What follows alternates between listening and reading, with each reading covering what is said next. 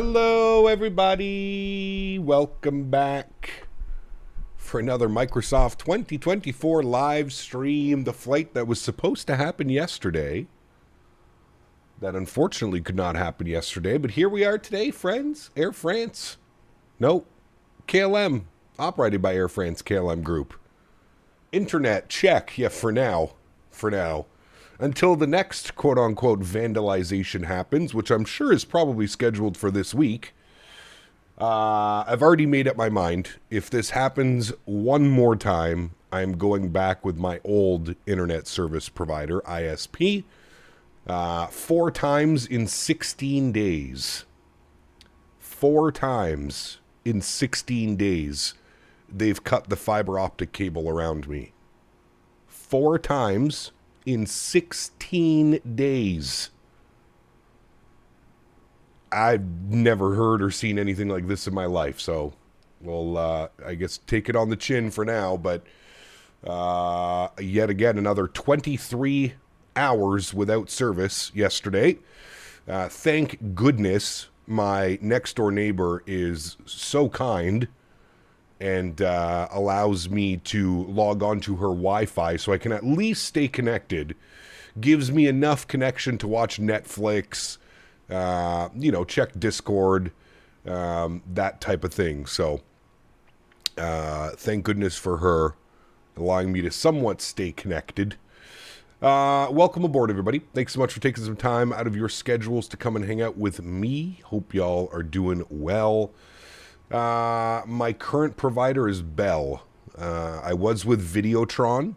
I switched from Videotron because we were having issues with upload bit rates. So I switched over to True Fiber with Bell, which is 1 gig up, 1 gig down, or 1 gig down, 1 gig up, however you want to say it. But anyways, yeah, if it happens again, I'll definitely be going back to the old provider, at least till I'm out to the farm. The farm already has fiber, and at the farm it's underground fiber. It's buried, so the trolls, the copper thieves, I don't even know who's doing this, can't get at the wires and can't snip them easily and cut them. Right now, it kind of sucks because Bell is running the fiber lines on old telephone lines. And that's how people are getting into them. And they're literally driving out to the middle of nowhere, and they're cutting the wires, yanking them down, and stealing them.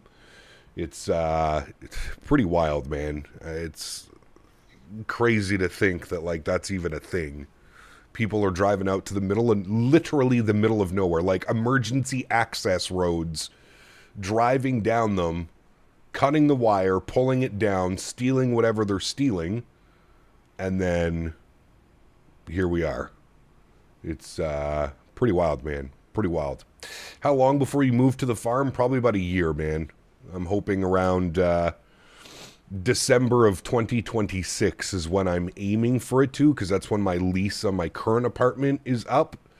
So hopefully sometime fall of this year coming up. So you hear about the TFDI MD-11 coming out tomorrow? I did, yeah. I would have liked to have flown it, but we just couldn't fit it into our schedule between the release of the 737NG and then us wanting to fly some Airbus because we haven't flown Airbus in a while, so yeah.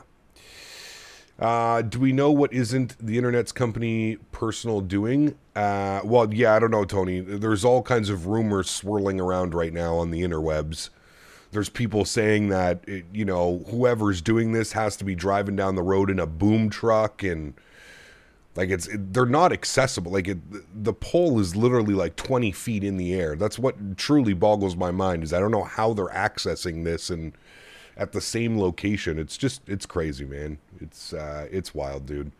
It is wild. Good afternoon, Cap. It's a bad problem. Happened near me last year, and they stole a 100-meter section of cable just on the edge of town. Yep. Yeah, it's pretty wild, man. Any updates on Orbex Atlanta? They said before the end of winter. So yeah. Infinite Flight Guy, 74 months. Appreciate you, man. Says, hey, Cap, I'm here. How are you? How's the doggo? Today, watching from the hospital bed here for 2 weeks. Already fell on ice and broke my hip. Oh, no. That doesn't sound good at all. I'm very sorry to hear that, my friend. Well, hopefully we can provide you with a little bit of entertainment this afternoon. Again, everybody apologize for not being able to do this flight yesterday. I know a lot of people were looking forward to a Saturday long haul. It had been a couple weeks since we had done one. Wow, I can't speak today.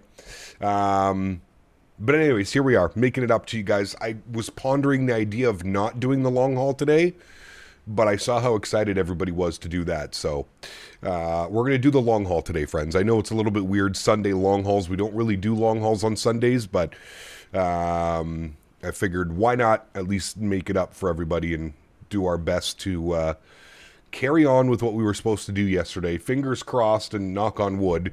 No more issues. Like I said, as soon as this happens again, I will be contacting my previous ISP to get them back in my condo to set up internet, because as shitty as their service may be with like the bit rates on the uploads and stuff like that, at least I never had to worry about waking up in the morning to no internet like I have been doing the past 2 weeks. It's almost like you almost have to think about it. Like it's almost comical. Like, it's shitty, don't get me wrong, but it's almost comical that it's been happening so much. And of course, it's whenever I switch over my service.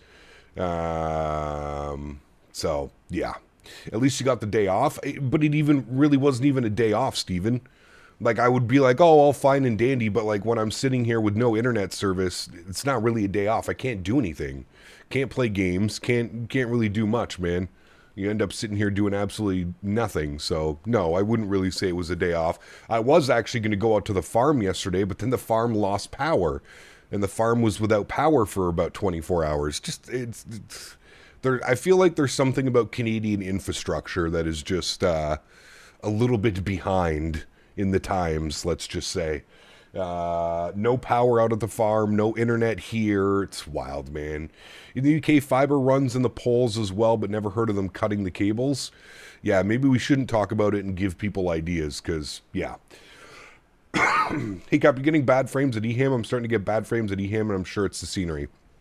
No, just make sure that you've uninstalled the handcrafted Amsterdam if you're running the third-party Fly Tampa Amsterdam, so... Do you live in a war zone? Fuck, dude. I don't even know, man. I don't even know. I thought you were your own ISP at this time. Yeah, I wish, dude. I wish, man. It was a great tailwind yesterday. Hit 637 ground speed heading eastbound. Nice. Well, we'll see what it's like today. For sure. Maybe the worst part is I heard that Canada still has to pay for pay-per-view UFC. Well, they switched over to... whatever it is, didn't they? Didn't they switch over to Disney or whatever? Disney bought the rights to the pay-per-view shit? I don't even know how it works. They must think they're copper lines or something. There really isn't any reason to steal fiber. Correct. Which leads me to believe to the other... Bell let go a bunch of employees, and a bunch of employees with like 25, 30 years of service. I'm wondering if this is just a disgruntled Bell employee that knows exactly what to do and where to go and get to... Like, I mean, yesterday was almost too picture perfect, man. They cut the lines at about 6 a.m. I think the internet went out at 5:44 a.m. Massive snowstorm rolled in yesterday afternoon, so they knew that they wouldn't be able to fix anything. They knew that they would basically be... You can't fix fiber and phone lines and cable lines when it's absolutely sideways wind and snow. It's, there's something weird going on. And for it to happen in the exact same location 4 times in 16 days, somebody's pissed off. So I don't even, like you said, there's no copper in the fiber lines. I don't know, man. It's a weird one, dude. The fiber lines have copper sheathing around it, but it isn't really worth much for the effort required. Yeah, it's crazy, man. Alberto, welcome back to business class, my friend. Huge no floaties to you, dude. Thank you very, very much for your continued support. Appreciate you, my friend. Thank you, good sir. All right, guys, let's go and jump inside the aircraft. Let's get this bad boy programmed, ready to rock and roll. 6-hour flight today over to Amsterdam. We are flying real time. We'll see what it looks like when we get up to cruise altitude and we're on our way over the Atlantic. But I do have it set to real time right now, which means we'll probably be arriving in Amsterdam at about midnight, just over midnight. So it'll be an evening arrival. If you guys want to see that, we can leave it. We'll also put up a poll and I will let you guys decide what the arrival looks like. So first things first, let's jump down to our electronic flight bag. We'll go ahead and sim brief pilot ID not set. Why? Lizard. Thank you for the lizard. Whoever that was Cam. Thank you, brother. Appreciate you, Cam, coming in with the lizard. Thank you, brother. Used to work at Telecom Cap. It's difficult to splice the fiber optic cables. Yeah, no doubt. I don't doubt it at all. Why did it remove my SimBrief pilot ID? That's what I want to know. Why is that not a thing? What the hell is my pilot ID? 25850. 25850. All right. That's weird. I don't know why that did that. I hope nothing else reset. SimBrief import. There we go. KLM 672. Service from Montreal to Amsterdam. Winds at Amsterdam 150 at 15. 7,000. Few at 9. Scattered at 11. Going to be probably a nasty arrival in Amsterdam. Winds here in Montreal 240 at 9. 30-mile visibility. Few at 3,500. Few at 17. Scattered at 25. 1 degree. -5 on the dew point. 2965 on the altimeters. Good. Let's go to our payload page. We're going to SimBrief import. Beautiful. Looks like we've got, that feels like a not enough fuel, but I guess that is enough fuel. 36,000 kgs of fuel. Apply load to aircraft. We're going to go instant. Beautiful. We'll let all of that fun stuff do its thing. Great. Let's jump down here to the FMC. Hit the FM1 page. Beautiful. We'll clear out all those messages. There we go. We'll go to our init ref. We'll do our init request. Wonderful. We'll send that off. Get all that done. Beautiful. So we've got Montreal, Amsterdam, alternative EHBK. Sure. Cost index, we're going to go 5 on the climb out to flight level 390. That seems aggressive, but I'm pretty sure the aircraft can do it. Go to our init B page. Let's plug in some information. 0 fuel weight 140.15. Take 0 fuel weight CG 25.4. Block fuel is 36.1. Beautiful. Let's go to our flight plan page, and we're going to go to Montreal. We'll select our departure. We're going to be departing 24 left on the Montreal 5 departure, and we'll insert that. Beautiful. As for Amsterdam, we're not going to plan an arrival quite yet, because God knows what actually is going to be the case when we arrive in Amsterdam. It's saying EFOB negative 8.8. That doesn't sound good, but we'll worry about that afterwards. I'm pretty sure it's because there's the radar vector here. I think if we were to remove the radar vector, I think we'd see proper amount of fuel, but we'll keep our eye on that. Good. Let's go over back to our init ref tab. Make sure init A and init B are done. Good. We'll go to our perf tab. While we're doing all this, let's spool up the EPU, so that's ready to go. Jump down here, go to our takeoff. We are departing on 24 left. We'll sync up the live weather. 177 on the tow weight, which is correct. Flaps 1F, air conditioning on, anti-ice off, force toga off, calculate. Good. 58 degrees on the flex, 41, 42, 44, and trim value 6.3 up. Holy hell, that seems like a lot, but okay. Send that data down to the McDo. We'll confirm that data. Beautiful. Everything looks good there. I am happy with all of that. Very, very good, my friends. I'm going to turn my screen brightness down here a little bit. The screens are way too bright in this aircraft, as most aircraft in Microsoft. Confirm that we have a good APU start. Should be on and available here momentarily.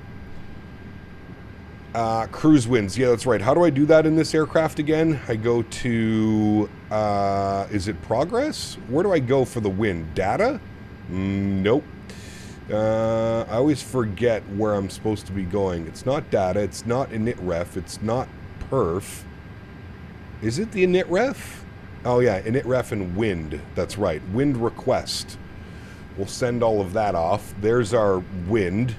It's got our descent cruise winds, wind request.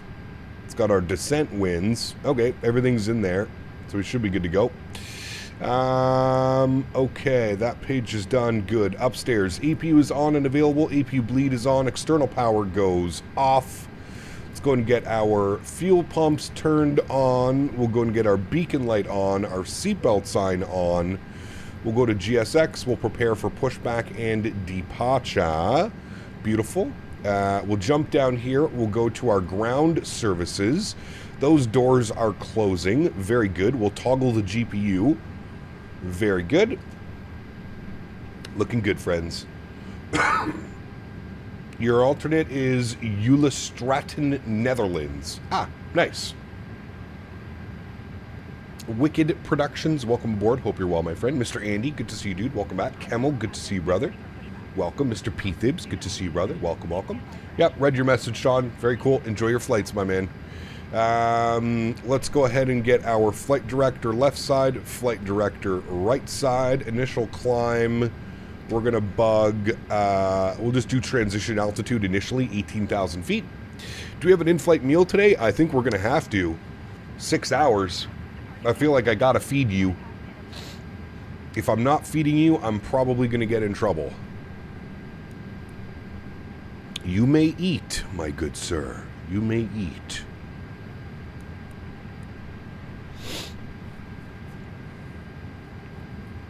I am blind. Are there no packs on the tablet load sheet? Payload. What do you mean no packs? No, it's just your 0 fuel weight. I don't think it does like the packs individually. You just plug in your 0 fuel weight. And your fuel.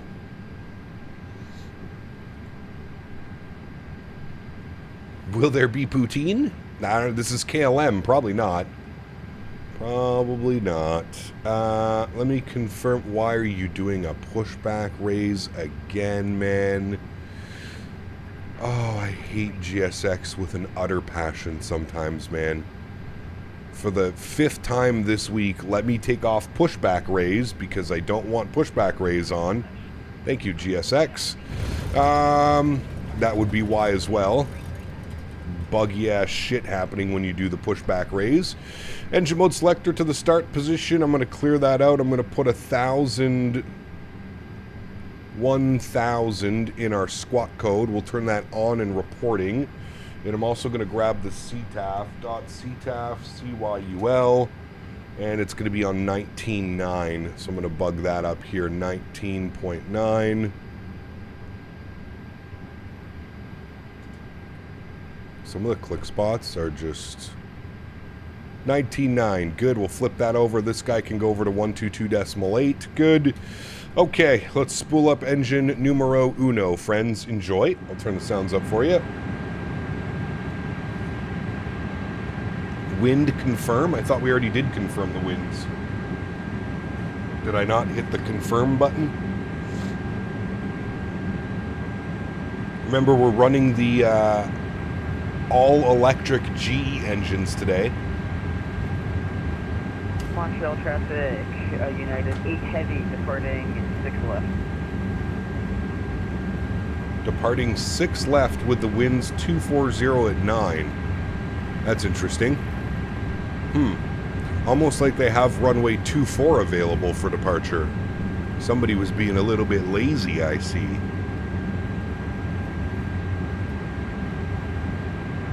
Nadya's in the house. Good to see you, my friend. Welcome back. Pushback already, and to think if we were Owls stream, the intro music would be still playing. Silly Owls. What a silly guy. Park brake set. Drop the nose. Good. Let's spool up engine number 2.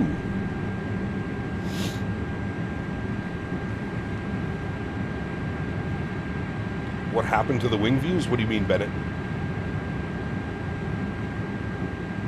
Why are they inside the cabin now?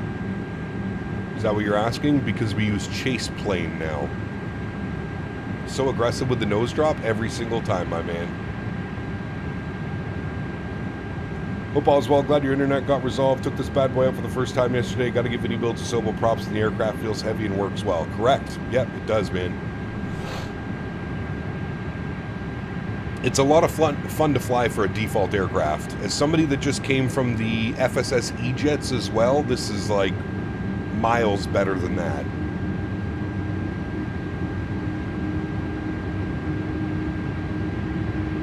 Hey Gab, is this the standard A330 from the sim? It is. Yep. Chase plane is fantastic. Didn't think I would buy it, but I'm glad I did. Yes. I really like it for the... I'm a big fan of the Real Physics camera Dell. I think it works incredible. What DCA senior are you recommending? Druzecki, I think is how you say it. Andy, 11 months. Appreciate you, man. Says, I lost the bolt cutters. I won't do it again. Jesus, brother. What a world we live in, man. World we live in. No floaties to you, Andy. Thank you very much for the support, sir. Appreciate you as always, Andy.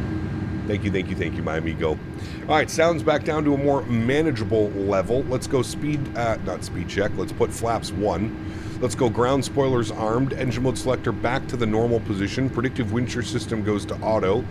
Auto brakes goes over to max RTO. Flight controls looking for a trim value of up 6.3, which it has in there. Beautiful. We'll go to the overhead. APU can go off. APU bleed can go off. Nose light can go over to taxi. We'll set our constraints on, and that is it, friends. Park brake is released. We'll start our taxi out to runway 24 left. We will be the north apron all the way out to Alpha, and then Alpha all the way down for 24 left. The airport looks so much better at night. This airport? I think it looks good either way. But yes, nighttime is beautiful. So, Cap, you got to fly the level up V2. It's way better than the Zebo. I feel like that's a subjective thing. You may enjoy it more than the Zebo, but isn't it literally made from the Zebo? Also, I still don't have X-Plane 12 installed on this new PC. I'm sure at some point I will, but I still don't have it installed.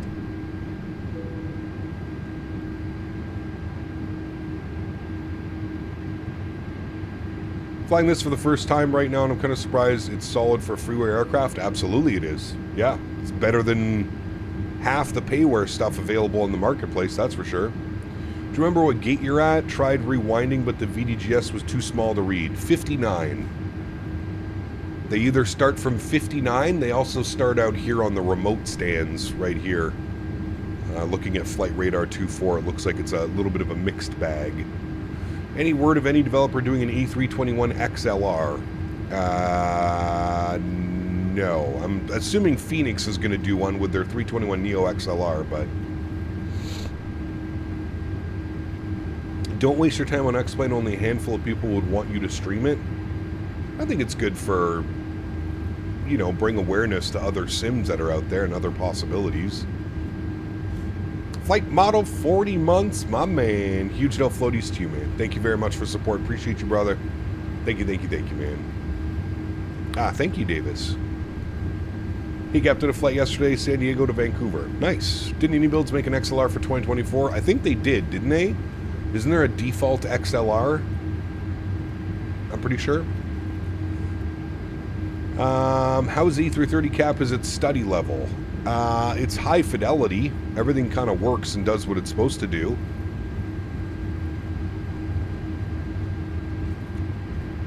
They just made an A321 LR? Got you. Explain as if you want to take simming extra serious. I don't know about that one. Simming is what you make of it, as I always tell people. There's no right or wrong answer. It completely depends on what you want to do with it and how you plan on doing things. But I would say you could take Microsoft Flight Simulator just as seriously if you wanted to. It's the end user. It's the user, what you want to get out of it. Wonder if X-Plane's ever going to catch up with their ortho. The sim is such a great engine in terms of flight dynamics. It's literally just the visuals that need to get with the times. Yeah, correct. I don't mind flying X-Plane at all.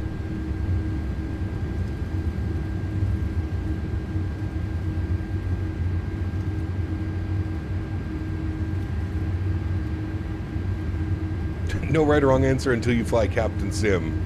Then that's what's wrong. Correct. Agreed. How do I know which specs are best for a particular price point? I gotta do some research. The JAR 330 days? Oh, baby. JAR 330. That was a trip, wasn't it? Is your fuel on board below 0? It was. Hold on, apparently I have to confirm my wind. 12.4 Beta 2 came out with more crashes and bug fixes. That's good. The performance is still absolute dog water on X-Plane, though. Absolute dog water. Unless you're using some type of frame. What do they call it? NVIDIA Smooth Frame? That's what everybody's using. I hope the merge is one company. That will never happen. Never, ever, ever happen. Mopar dude, what's up, brother? Flight time is 6 hours. Just over 6 hours. Alright, so you were saying I didn't accept the wind. I don't think I need to accept any wind. I'm pretty sure the wind is already in there. I don't think like there's an accept page or anything in there. I'm pretty sure it already has the winds. I don't think I need to do any wind acceptance. Dogger Nuts, what's up, man? Haven't seen you in a minute. Hope you're well, brother. Welcome back.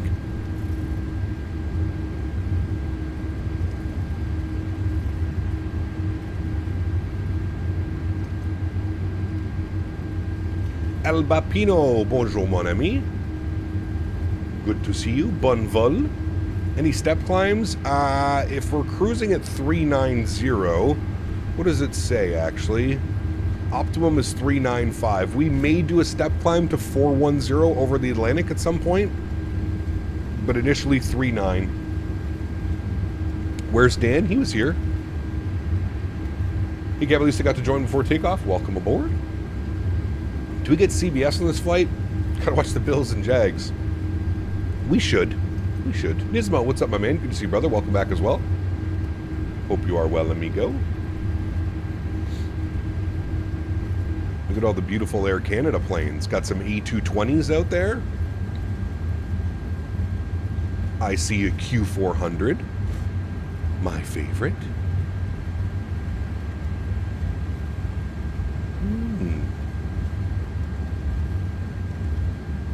Pratt & Whitney engines. These are the General Electric GE engines.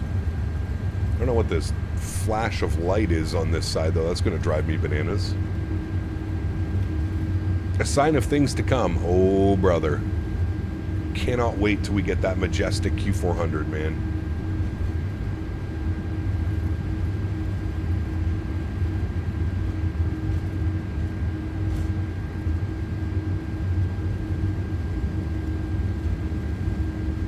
Love the 330. Feels like a beefy 320. I would agree. Was that a Q4 you just passed or an ATR? That is a Q400. Air Canada does not operate ATRs. Any news on the Majestic Q4? None. If you want the most recent news, they have a forum. If you go to the Majestic website, they have their own forum similar to PMDG, where they post a bunch of like updated stuff over there.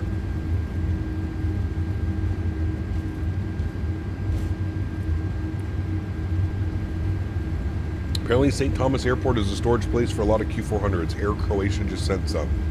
Interesting. Is this a long haul? It is. This is a long haul of the flight we were supposed to do yesterday, but I lost internet. Yesterday morning at about 6 a.m. my internet was cut. And it came back, I think they said it came back at 4 a.m. So 22 hours. That's cool, TSC. Like I said, man, you can, if you enjoy X-Plane, all the best, man. You don't have to sell me on X-Plane, dude. I've been a fan of X-Plane and I've used X-Plane for many years of my life. You don't need to try and resell me on X-Plane. It'll happen eventually. It'll happen eventually. Is this the default iniBuilds 330? It is the default iniBuilds 330. Yes, sir. Being built part-time, so we may or may not get the Q400 this decade. Yeah. It'll be a long stretch for sure. Can we give Henry a treat today? I'm sure we can. He is currently passed out on the couch. Took him for a nice walk this morning. Cleaned off my car because we got like 20 centimeters of snow. I'm trying to think of in inches. Like 8 inches of snow last night. Need to stop for food? Don't worry, we got catering on board. Catering is on board. Have you ever flown the Bravo Airspace 787? Want to know if it's good or not? It's okay. It's not going to blow you away. It's all right. What we really need is we need somebody to make a proper third-party 787. Still boggles my mind that in no sim other than like FSX and P3D have we had a good quality third-party 787. Boggles my mind. No other developer has decided to take that project on. Montreal traffic, KLM 672 lining up and departing 24 left, Montreal. Bluebird is doing one? Yeah, in like 6 years from now. The Magnite on X-Plane 11, X-Plane 12 sucks too? Yeah, it's terrible. Magnite is the Temu of the X-Plane developers. Literally, the Temu of X-Plane.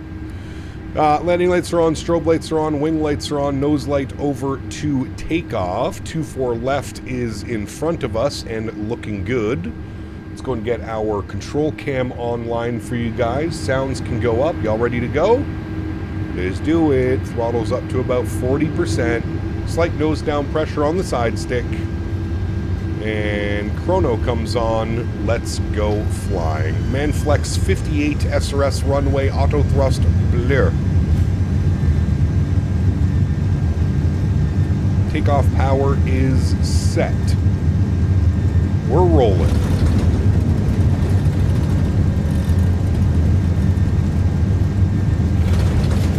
.100 knots, we are neutral.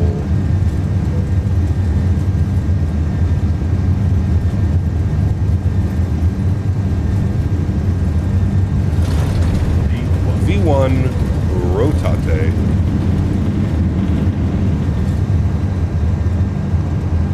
Beautiful liftoff, positive rate, gears going up.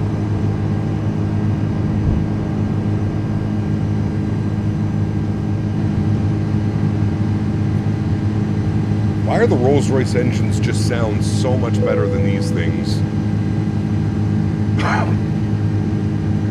There's a KLM still at the gate over there.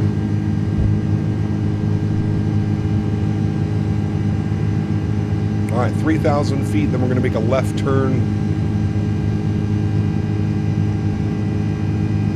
So the engines don't sound bad right now. They sound pretty decent, actually. We'll bring that over here a little bit. Let's go throttles to climb.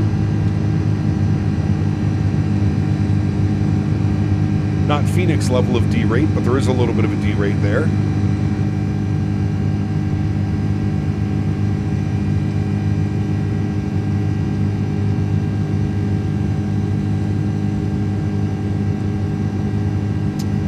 All right, left turn out.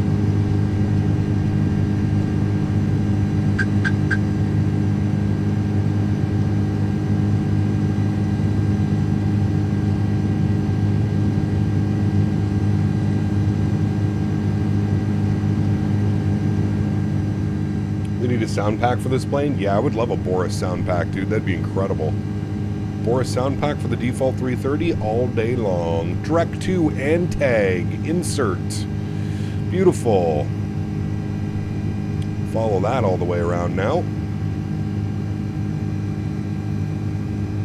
How's the 330 now compared to when it first came out? Much better. Much better than when it first came out, my friend. Much, much better. Any chance of doing Aer Lingus ops on the 330-300 from Dublin to Boston? That would be a fun one. Probably not going to happen, obviously, this time around, but maybe next time we're in the 330. I would like to spend more time in this aircraft. I think it's deserving of it. Speed check, flaps clean. Runway turn-off lights can come off, nose lights can go off. And we can disarm our ground spoilers. Very good. I don't know what this flickering is. It's going to drive me bananas. Alright, let's plug up our cruise altitude as well. Flight level 390 initially. Most likely we'll have a step climb at some point.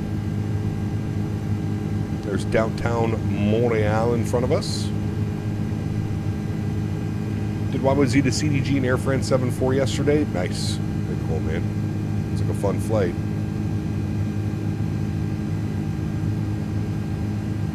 I mean, we flew the flight directors and it still took us pretty off course. Seems quite a bit of a deviation. 1 mile to the right. I wish Ini would put as much love in it like with the 340. Well, this is a default airplane. You have to remember that, man. They developed this airplane for Asobo and Microsoft. This isn't like a standalone iniBuilds product, which can receive tons of support and stuff like that, right? So you got to remember those things. This is a product that was developed and designed for Microsoft and Asobo. They're the ones that have control over it. So...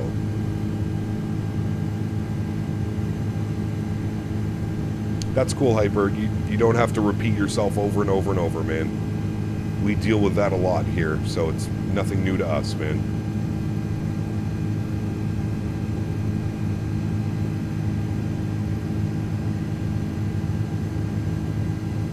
Alright, 10,000 feet. We'll nose over. We'll gain a little bit of speed. And we'll hand it over to Mr. Autopilote. He will take us all the way across the Atlantic over to Amsterdam, friends. Autopilot 1 is on. Flight deck, beautiful. Sounds down, good. Why is the right side KLM logo on the winglet reversed? That is a great question. And that's kind of funny because this is a Hughes livery. So we've got like the whole interior modeled as well under KLM. It's a Hughes livery.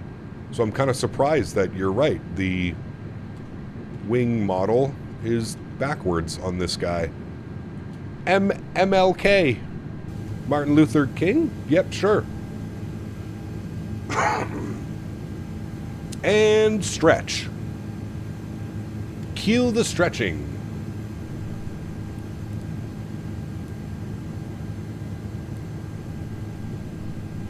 It's a limitation on the paint kit from what I understand, not the painter's fault. Got you. That makes sense. Got you, got you.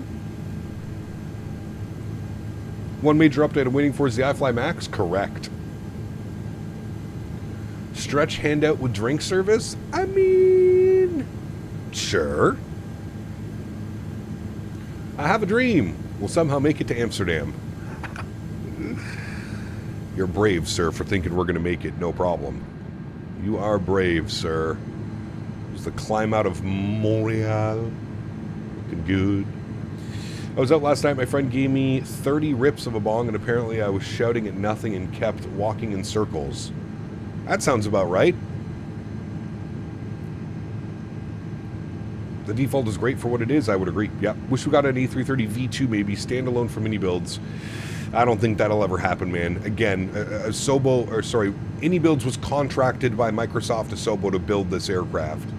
So I highly doubt we get any type of support other than what we've received now. Maybe some, like, bug patches and stuff like that. But other than that, no. I would not expect much to happen with that. Alright, those guys are off. We'll put the seatbelt signs to the auto position. We shouldn't get any more bumps. Maybe a few little bumps over here somewhere, but we should be good. Passing through 15,500 now. Very nice. I think I finally moved over to 24 full-time. The sim has really come around. It has, man. Sim Update 4 was the big one, dude. Sim Update 4 was the big game changer for me. Holding off on a 340 until I can get it through the I&I manager. I think that's coming this week, Demolisher, I'm pretty sure. At least people in chat were telling me that that's coming this week. I think that every Montreal to Amsterdam flight should include a free blunt so you can smoke during the flight. I mean, that would make the flight go by that much easier, Dan. Customs in Amsterdam would be fun? Ah, they know why we're there. Come on. Cap, do you have anything to say for yourself? Dan said you have some bad habits. Do I have anything to say for myself? No.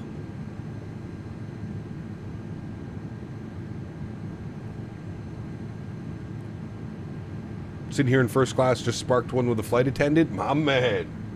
My man.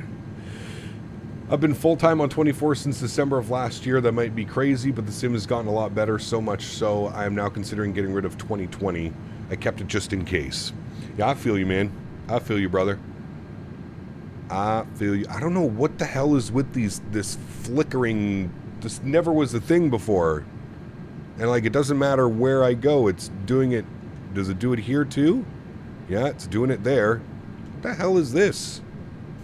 God, that's annoying. 18,000 feet, standard barometric pressure. Should we do a flyby? Yeah, we should. Whee!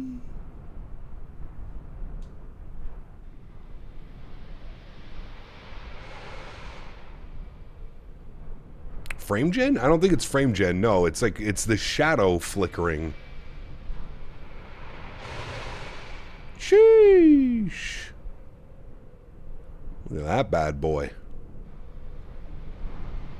This is now a KLM Air France commercial. Sounds like electric engines. Yup. Yeah, the GE sound pack for this aircraft is not good. Which is crazy because the Rolls-Royce sound pack is fantastic. I don't know why the GEs are so bad. You almost can't even hear them, dude. One thing that still bugs me about 24 is the night lighting. The light pollution is still way too heavy. Keeps me from flying at night. I mean, I actually think the night lighting is really good. Remember that when you're flying over major cities in real life, there's an insane amount of light pollution. Now, does Microsoft take it a little bit to the extreme? Sure. But what I can suggest as well that I've noticed that's helped me, Fliterer, is in the Microsoft settings. What's the setting at the top? There's like fuck it. Who cares? Exposure compensation. I have mine set to 0.1. Try that out. I noticed last time we were flying that it's much darker at night when I did that. The exposure correction. Try messing around with that. It makes it much darker at night.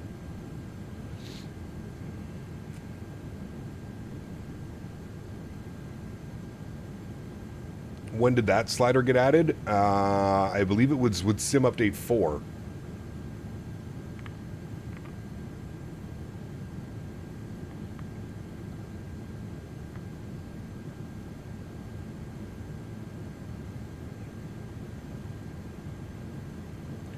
When I've watched your streams of the 330 with the Rolls-Royce engines, they don't spool up and sync, so they often sound kind of weird. I didn't notice that. Is there an option for that in 2020? No, I don't think so. But anyways, mess around with that. Figure out what you think looks good, because that's how you get the way too bright. But with Sim Update 4, they also updated it. I find the night lighting, sorry, Jesus, is far less than it was. Are you on advisory? I was. I should probably switch over to 122.8 now. I was on CTAF for Montreal. There we go. Back over to advisory.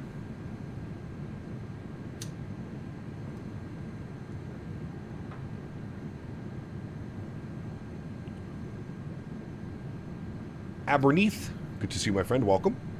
7+ hour stream today. Oof. Is this on your fiber now, or is this the Wi-Fi? Brother, I would not have attempted this on Wi-Fi, Mr. Barry. No shot. No, where fiber's back. Came back around 4 a.m. it came back. Just before 4 a.m. Don't ask me how I know. I definitely wasn't awake at 4 a.m. because I couldn't sleep. No, not me. Cap, one question on the PMDG 737-800 when flying and it comes to a turn. The turn is too steep in the call-out bank angle. Is there a way to fix that? Yes. So on your heading mode, you should see a little dial above your heading selector. Make sure that it's set to auto or 15 degrees or 20 degrees or whatever. Hoot, hoot. Hello, Mr. Owls. Good to see you, my amigo. Hope you're well, good sir. Do you still smoke? Just curious. If you don't want to say, don't worry. Do I still smoke? Smoke what? Weed? Yes. Cigarettes? No. Marijuana? Mm-hmm. Love me some good MJ. Somehow I have it with all iniBuilds aircraft. Once I press takeoff config button, the message on the ECAM won't go away. I did set my trims. You have to hold it, Janky. You have to hold it for like 1 Mississippi 2. You can't just click it. Per chance, per maybe. What add-ons do I really need? I don't know. Depends. Are there any Canadians that don't smoke weed? There's lots. But a lot of us do partake in it. Are wing views limited to inside the plane, or can you go through the cabin with chase plane? You can go through the cabin. Chase plane removes all of the... there's no more, like, boundaries. So when you're using chase plane, you can go through everything. It doesn't put hidden walls and stuff. None of that. Man, this is another thing, though, that I've noticed with Sim Update 4. Look what these clouds do on OBS. There's something about, like, OBS that doesn't... It doesn't like the clouds. Certain clouds. It's okay for the most part, but it's like these... Do you see, like, the little, like, it's like, grainy, almost? It, like... It doesn't like those clouds for whatever reason, the capture software. And you get this weird, like, shimmering effect. I only noticed this after Sim Update 4. Like, OBS doesn't pick it up properly. I don't know, it's weird. Does some weird stuff. And that's clouds on Ultra.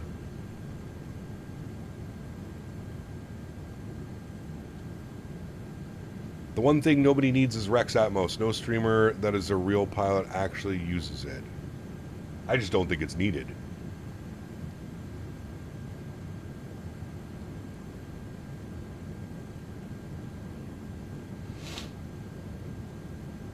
Just bought a 2-gram Benjamin that has a screen on it. It was a hit tracker. Gonna be up to 40 by the end of the day. Aw, brother. I have that one too. Well, it's not... Is that a... like, disposable cartridge? What is this plane missing? Better sounds. Cloud adding, scenery adding, and removing while flying is my issue in 24?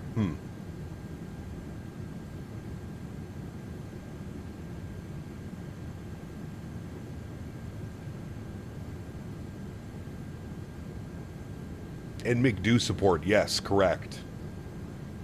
I don't know if that's a WinWing thing, though, Andy, because all my other... Well, no, you're right, because my radio stack doesn't work either.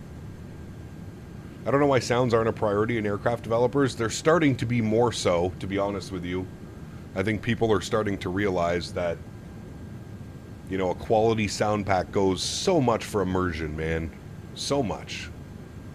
Clouds do that to me even without OBS? Interesting, because they don't look like that on my screen. They don't look like that at all on my screen. It's only through OBS that I get this weird shimmering effect. I don't know what it is. It's only certain cloud types. It's like these types that aren't quite full. They're like a little bit, you know, see-through. Better clouds and atmosphere on the wish list for 2024. X-Plane is better clouds and atmosphere. In 24, the shapes are much more primitive. Clouds are fuzzy for me, too. Yeah, I would agree. I do think... Here's my... As somebody that flew X-Plane 12 after the new cloud art update came out, X-Plane clouds are much more believable, but they still kind of look like shit most of the time. I still prefer the way the clouds look in Microsoft 2024, but they're much more believable in X-Plane. Stupid question, have we heard for the rest of the PMDG 7.3 variants are coming out? Should be in, I think, towards the end of this month, Dell, and then next month. End of February, end of January, end of February. I think the 700 comes out at the end of this month, and then the 9 and the 6 are next month, I believe. It's an Asobo thing. I was talking to iniBuilds about it. Once they turn the aircraft over to Asobo, it's basically no longer their product technically, unless Asobo requests a specific update. Correct. Yeah, it's out of the hands of iniBuilds. iniBuilds isn't going to do much for this aircraft, I agree.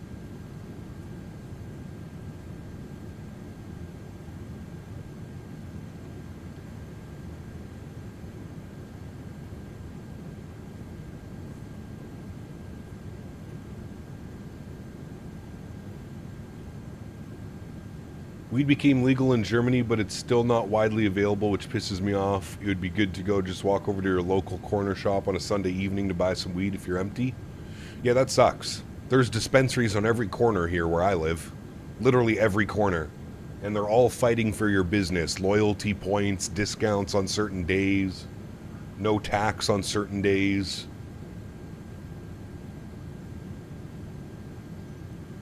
How can something be illegal that God created? Government. That's how.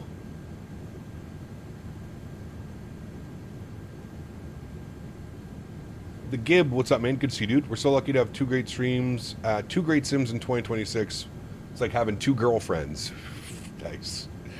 Problem with X-Plane clouds is the fact that they're very low resolution, but the shapes are excellent on most of them. Asobo just has to improve the depiction and less transparent clouds. I agree. Yeah. I'm sure there's going to be some updates to it. I'm sure. Us here in Alabama get caught with weed and sentenced to death for a first offense. I'm kidding, of course, but it feels that way. Yeah, it's wild, dude. Backwards ass states, man. Is weed expensive over in Canada? Not really. I mean, define expensive. Like, when I think expensive, I think California. $60 for an eighth. That's insanely expensive. In Canada, top shelf, you're probably going like 200 to 220 for an ounce for like quad A plus, you know?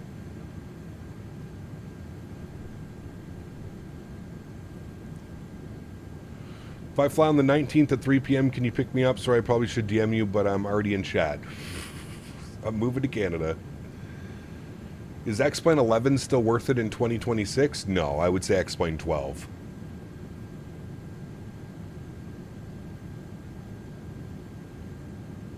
I just paid 600 USD for half a pound of flour. I mean, that's not bad. What did a half pound used to cost back in the day when I was doing illegal activities? It was between 900 and 1200. Fuck. 15 years ago? Here?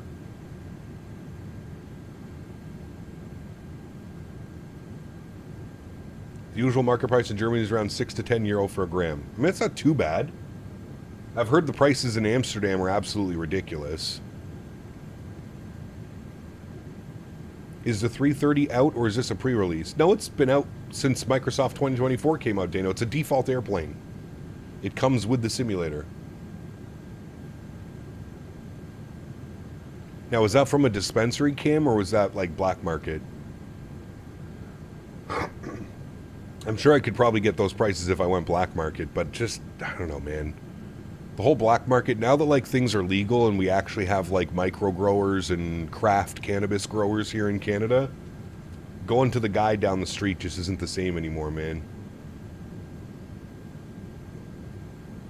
I see Swiss01 is doing a full flight in the default 777X by M Scenery. Perfect for his audience.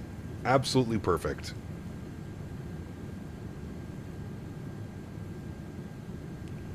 Right now, 2024 is the best trees. The one in X-Plane 12 look good, but 100 feet away, they revert back to X-Plane 11 trees. Yeah, I don't even think I even pay attention to trees when I'm flying in. I often remind myself never to be ungrateful for the advance in clouds rendering since 2020. I vividly remember the clouds in FSX and P3D as well as in X-Plane. Progress has been remarkable. Correct. The 2D clouds, Johan, remember those? The 2D clouds, you would fly through it, and then the whole thing would just like flip, and it would look the same as you were coming in from the other way. Yep.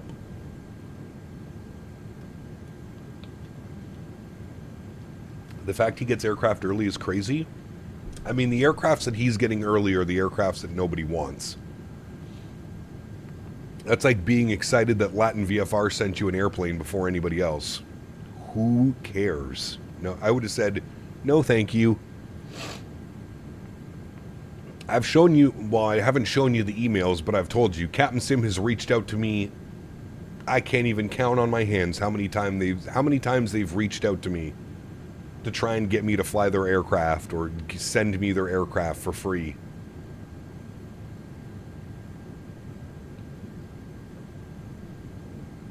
The amount of times Captain Sim has reached out, it's wild. Well, I've never responded to their emails. I have never, which beyond me, because if they would watch if they actually watched my content, they would know that I'm probably the last person they should be sending their products to, but hey, to each their own, Batman, to each their own. So hyped for Sim Update 5, it'll be big as Sim Update 4, I'm sure, maybe. Yeah, give them a chance? No thanks. I want the TFDI 717 so bad, sadly doubt it's going to happen. I think they said they're not bringing it over. I remember the X-111 enhanced cloudscape days. Now the clouds look mediocre, but back in 2021 my jaw was dropping. We get used to good things quickly. Correct. Yeah. What's even coming in Sim Update 5? I honestly have no clue, Jason. I haven't even checked. Why are we descending? Hello? Airplane? What are you doing?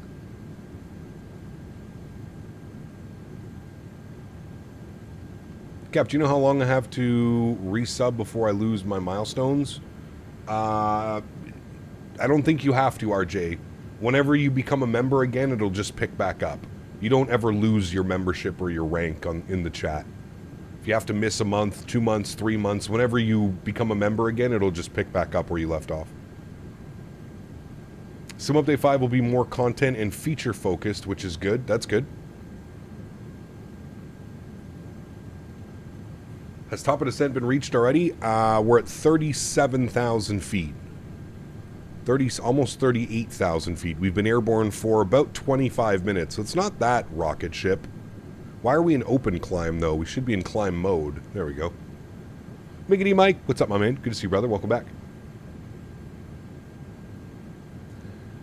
Waiting on my new card, lost my debit card. Ooh, brother, that sucks. I hate that. I did that about 6 months ago. And I could have sworn that I left it at the gas station when I went to go pump gas. And actually, when I was cleaning up my apartment for when Dan came over, I ended up finding my old debit card. It must have slipped out of my wallet, fallen out of my wallet. It was on one of my tables, covered with shit. Couldn't see it. How's the new computer? Good, man. Pretty good. No real complaints so far. I remember Power Hitters. Pretty sure they came out in the early 80s. I remember that one. Be back. Gotta go check temp on the pork butt. Can I have some, please? Spike Flies. What's up, man? Good to see you, brother. How close to 83K? We were quite close. I think we were 20-something subscribers away. Let's have a gander. Let's have a gander. We are 18 subscribers away. 18.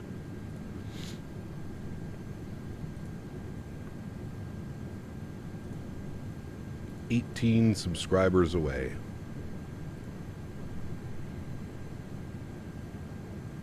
Picks in Discord Cafe channel before wrapping. Hold on my way. I own driver 59174. Is that the most recent driver? I'm not on that driver. Ooh, shit. Hey, Dell. I'm on my way over, my man.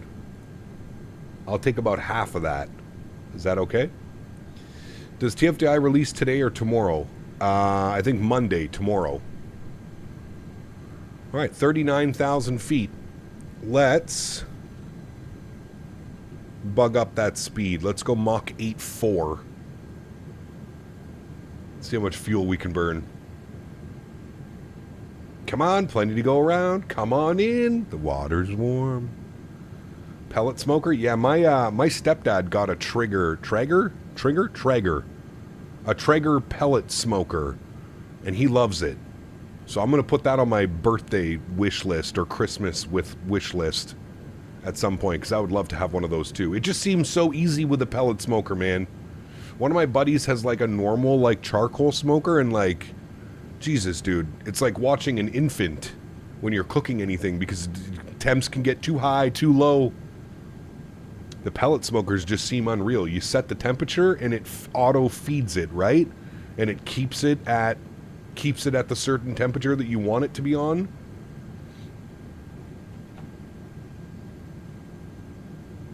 My uncle has a pellet smoker. The beef jerky is insane. Yep, my stepdad makes beef jerky all the time.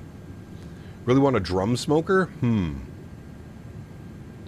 I could see Cap pellet smoking on his condo balcony and the fire department getting called. Nah, I wouldn't do it here. I'd wait till I was out at the farm, Dan. I would definitely wait till I'm out at the farm, and then I would have endless amounts of space to do that. 36 acres. Isn't Hughes doing a texture mod for the 777? I have no clue. I do not know.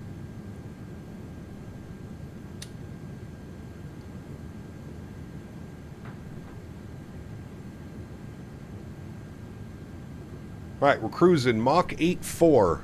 What's our ground speed? 588 across the ground right now. That's some pretty good ground speed, chat. 588. Quite nice. Some beautiful views out there. Leave this view here for a little bit.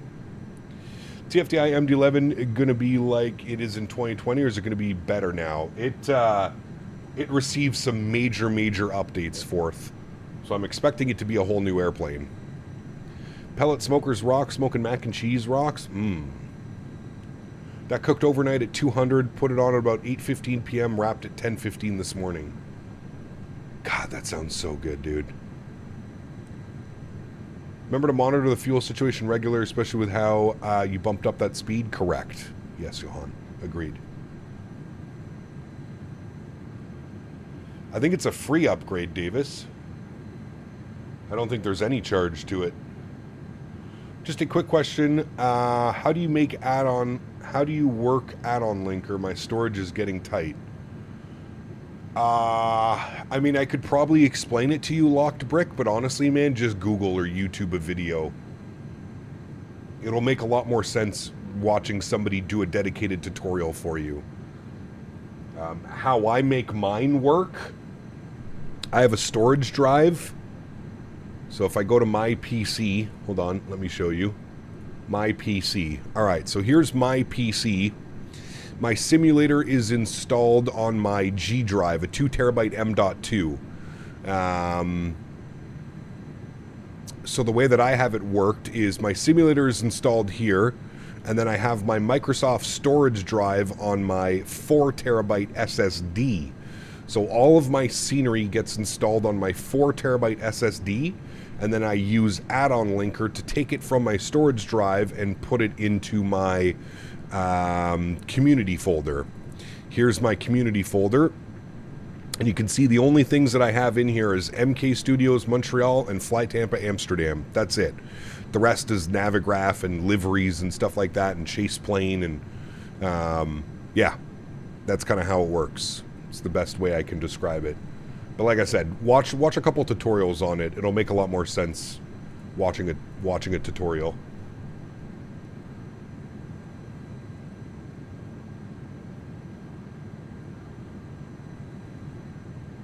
It sucks too because Dan was mentioning yesterday that hard drive prices and storage is also going up big time and skyrocketing in prices. So keep an eye on the prices before you pull any triggers.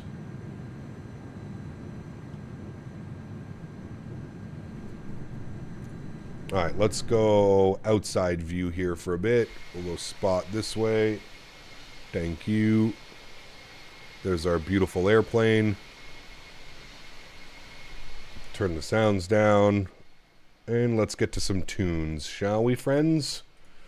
I think we shall.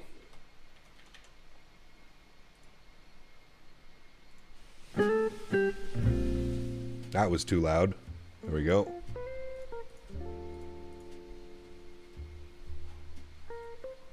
It's because those damn clankers. It's about to upgrade to a 9800 X3D, then bam, RAM went to crap. Right, it's crazy, man. Absolutely crazy.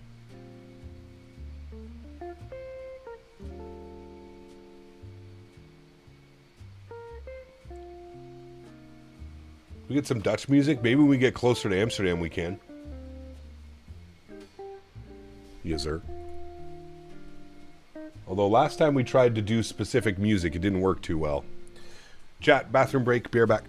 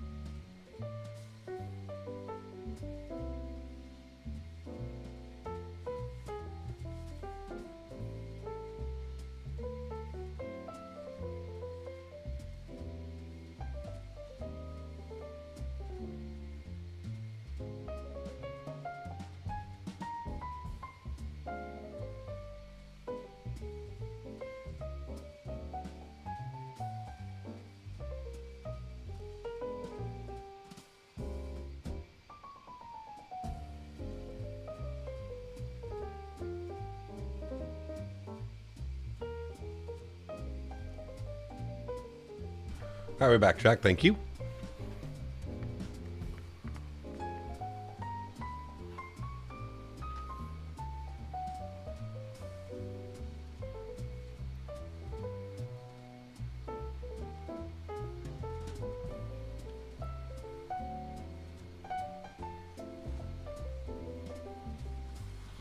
Almost sent the search party after me. Sorry.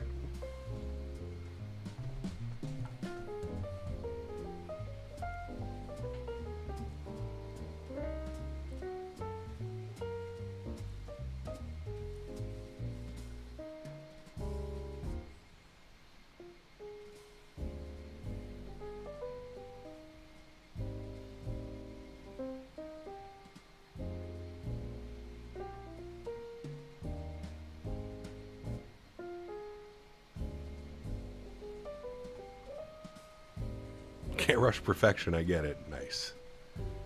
10 pounds lighter? 10 pounds. Ian, what's up, my man? Good to see you, brother. Welcome back. We're having a good weekend, man. How's Neil feeling? Still sick?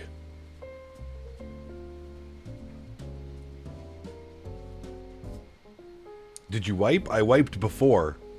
You guys told me that I have to wipe before I do my business. That's the best way of going about it.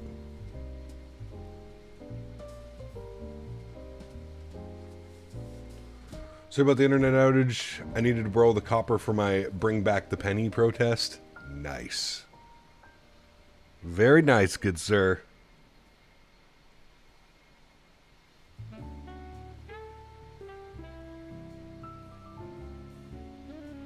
Hey Cap, I haven't been here a long time, but I saw your stream and wanted to mention that I just applied to KLM Flight Academy 2 days ago. Very cool, Thor.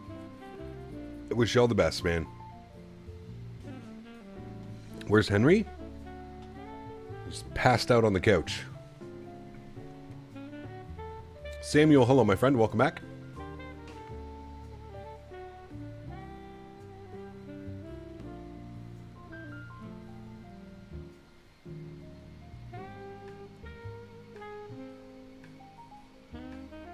Hey Gap, when I insert my weight into the load sheet in the 350, do you know why it doesn't work for me? Is it because it's in kg and the 350 is in pounds? Could be. I'm not quite sure. Yeah, you probably want it, whatever your... You can change it in the aircraft to whatever your sim brief is matching it. Just applied to a gig in Colombia. They said I can't talk about it now for some reason. Little cocaine runs. Cocaine. Neil's getting better. Thanks for asking. He's got a fever and a headache, but back to himself. Kathleen is sick, though. Need to burn some sage grass or something. You're next, brother. You're next.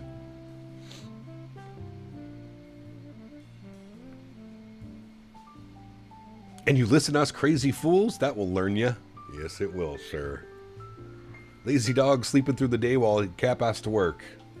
It's okay. We got extra cuddles in yesterday. Henry and I had a dandy day watching some TV and movies. Very relaxing. I went and got McDonald's. That's how bad yesterday was, Chad. I went and got McDonald's. Got myself a Big Mac meal. I needed to get out of the house. I was so bored.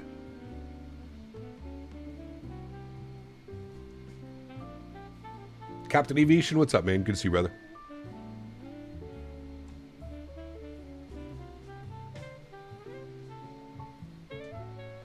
Nice, Ian. Smart man. Smart man. Don't need to put shade on McDonald's. That's rude. I mean, listen, McDonald's is the thing. I got one Big Mac and one sweet chili junior chicken. Big Mac meal with a root beer. And a sweet chili junior chicken. Delicious. Delicious. Big Mac meal. It's more like a small Mac meal if you compare sizes to a few years back. Correct. Very true. $75. It actually wasn't too bad. I think it was like 20 bucks, Tugger Nuts.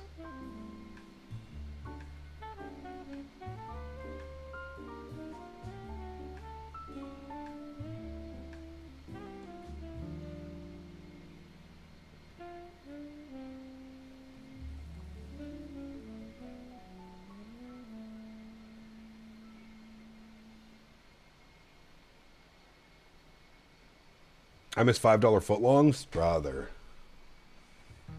Yep, I agree. Subway is so expensive now, Mopar. It's ridiculous, dude. I was telling chat the other day, a couple weeks ago, I went and got a footlong Great Canadian Club, which is smoked turkey, honey ham, cheddar cheese, and bacon. It was almost $18. $18 for a footlong with some cold cuts, cheese, and bacon on it. Wild. Absolutely insane, man. Started my new job Monday, so it's the first stream this week. Hey, very cool, Tug Nuts. Congrats, my man.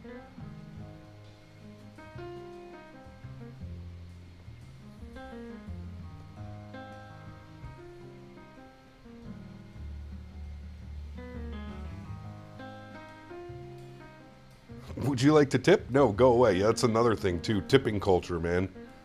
Everything has a tip on it now.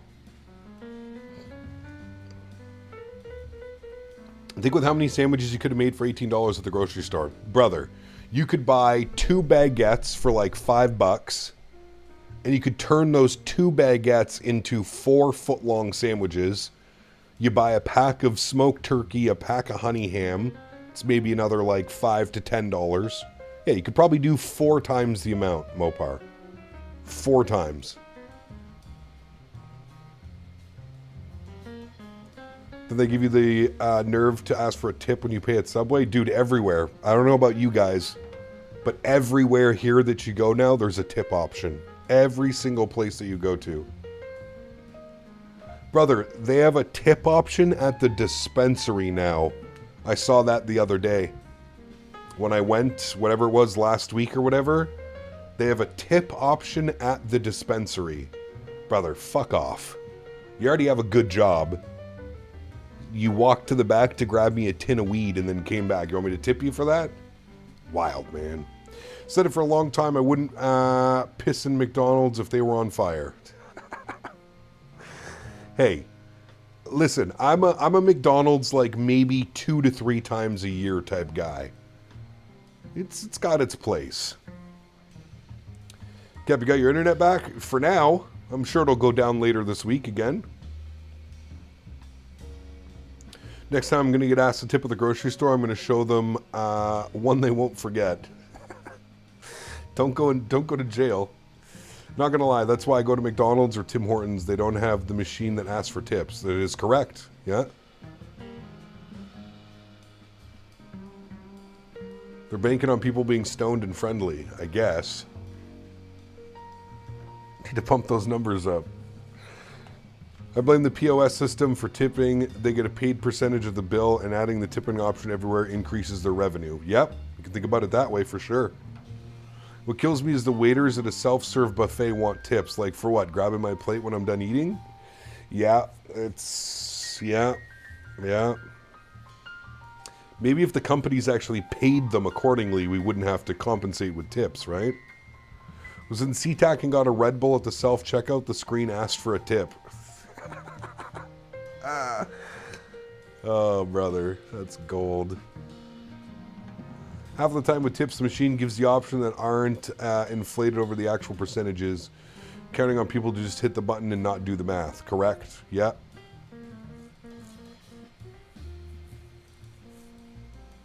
Yeah, absolutely a raise. Absolutely, man. Self-serve ice cream place where you build your own sundae and wait and put it, and they stop the point with the tip. Have not taken the fan back since. Yeah, that's wild.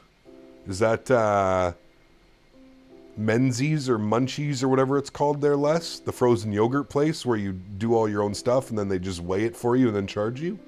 Menzies? Munchies? Munzies? Forget what the hell it was called. We used to have one out by the farm and then they closed. They didn't last very long out there. Only way I tip is if they actually sit me down and bring me my drinks and without me thinking about bringing my food warm. Correct. Yeah.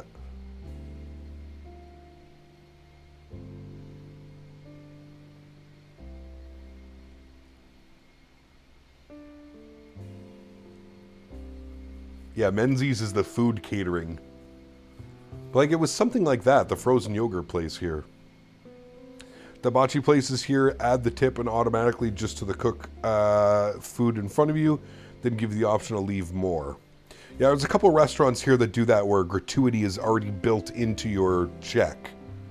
There's a couple places that do that here. Also, when we travel for World Flight, there's a bunch of places that do that as well.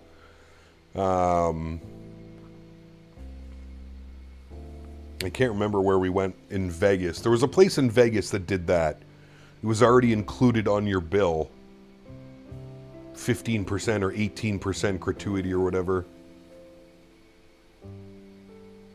Wait till we start tipping when ordering online. It's coming, man. It's coming. Speaking of food, BRB, gonna run up to Qdoba and tip.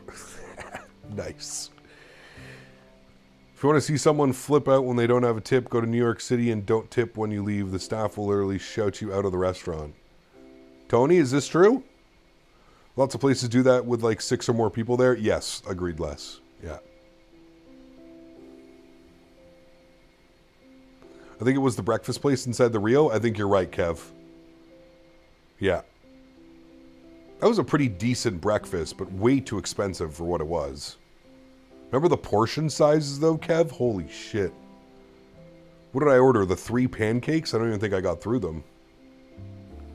Too long to type. I went to a steak place where I didn't even get silverware. I had to eat my steak with my hands. Guy had the nerve to point out the tip option on the bill. I would have thrown down a $1 and been like, here you go.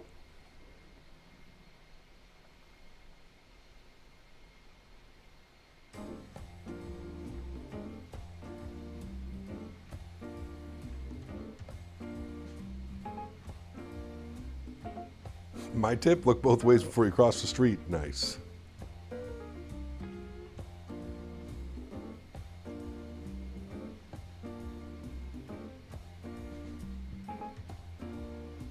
Probably reduced my lifespan by a year or two. That whole Vegas trip probably reduced my lifespan.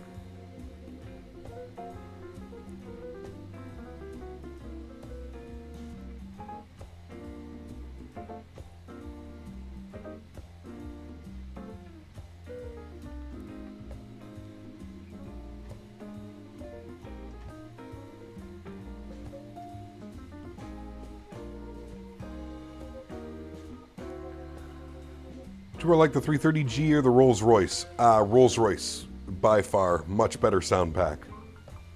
Rolls-Royce engines, RR. Here's your tip, it's 13 cents. Nice.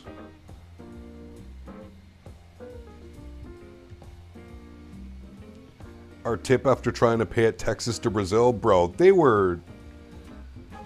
that was the most nonsensical thing I've ever seen in my life, Beaver. And I was so over it, dude. I was sick as fuck. It was the end of the week after being in Vegas for a week, dealing with all the stupid shit in Vegas and overpriced everything. Bro, fuck that guy, Mopar. Seriously, man. That was the most ridiculous thing I'd ever seen in my life. They won't split the bill for us? Like, hello?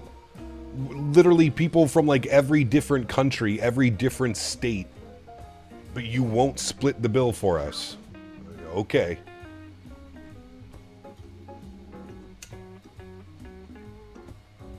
Fuck that guy, fuck that place. I'm over the whole Brazilian steakhouse thing, man. How did you guys do it? Davis, it was an absolute shit show, brother. It was an absolute shit show. Some people Venmoing other people so that they can put it on their credit card. Some people counting out cash to try and... Man. The whole thing was just an absolute debacle. Yeah, bus driver, they refused to split the bill. They literally refused to split the bill for us. There was like 20-something of us there. And they were so cheap that they wouldn't split the bill for us. So we literally had to figure out who has like Venmo, who had PayPal, And like this guy was Venmoing that guy so that he could put it on his credit card, and this person was giving that person cash so they could pay cash. Brother, I was ready to throw down, man. I was literally I was in the middle of COVID. As I mentioned, it was like the last day of the expo. I was mentally and physically absolutely exhausted. I was ready to start throwing hands, man. And it takes a lot for me to get to that level, but I was ready. Quacks, 4 months. Thank you very much, man. Says, hey, Cap, how's your status traveling to Lillestad? If yes, my son and I would do the trip from Hamburg to the Netherlands and say hello. Well, that'd be very cool, Quacks. I will keep you updated as much as I can. Still no information on whether I'll be going or not, so we'll have to wait and see. Did you request oceanic clearance? No. Fuber, 4 years. My man. Huge no floaties to you, dude. Thank you very, very much for the support. I really do appreciate you. Both of you guys, man. Quacks, 4 months. And Mr. Fuber, thank you very much, gentlemen. Appreciate you guys. Thank you, thank you, thank you. Makes you appreciate Revolut so much more. Spending payment, links to others, gives them payment options like a bunch of payment providers than that one person can pay. It's just wild, man. I had never seen something like that in my life where they refused to split the bill. And the waiter got absolutely shafted because every single one of us at that table was pissed off. And unfortunately, the waiter got shafted. Yeah. I think we tipped like $35 on a $500 bill. Yep. I think it was even more than that, Beaver, the bill.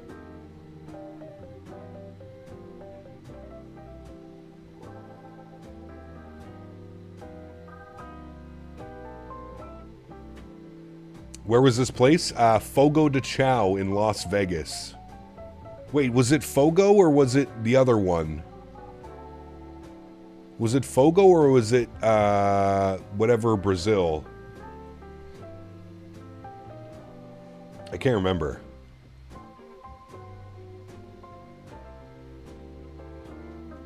Oof, Ziba, that sucks. Texas to Brazil, that's where it was. No, it wasn't in Houston, Mopar. In Houston, Thrustmaster paid for everybody. It was in Vegas. It was at the Vegas. Remember Smitty was there and it was like a whole thing. Fogo was in Houston. Yes, okay. Fogo was Houston. That's where you got sick. You ate the raw chicken or whatever. Texas to Brazil was Las Vegas. Moncton Center is online. You sure you aren't in their airspace? I haven't got a ping.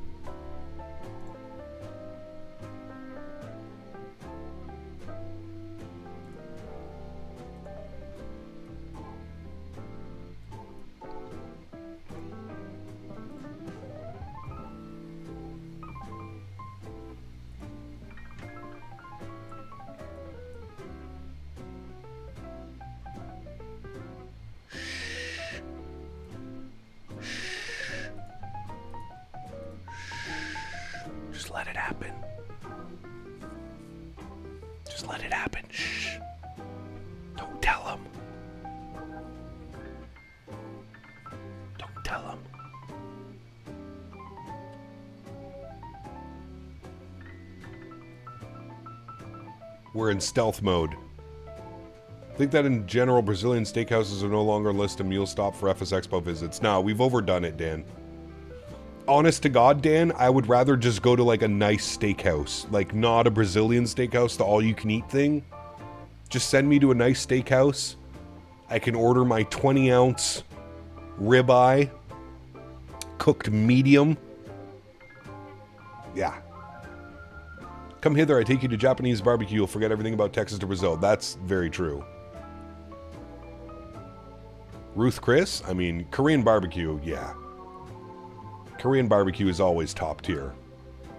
I wonder if they have any Korean barbecues in Amsterdam. Igor, what's up, man? Good to see you, dude. Welcome back. The keg is a great option as well. Yep, nothing wrong with the keg, man.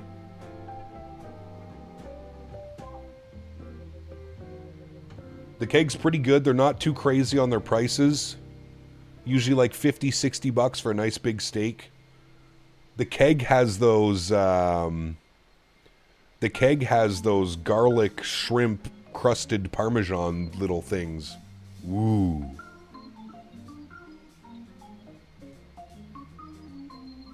I've never been to a Ruth Chris. We were going to do one in Vegas, but we ended up going to Texas de Brazil. We need to do Pero in 2024. We do need to do Pero. It's been a while, man. I agree. Maybe we'll do that next time we're in the 319.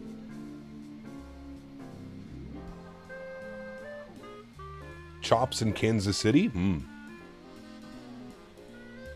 You are indeed not in his airspace. You're like 40 miles west, getting mildly annoyed. Supervisor message. No. It wasn't I.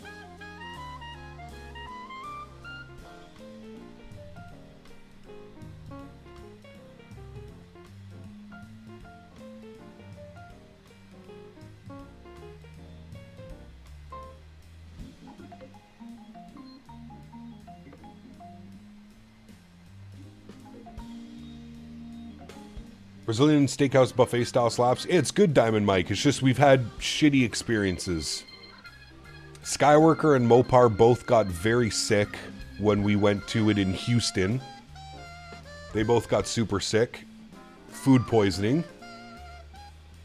The Texas to Brazil that we went to in Vegas was an absolute shit show. Don't forget Lobster Fest. Ooh.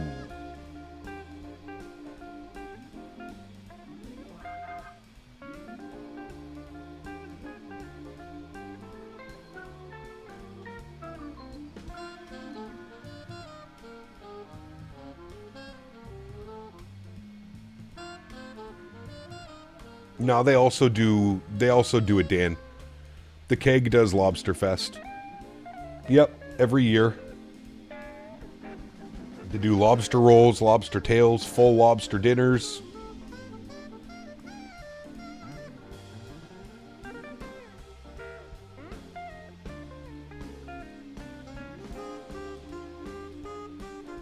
Yep, the Keg Lobster Fest is a thing. Can confirm. Lobster gratine is next level. Never had that. I bet it'd be good, though.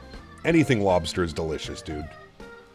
Can't think of the last time I had a full lobster. Last time I did was when I went out to PEI, Dan. Allie and I went to that lobster dinner place. It was incredible, dude. Absolutely incredible. Flat iron steak called La Modesta or something like that.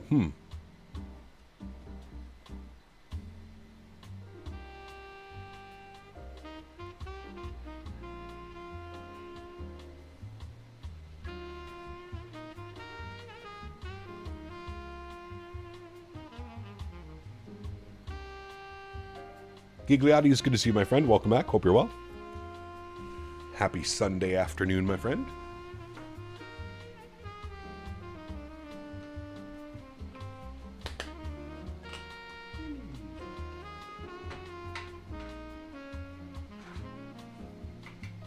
Chad Henry says hello.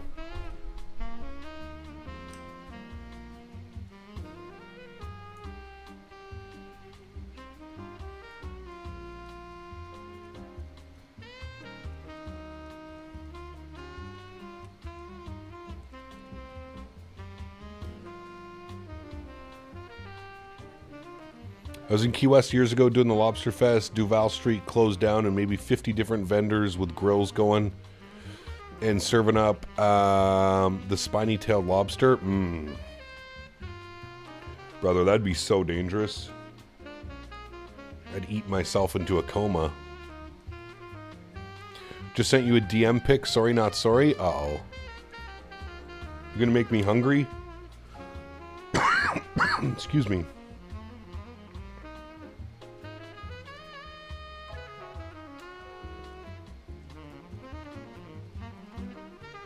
It was exactly that, dangerous. Yeah, no kidding. How about the Dungeness crab? I don't think I've ever had Dungeness crab. I've had king crab before. I don't think I've ever had Dungeness crab.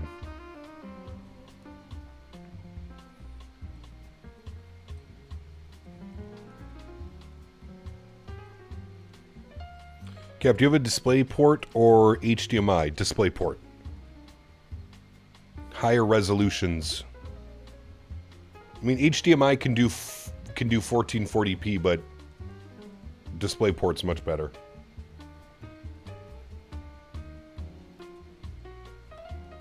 Bearded Yeti, what's up, mate? Good to see you, dude. Checking in for a quick sec from 9,000 feet. You're already on your way back home, Yeti? DisplayPort is always better? Yeah.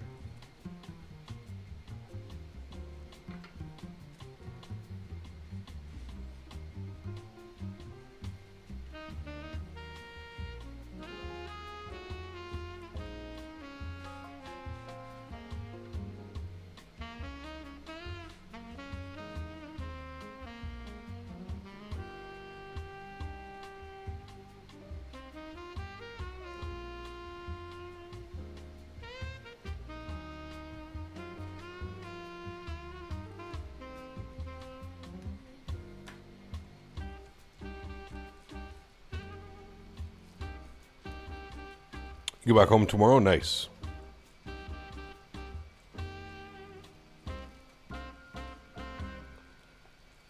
Park City, Utah.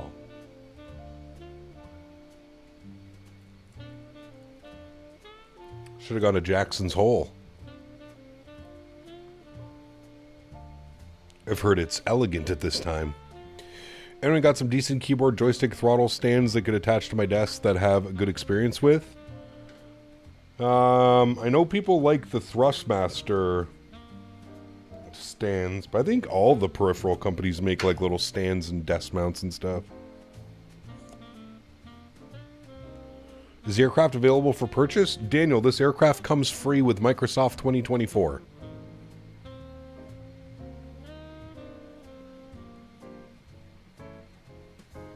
Free with 2024.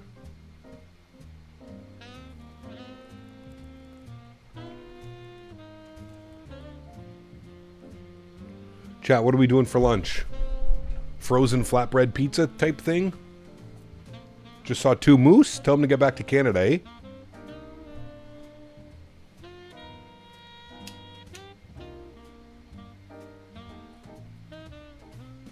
Lobster. I wish, brother.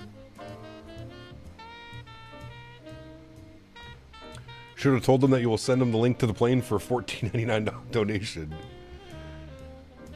Pho again? Ah, nah, man. I don't know.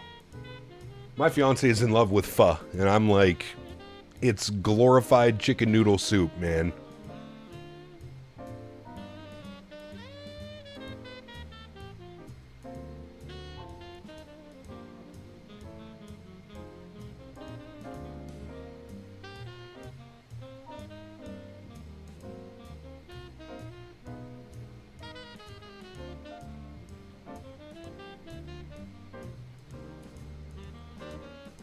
Duty yield plague over here beats the out of chicken noodle. Very true. Very true, good sir. Very true.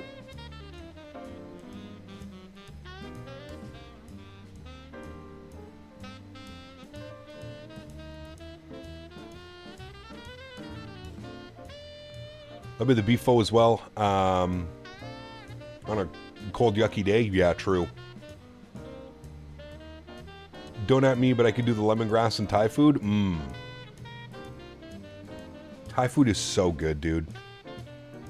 I'm pretty sure I could eat Thai food every single night and be quite content. Some coconut curry or some crispy beef. Oh, brother. Some chicken sauté with some peanut sauce. Some sticky rice.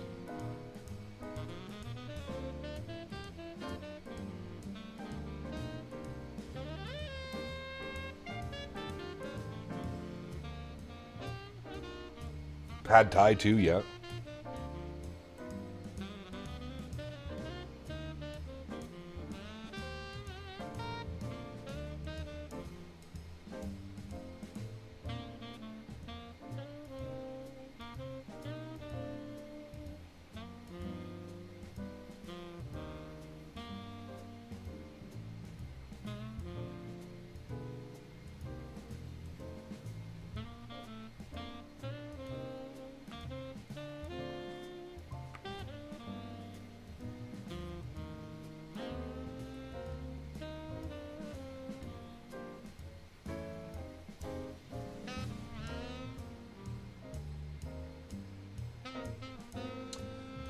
So Les, the cinematic mode right now, there's a small probability that it can crash your sim.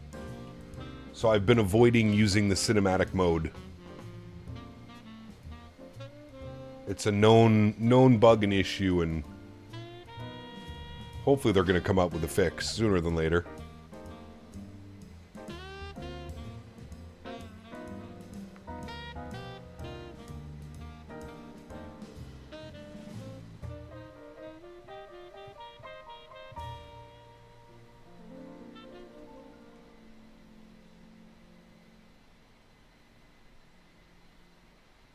Correct, Les. Dan didn't check the code before he uploaded it for everybody to enjoy. Dan's fault.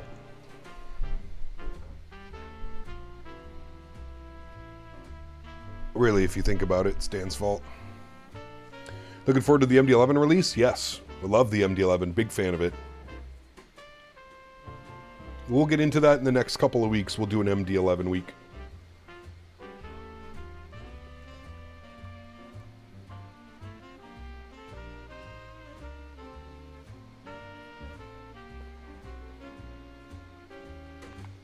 Take care, Yeti. Have fun. Be safe, man.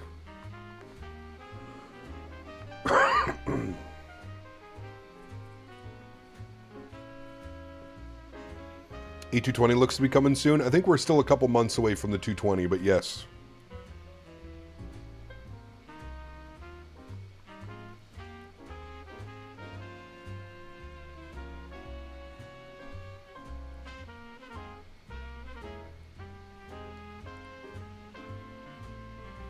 And we know if this 330 is in 2020? No, I don't think it'll ever be over there, Captain Aviation. I believe this is a 2024 exclusive product.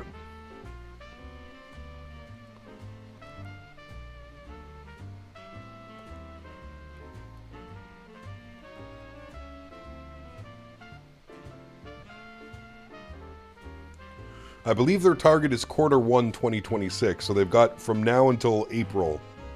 Right? January, February, March, April. Yes, April. Have you been to Peggy's Cove? I have. Yep. I've done a lot of traveling out west, out east.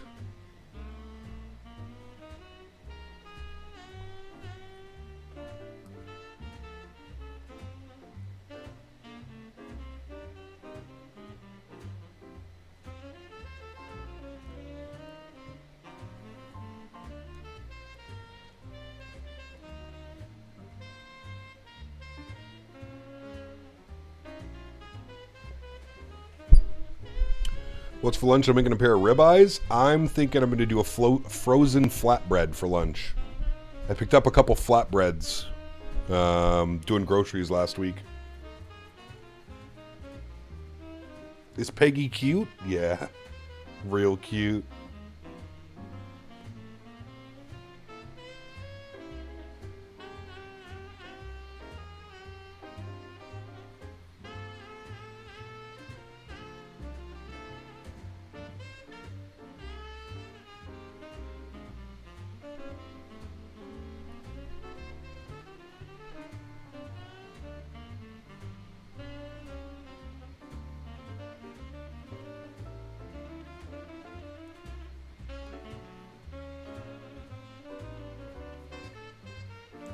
Best lobster roll I've ever had was in Peggy's Cove.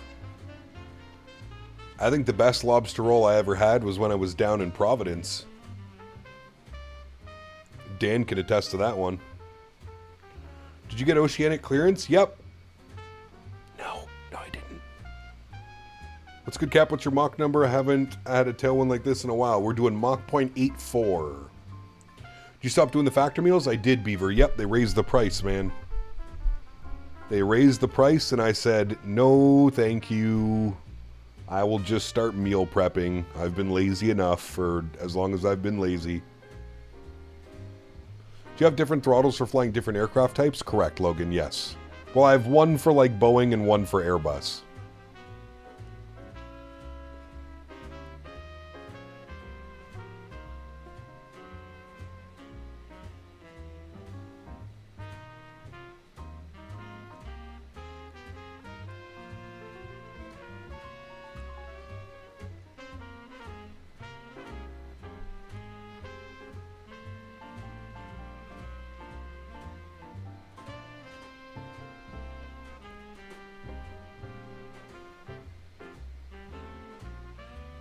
What do you do when flying tri-jets or quad jets?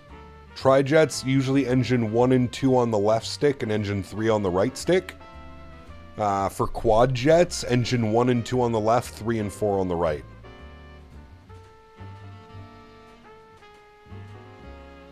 How could they not get on the sponsor train? Of all the people to sponsor for the people that sit in front of the computers and get a 3-minute meal? Their loss, Les, their loss, man. Sis Corner, hello, welcome back, hope you're well. Happy Sunday. Any best practice on the Logitech radio? I got mine last week. What do you mean best practice? Just dial up the numbers.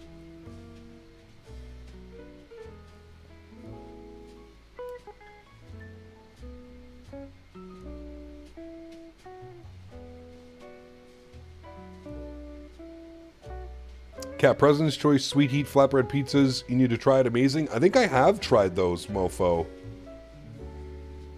I forget which one I have right now. I think it's like something chicken something. I don't know. I'm going to put hot honey and ranch all over it. So, playing GTA 5. Nice. Just keep meat in the freezer and buy crock pot and rice cooker. You'll be set for life. I already got the crock pot. Rice cooker will be my next purchase. Can you show us how to do oceanic clearance in the 330? Oceanic clearance is the exact same in every aircraft. Doesn't matter if you're in a 330, a 340, a 777. So you would go here and you would go to your waypoint. Or wait, maybe we can't do it on this. Usually there's a setting where you can see like at what time you'll cross. Well, I guess technically it's right here. So oceanic crossing, they would say, okay, at what point are you going to be at 2DEP? And we would report 1900 Zulu 12. 1912 Zulu is what you were to report for expecting that waypoint.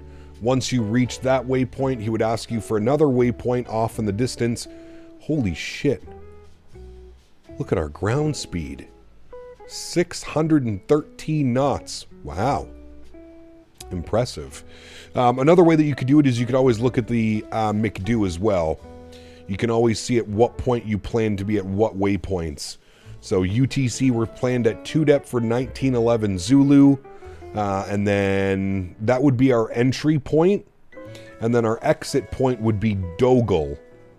So they would probably ask you for your entry point, and then they would probably ask you for one of these, when are you going to be at 5430 north, and then you would give them the numbers there. That's really all it is.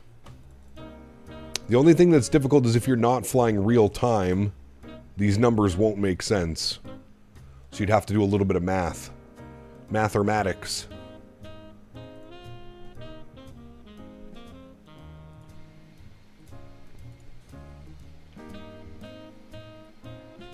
We're going to get a sunset here, though, somewhat soon. Probably within the next hour or so. We'll probably get a sunset.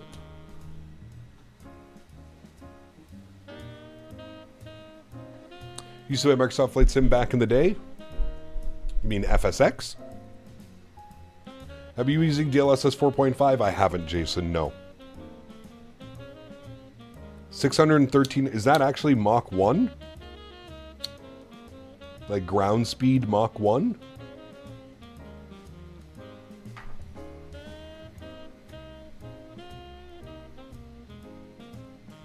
You can do CPDLC if you'd like, HZ. Yep, that's an option as well, man. That is an option. Varun, what's up, man? Good to see you, dude.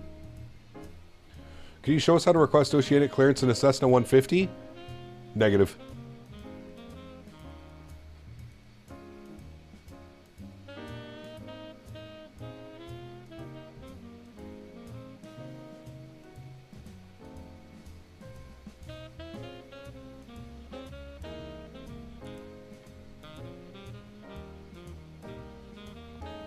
We're getting there in no time. I mean, it's pretty short. It's 6 hours. 6-hour flight. I don't think it can get much shorter than that. Not for crossing the Atlantic.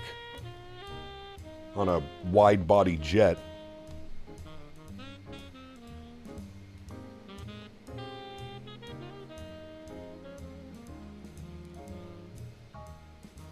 Friday, did Air Canada 777 ops from Toronto to Amsterdam in 2024. Yesterday, United 777-300 ops from Newark to Frankfurt, also in 2024. Nice.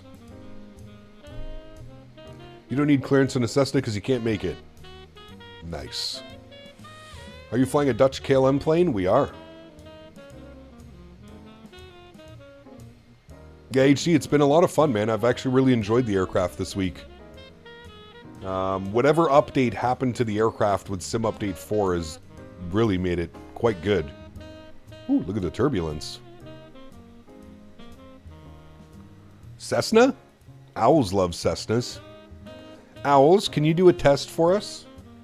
Can you rent your Cessna and fly it oceanic, and so we know what to do? Love doing a hop from Boston to Dublin. Perfect flight in Microsoft. It is, yeah. Considering on fully switching to 2024 as soon as the PMDG 73900 comes out. There you go. We are flying to Holland, correct? Flying to Amsterdam.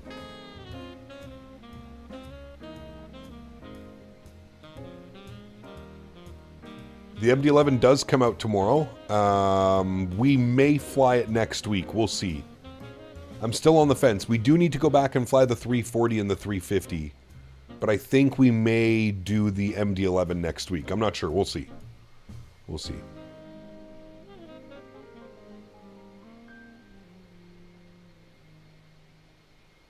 Hey, Gap, how do you set up your Atlantic crossing in your FMC? What's the proper way to get Atlantic crossing clearance?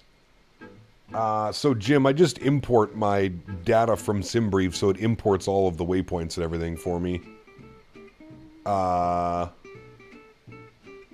And then oceanic clearance, probably the easiest way is to go to the... What's the website? NatTrack? The NatTrack website? 613 is almost subsonic. Damn. We're cruising.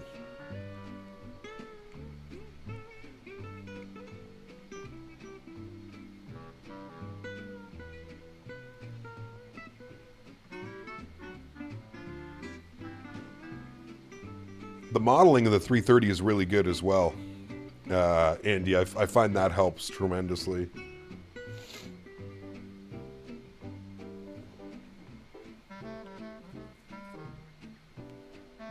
We're fighter pilots.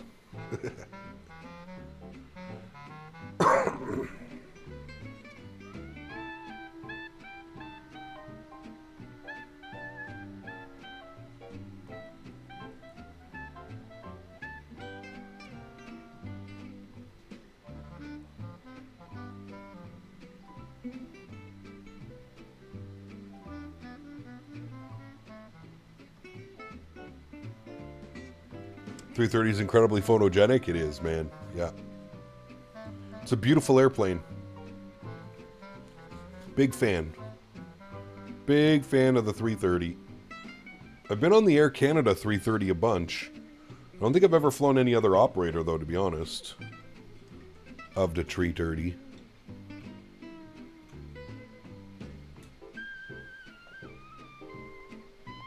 Chat, has anybody been watching the Fallout series on Amazon? Thank you, Sis Corner. Appreciate that.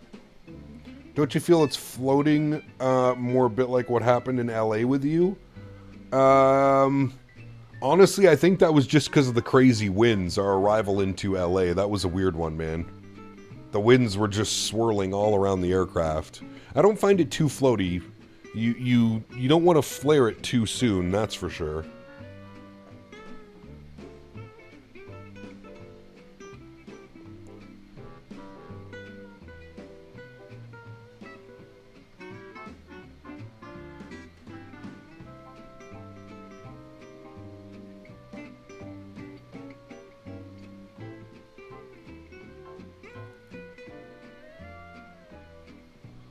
Pulled out the VATSA map on my school computer to track you, and it was automatically tracking you. Very cool. Been on a Delta 330 in business class? Nice. I've never flown business class on the A330. I've done... The only business class I've ever flown on was an A220, a 7.3 MAX, and a 787. And the 787 had lie-flat seats. That was an incredible experience. Fallout was I've been a Fallout fan for years. Good show, however, there are loads of references to the game, so it might be a bit tricky to keep up with the lore and stuff. Yeah, for sure. Fallout's new season? I'm on episode 5, season 1. Been enjoying it. Been watching it with Mr. Barry. I've been watching Pluribus. I have one episode left. I'm really enjoying it. That's another one Dan said I would enjoy. Pluribus.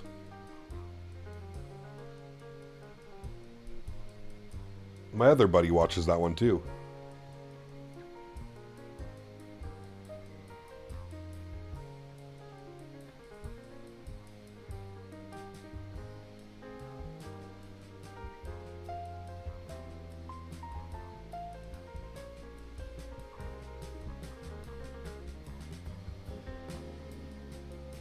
.330.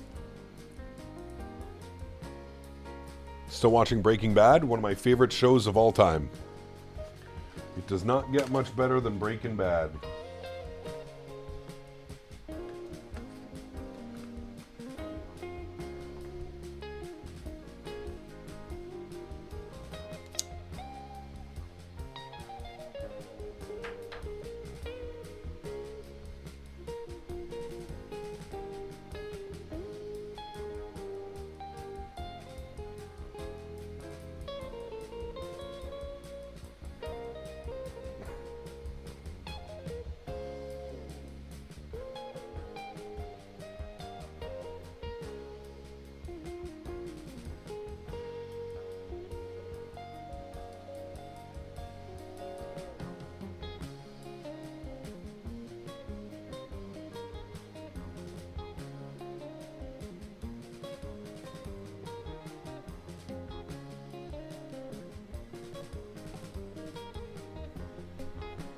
Do you know that Gus is a bad guy in Far Cry 6? I used to play the hell out of the Far Cries. Far Cry 3 used to be one of my favorite games ever.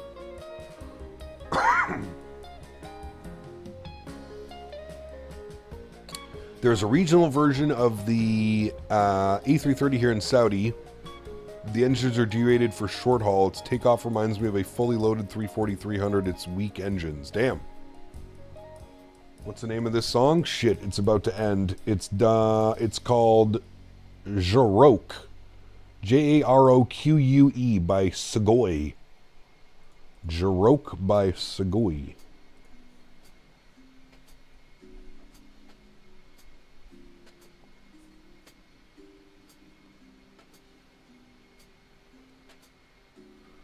Do I need to start watching Breaking Bad? Hold on a second. Hold on. You've never watched Breaking Bad? Brother. That is one of the shows that you have to watch. It's a must. You have to watch Breaking Bad. There's a few shows in life that you have to watch. That is one of them. The Wire is another good one. Yep.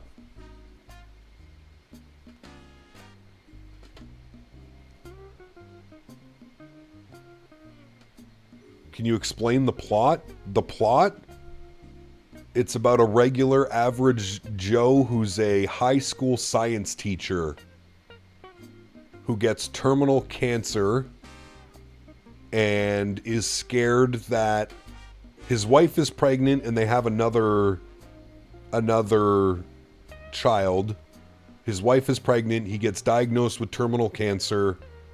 He freaks out because he has no money. He has nothing to leave for them.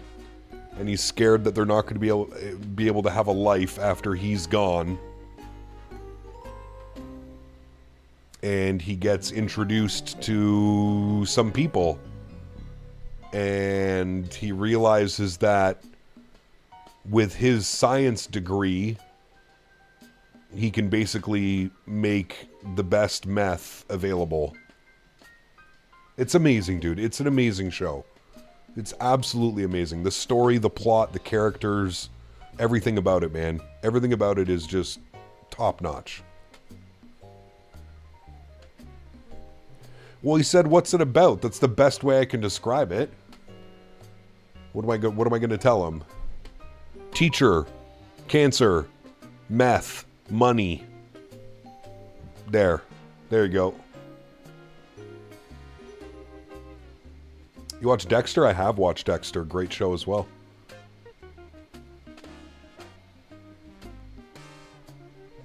Teacher, cancer, scared death, meth, sell, money. There you go. It's the best way I can describe it.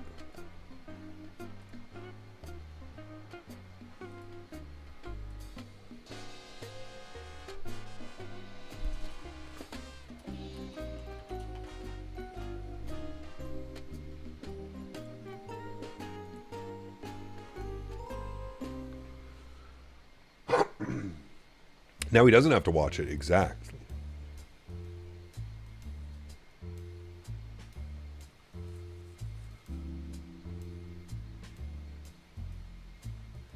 Well, it's not really his retirement fund, Dan. He gets diagnosed with terminal stage 4 lung cancer. That's why he does it. It's not about his retirement fund. He doesn't really care about the money until he's forced with not being around for his family and providing.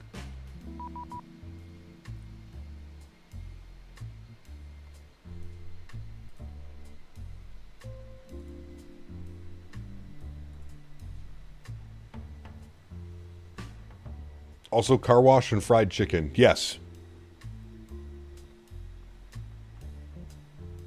Dexter's an incredible show. Dexter's a good one as well.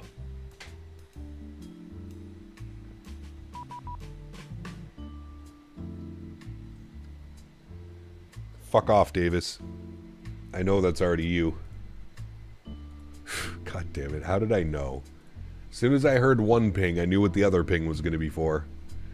Me also today, an iniBuilds a flight from Hong Kong to Singapore, but there's a bug, the controller. You never get reverse thrust. I get reverse thrust. They're not contact me's array. It's people sending DMs through the client. Alright, chat, hold on. I'm preheating the oven. I felt that by the gods. Correct. Hold on. Preheat the oven.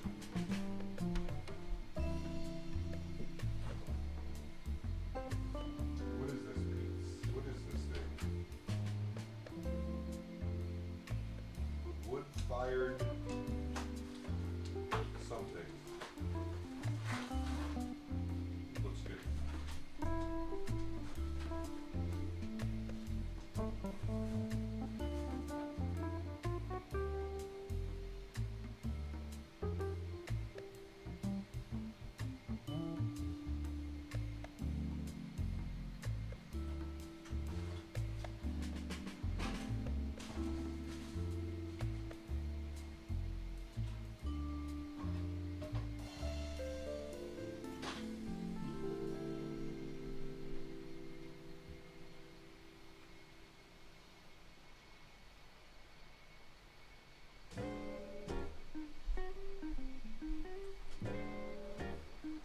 Oven is preheating.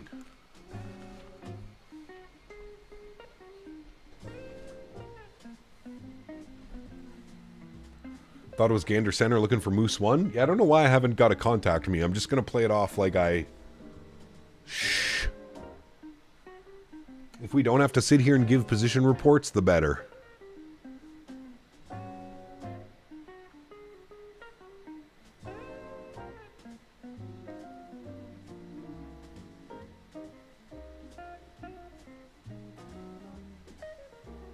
That was a nice turn.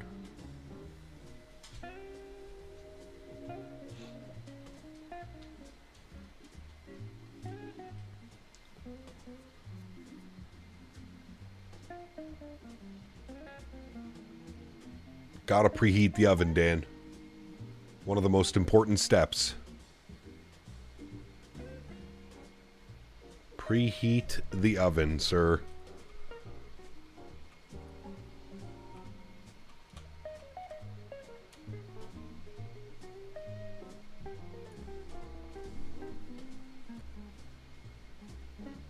Where are we? Off the coast of Newfoundland.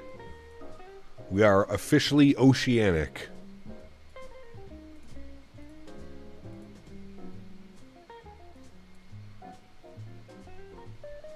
Oh. Shh.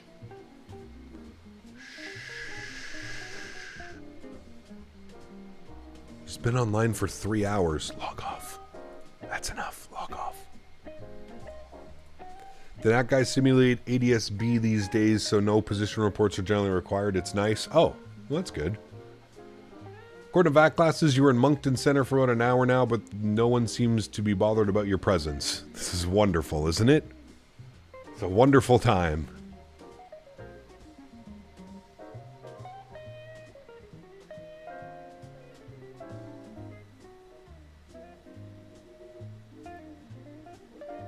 Although it's gonna... That sun is setting very quickly, chat. It is soon about to be a night flight over the Atlantic.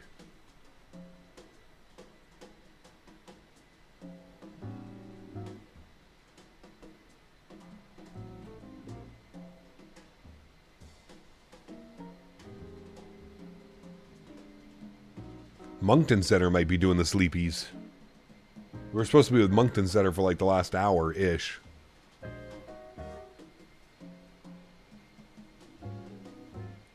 They don't see us.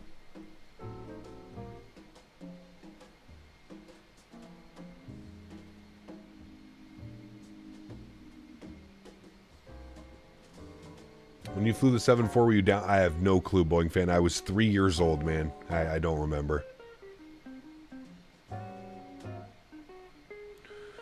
I'm going to take a break from my ATC training for about a month now. I'm honestly not sure if it's for me. Maybe I'm in a bad part of training, but I just don't have the capacity for all the traffic. You're talking IRL array or VATSIM?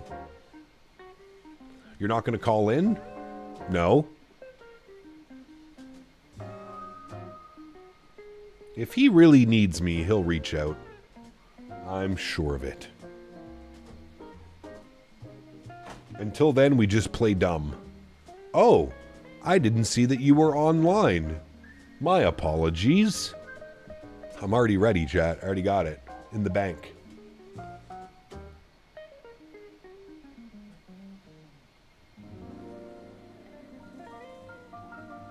VATSIM. Ah, you're fine. You'll get it, dude. Don't worry. Just practice. Practice and patience. Look at Davis. He's currently at PBI ground. Before you know it, he's going to be Miami Center? Or Orlando Center? Exactly, Dan. When you were 3 years old on the 747, did they do a dual engine start? Probably. Although I don't know what it was like back in the day with those big engines. 5 more hours than you do tower training? Got you. Ooh. Some people would like those, Ian.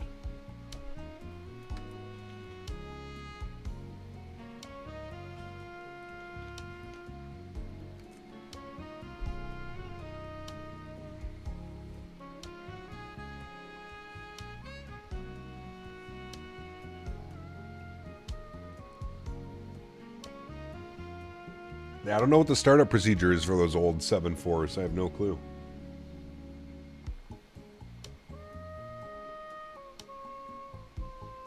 Ah, I got you, Array.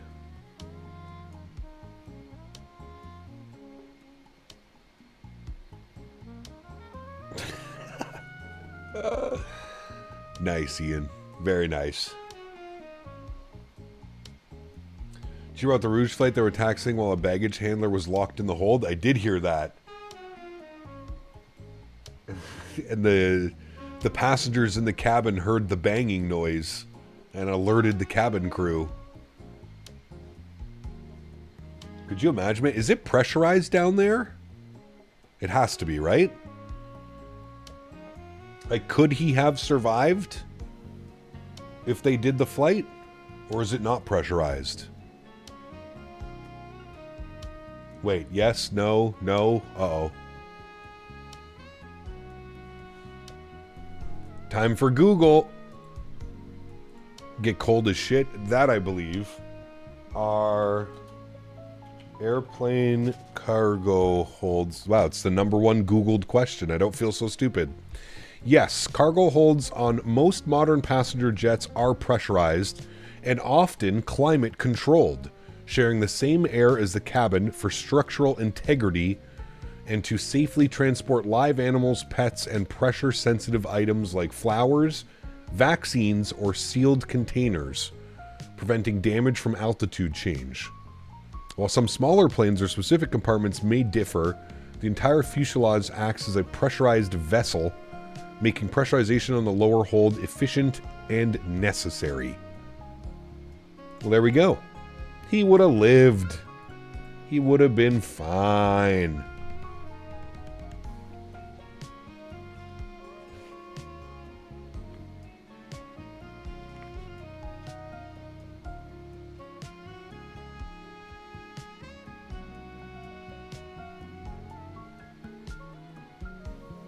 Yeah, the 400 and the 800, it's 2 at a time, correct. All right, oven's ready, chat. Hold on.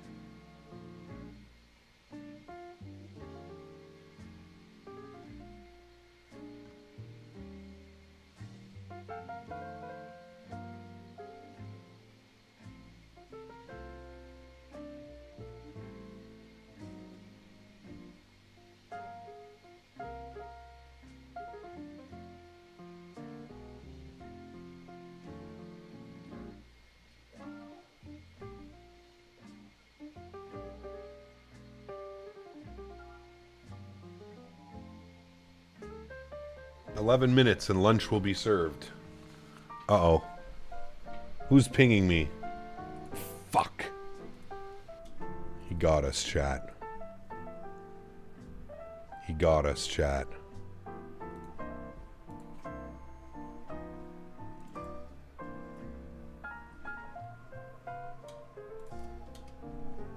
Whose fault is that?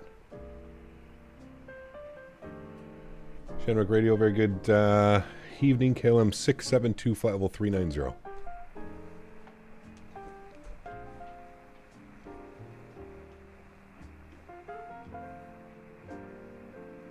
672, Gander Radio, hello, do you have cell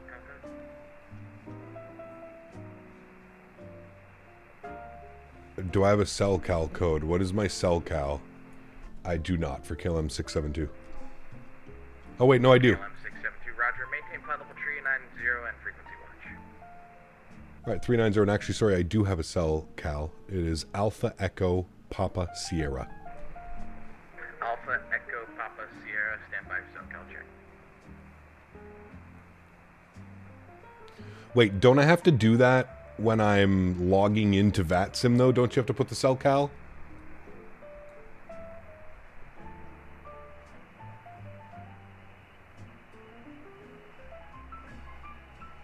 Should I disconnect and reconnect with it quickly? Hold on. Let me disconnect, reconnect. Alpha Echo Papa Sierra. Connect.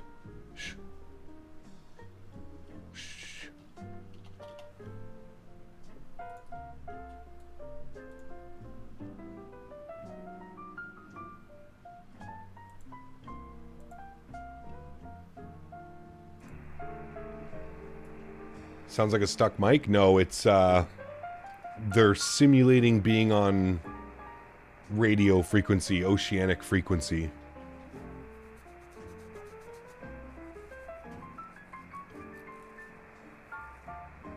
There's a website that will assign you a random cell cal. Use that to log into VATSIM. Got you.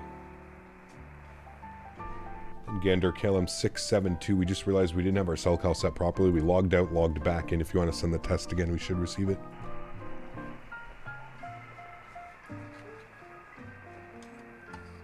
KLM672, roger, I'll send it.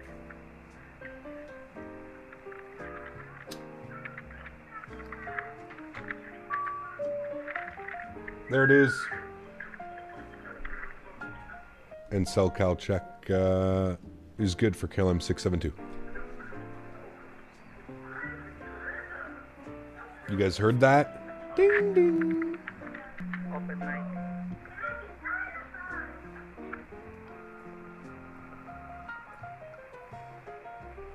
Again, radio KLM672, cell check received. KLM672, roger, maintain cell cal watch. Maintain cell cal watch. Thanks, KLM672. Beautiful. All right. Very good, friends. Well, that makes it a lot easier. I guess it's been a while since I've flown oceanic with actual oceanic clearing.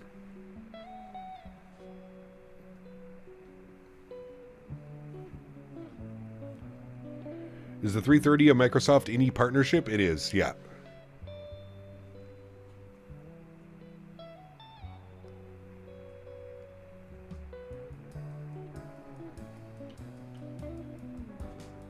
Wait, we gotta go outside. We gotta watch the sunset.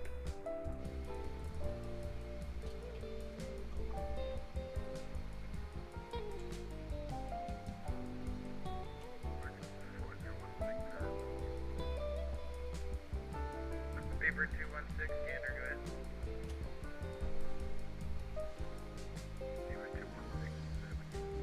Yep, nope, comes with 2024. Is this Rex Core? Nope, this is just default. Gonna be a quick sunset? Yes, sir. Now you're a law-abiding VATSIM pilot, correct.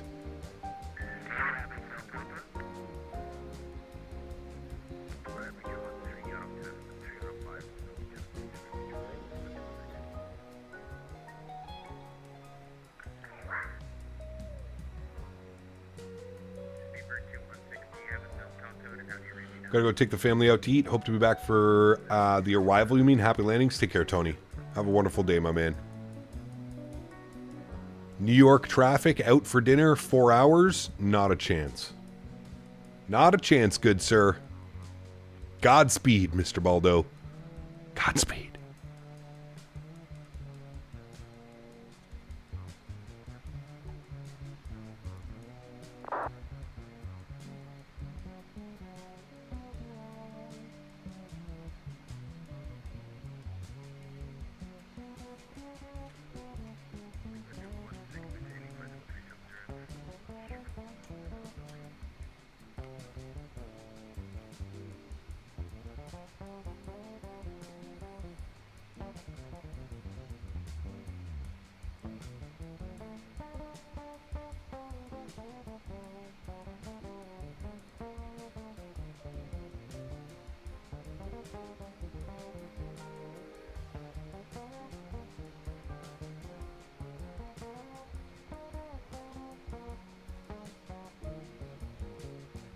Can't shooter flight to the Caucasus, like maybe Tbilisi or somewhere around. That'd be fun. What kind of airplanes do they fly around there? I don't think we've ever been there in the sim.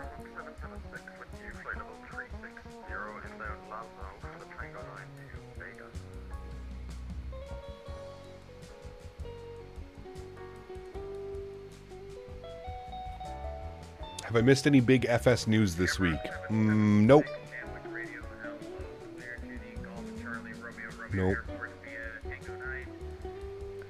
Flying the Flight Factor 7.5 and X-Plane 12, rather flying Microsoft, but man, it's making me want the Bluebird. I cannot wait for that airplane, man.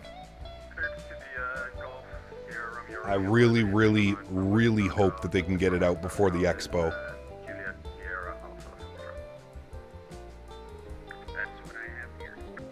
Some Wizz Air, okay. BA to Air and Air France, okay, that'd be fun.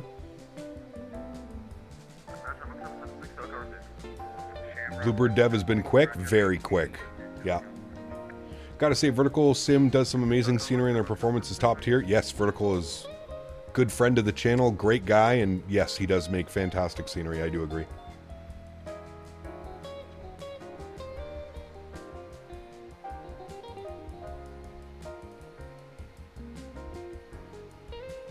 Bluebird will have a Discord server soon. There you go.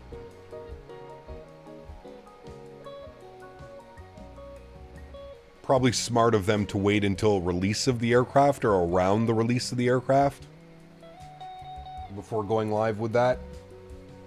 Expo's in June. Yeah, it's in June. June, I think it's 11th to the 14th this year. Friday, Saturday, Sunday, they're doing it this year.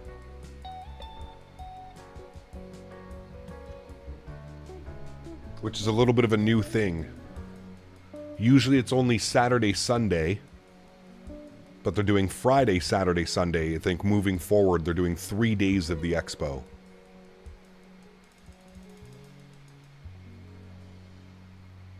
Those will fly Pegasus and Turkish Airlines 320, 321 to Tbilisi. Okay, all right, all right. I'll look into that. Do we have any good scenery for it? Captain Midu?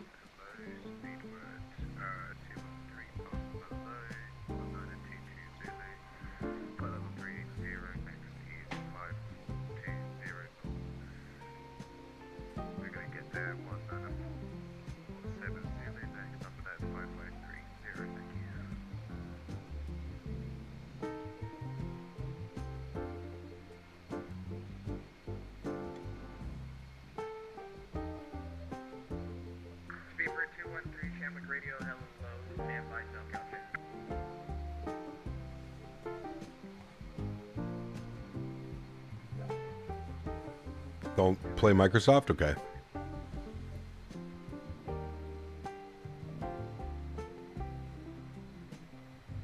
Gateway 902, nothing further. Frequency change approved. Have a good day.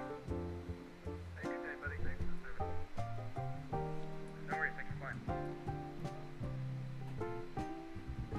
For Snowman 27. Snowman 27, champion. Is this call sign Snowman? Faster message. Good afternoon, Cap. Messed up at work. Lost rank and will be booted from the Army in 2026. Too long in service for given new rank. Uh-oh, John. That doesn't sound good. Oh, right, no problem. Well, you'll get a call back in about 10 or so minutes. Snowman 27, you can omit deposits. Just maintain discount budget. It doesn't sound good at all, John. I'm sorry to hear that. I just love the Boeing. Something about them, and even being in the cockpit IRL is just a step up for me over the Airbus. Yeah, they're both fun. I like them both.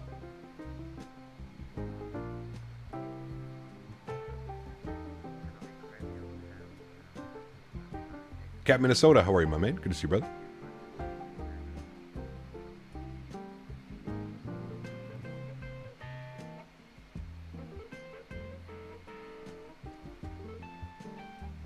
All because I forged a signature? Forged or forgot? I feel like forging a signature is no bueno. Oh! Flatbed's ready. Hooray! Be right back.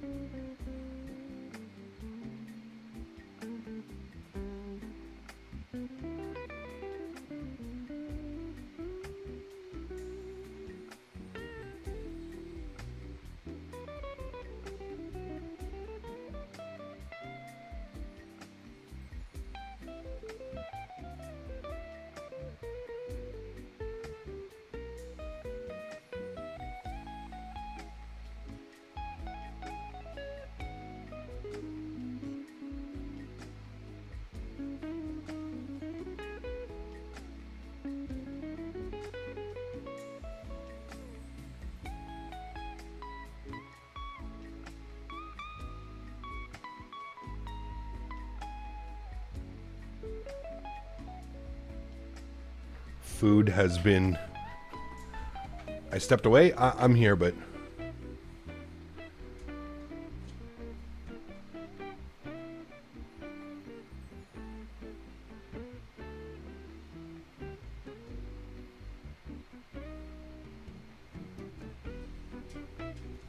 One through 30 I've been on life was a military charter from Texas to California. National Airlines had all the economy layout. Found an Amazon livery for this bird. Ooh. How do we get the 5.649 comms format? Like for your radio stack? You can't, Luke. If you're using the Logitech radio panel, you can't.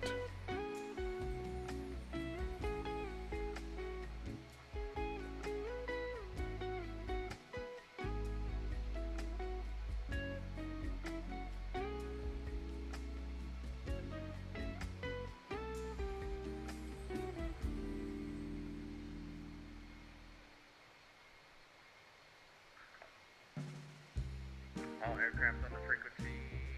Andrew Shanwick radio is closing. Everybody can monitor your intercom. You guys have a good flight. Thanks for flying. Thank you. See ya! Thank you.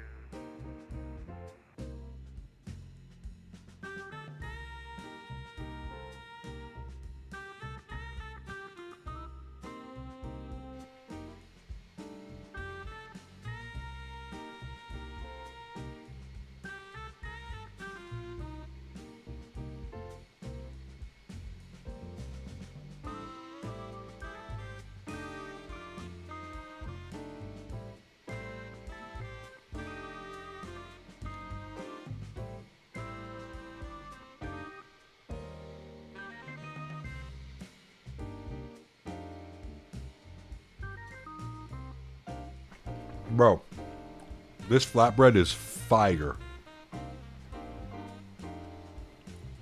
I did array, and then I realized that my mic was muted because I'm eating. Chat, listen to this crisp. You ready? Listen to that.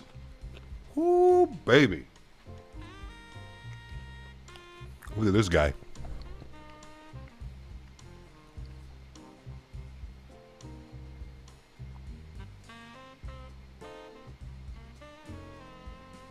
Sounds burnt? No. Not at all. Wait, one more. Mmm.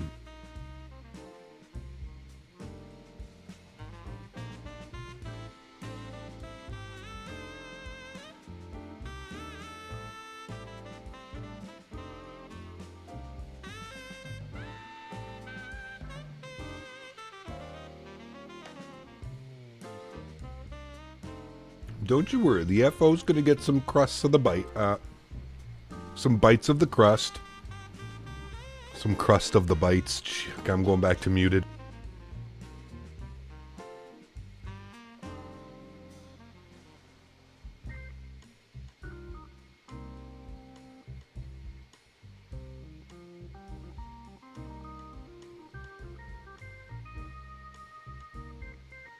This is lunch.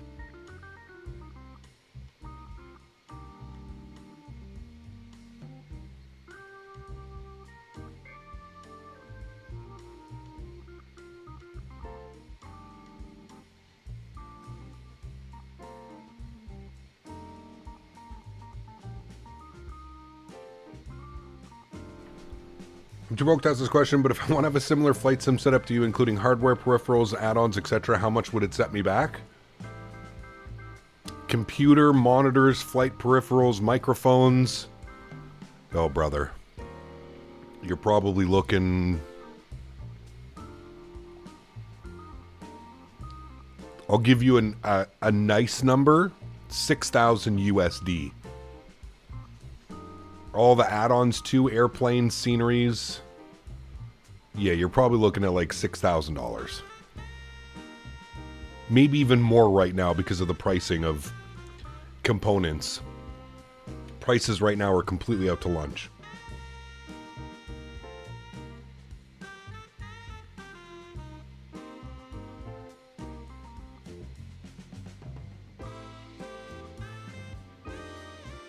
Now, you can definitely do it cheaper than that by buying used or secondhand. But yeah, it's insanely expensive right now to build a computer, man.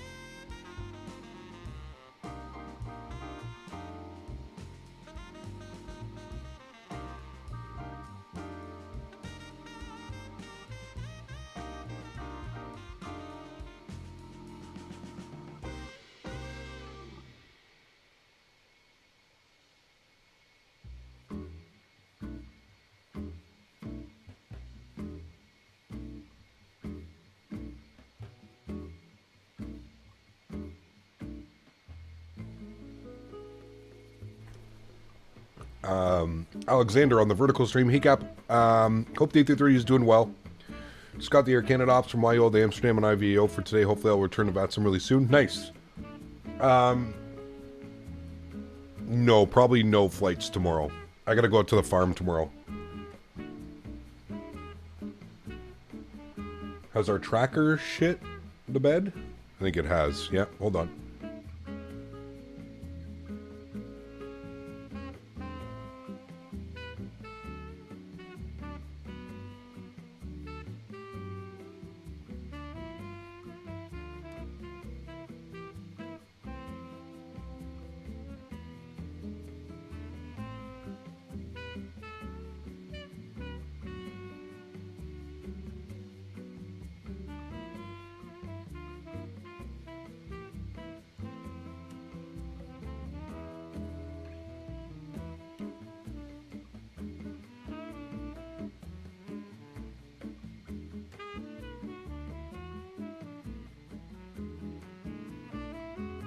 Well, hello, buddy. Dan_Berry donated $30 Canadian. Feed Henry before you need to mop the floor with his drool. Danbury! Thank you, my friend. Coming in with the 30 bones. Huge no floaties to you, Mr. Barry. Henry doesn't really drool, to be honest with you. He only drools sometimes. It's weird. Yeah. He doesn't really drool. Hey, what's your favorite plane and route to do in the sim? Ooh, too many airplanes, too many routes, Derek, to just pick one. I'm all over the place, dude. I love flying everywhere. Well, at the moment, I'm able to upgrade my GPU from a 5080 to a 5060 with a Ryzen 5 3600. Should I do that? From a RX 580 to a 5060. What gigs are on those GPUs? 8 gigs each?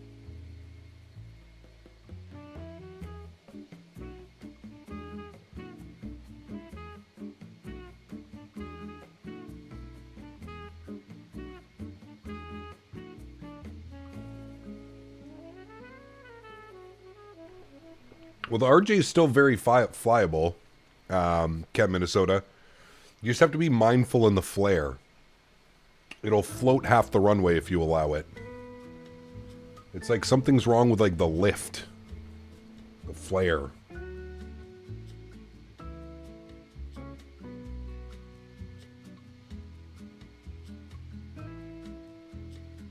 Do you guys want to hear Henry ASMR? Listen, Henry, come here. Come here. You have to eat this, but you have to eat this in front of the mic.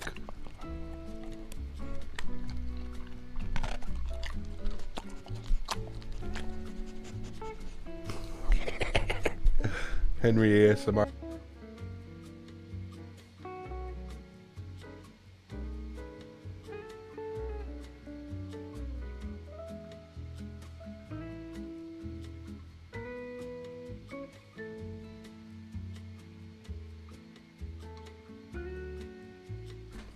Correct, Yassine, yeah.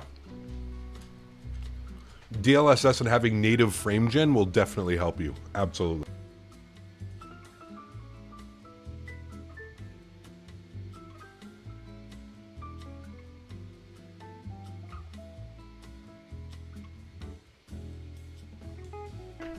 Pierre, bonjour, mon ami.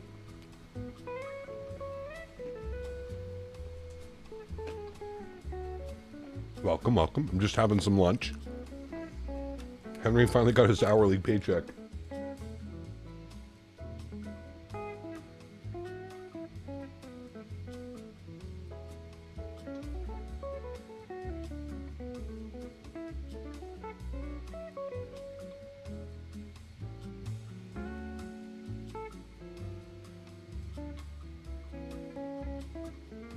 I do not use Volanta, no.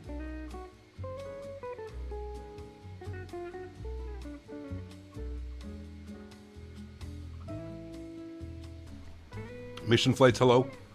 Am I doing a international flight? Yes, we're flying from Canada to the Netherlands. Montreal to Amsterdam.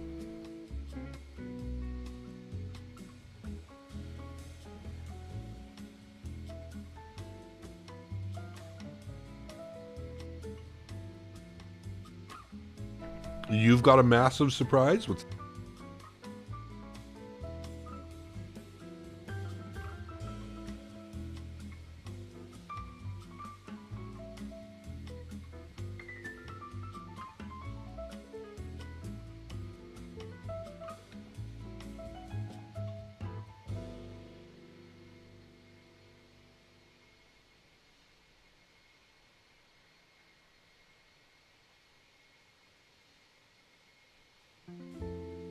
No, I have no clue, Luke.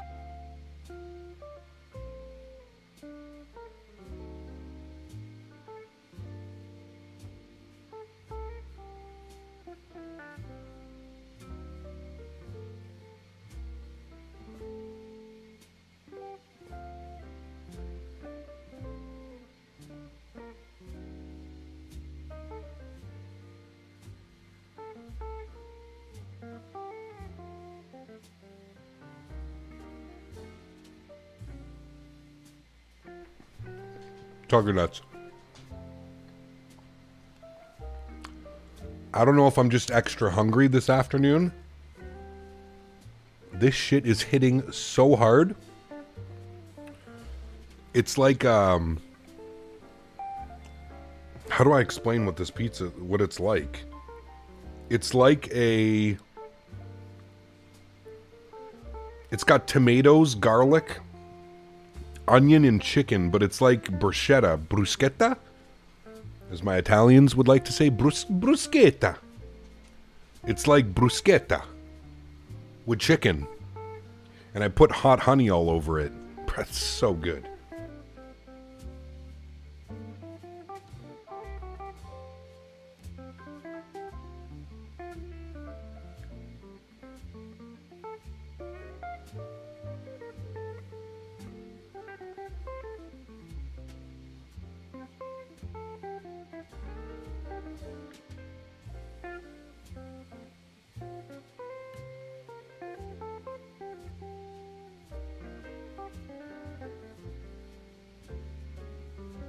Hot honey on pizza is the goat. Are we ready for Henry Crunchies?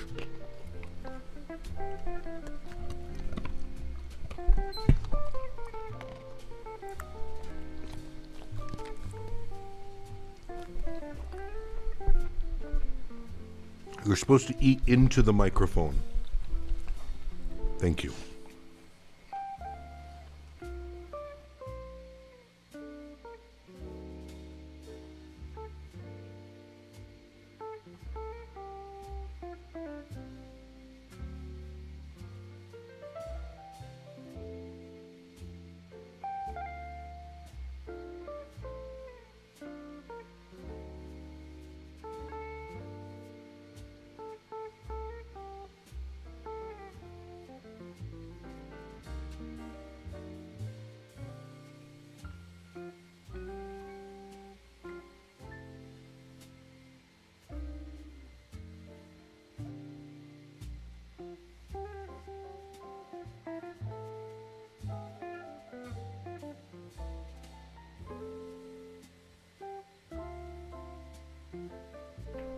All right, here's Henry. Last bite.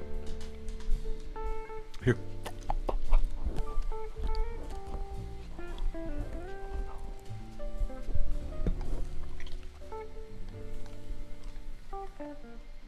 He won't eat it at the mic. He's like scared of it. Okay, I might try and get the Phoenix 320 from Xbox 2020. Also got pizza with honey and pepperoni. And cheese tastes so good if it doesn't come in any routes, I can do CPU pick.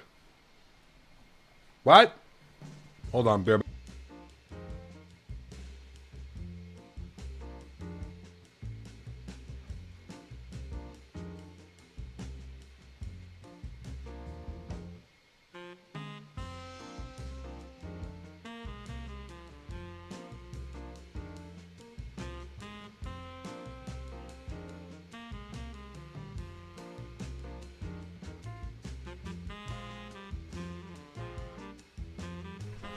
Pizza Stramboli.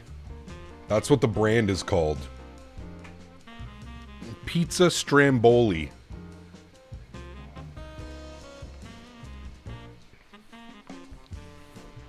That shit hit in every single place that I wanted it to. That was legitimately, might have been one of the best frozen flatbread pizza things I've ever had. That's got to be up there. It's like top tier.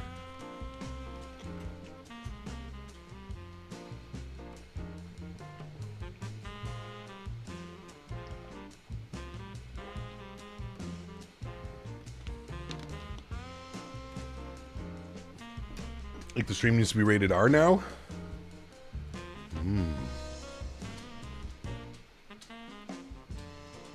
That was quite delicious.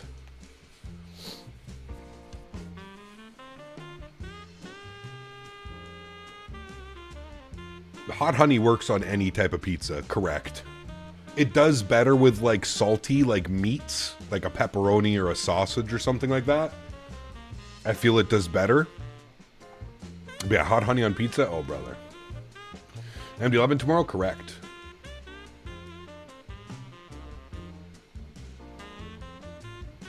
Touchdown. What's up, my man? Good to see you, dude.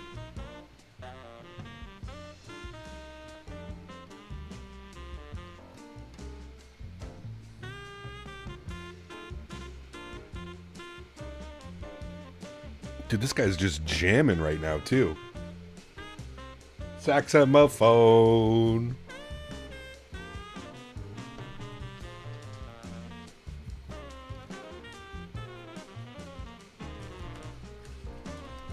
Should I put it on before or after I put it in the oven? Nice.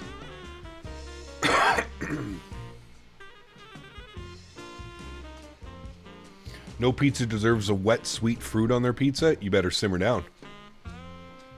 You better simmer down.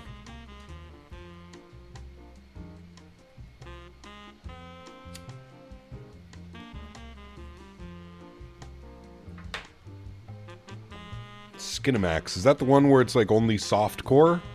Or do they do the hardcore stuff on Cinemax? We don't have those channels up here.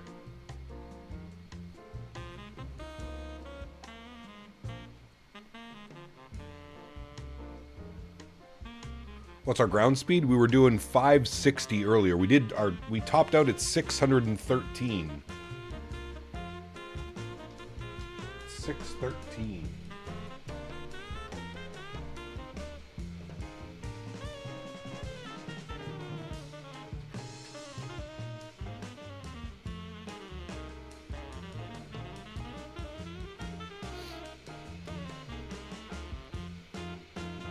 Sounds good, Tuggernauts. Have a good afternoon, my man.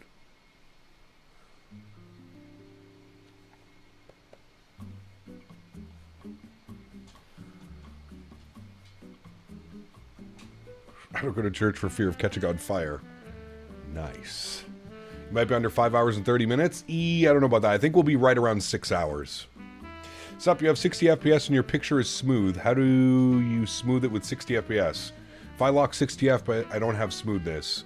So, Smotraby, what I'm doing is I'm actually locking my frames in the sim to 30, and then I'm using a frame gen to bump them up to 60. That's how they stay smooth. The flickering stuff on the window only around that is to move your camera left or right until it stops. The flickering only occurs at specific camera angles, so to speak. Ah. Well, thank you. Good to know.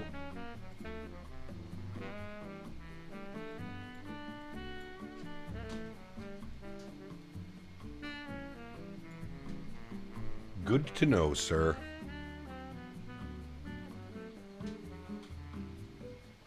Hi, Henry.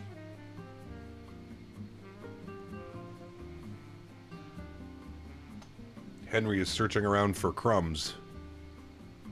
Are there any remnants, he says. Do you have any more of this nice flatbread? It's all gone, buddy. You ate it all. You did. I know. The look of disgust on this man's face. What do you mean it's all gone?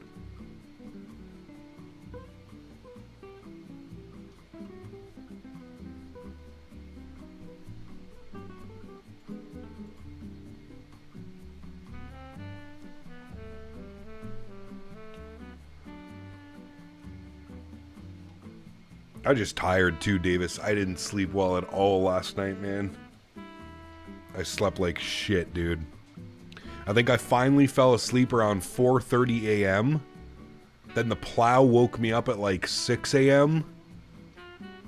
And then I think I woke up at like 9:30. Brutal. What time is it in Canada? Where I live, it's about 3 p.m.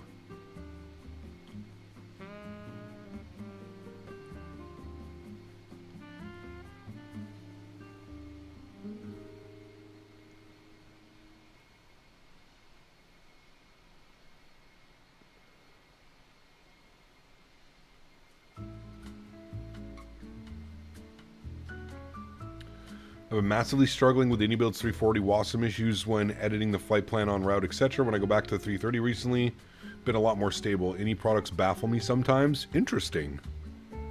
I haven't had any WASM problems with the 340, I don't think. Did we have any WASM problems? I don't think so.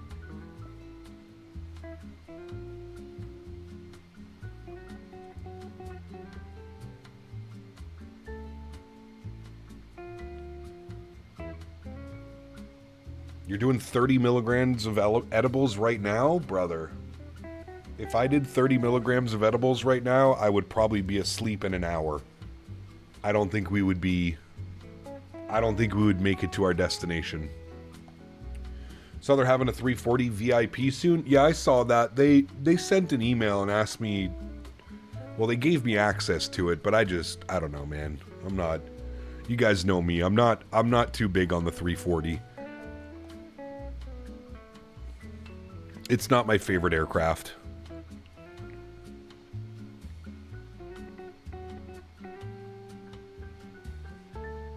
You know what though, Dan? Come to think of it, I didn't have any edibles last night. I wonder if that's why I slept like shit. My body is so used to them now. So I've been doing 20 milligrams for, what, at least 2 months now, a night.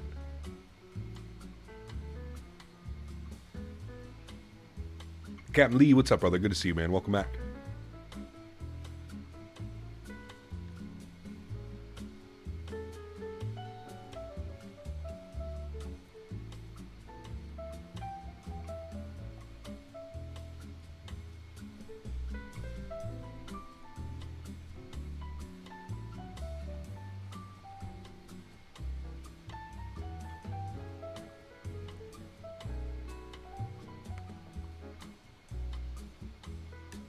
About to hit 83k subs. Wonder if we'll be able to hit 100k this year and you'll get that plaque. Probably not. Flight sim channels, man. Unless you're a real world pilot putting it in every single one of your titles. Flight sim is probably the slowest growth you could possibly have. Trying to assign keybinds and the damn menu is freezing again in Microsoft. Never a dull moment. Uh-oh. I see COD Black Ops 7 added Fallout characters to the game. They did. Trying to keep it realistic military shooter, Dan. You know.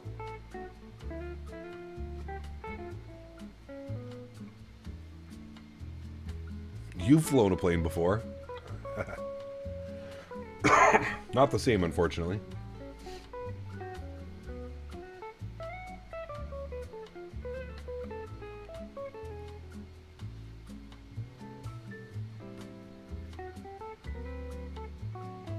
Yeah, maybe, Camley, you're right.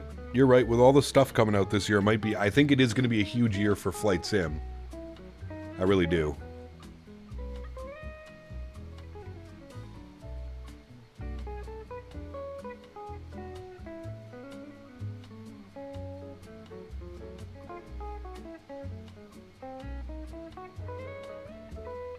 No, the A220 is definitely coming out. The only questionable one I have on that list would be the PMGG 74 and the Majestic Q400. Those are the only two that, like, I'm not sure about.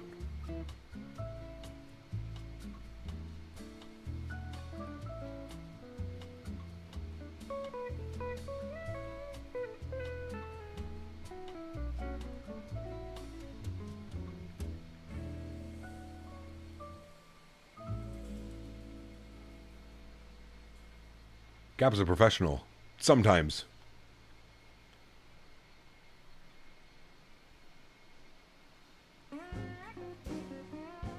Definitely looking forward to the 7.4. Yep, it's going to be a good one.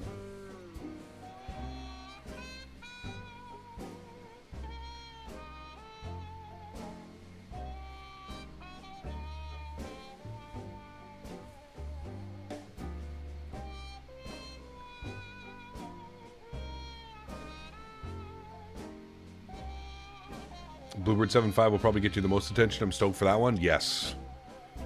And I am going to get to stream it before release as well, so that'll be a big thing. Well, the thing we're getting this year for sure is the rest of the 7.3s. Everything else is planned. Yeah. 24 needs to add better version of shared cockpits you can fly with people. That would be cool. Yeah.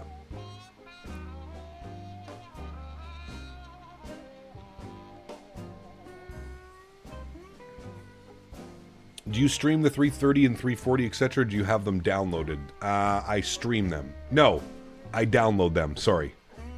I have them both downloaded. I'd imagine a 7.4 showcase at the expo. Most likely, yep. At least some teasers.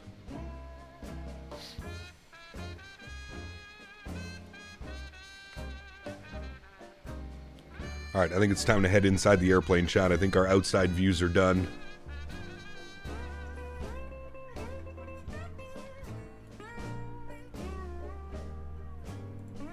Holy shit, that's bright. I'm blind.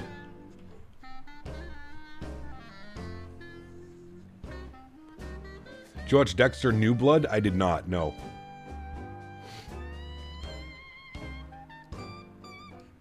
I've not watched the new Dexters. Is that any good?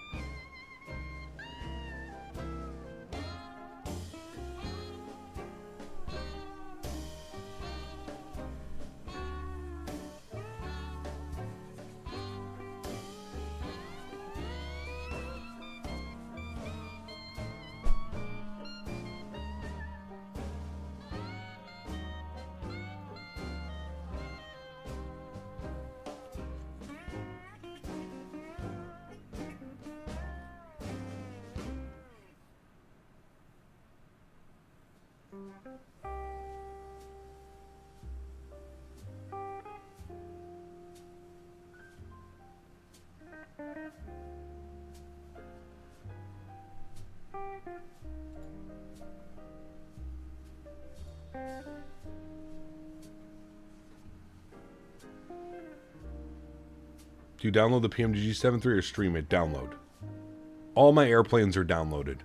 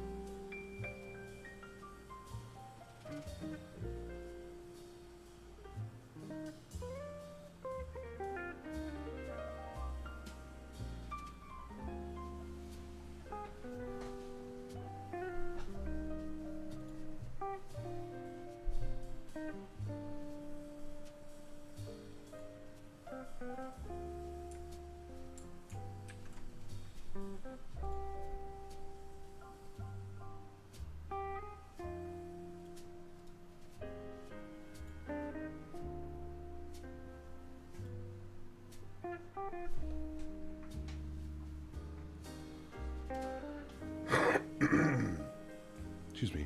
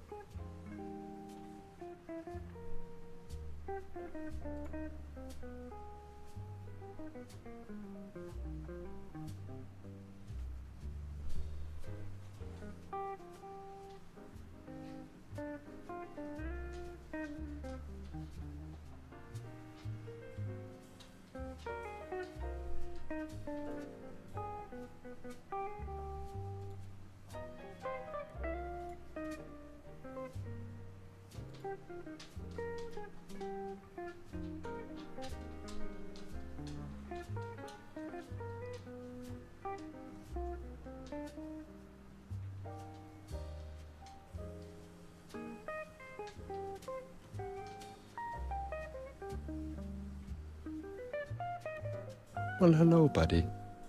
At Queen of the Sky 6 donated $7.99. Hey Karl, quick question. I locked my frames in the Sim at 30 FSR3. What should be my target frames in auto FPS?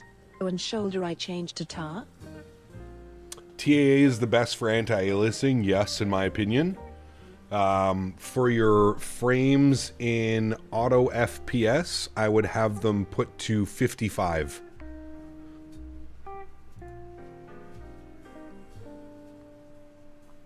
FPS.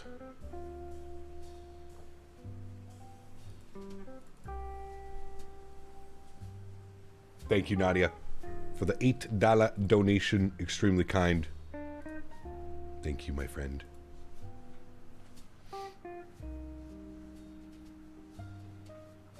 $350 is such a photogenic aircraft. Sure doubled my screenshot folder size. 4 hours have been in the air. That's like Mopar, dude. Mopar takes like 1,800 pictures. Now his laugh.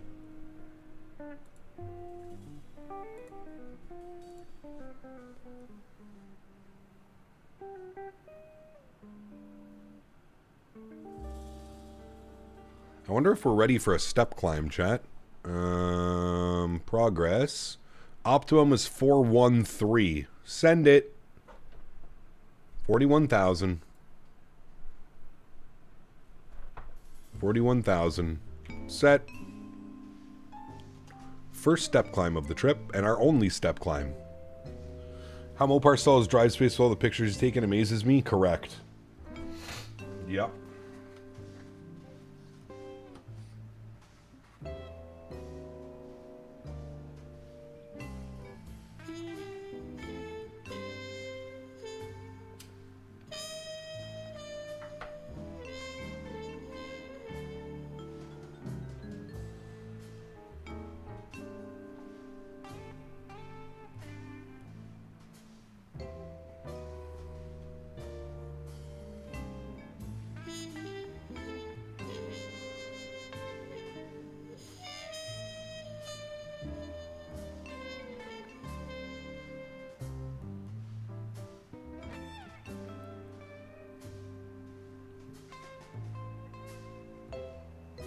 Your FCOM display is flickering? Yeah, there's some flickering in certain camera angles in this airplane.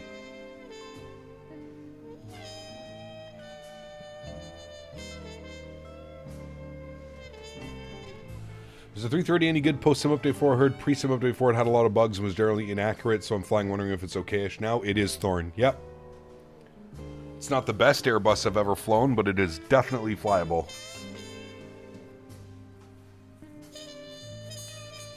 Most definitely, my good sir.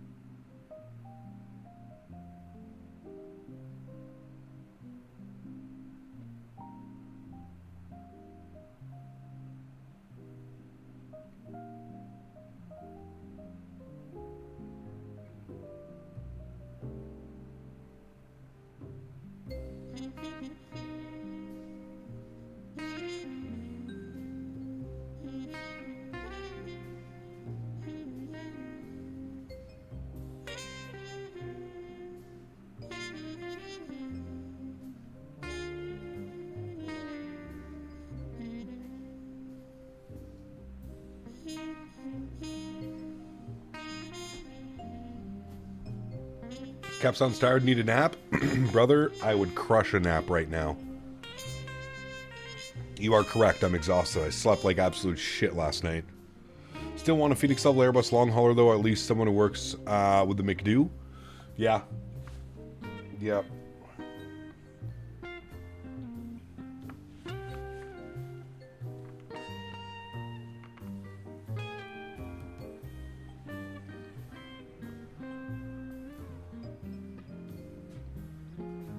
GT Fox, thanks for subscription. Welcome aboard.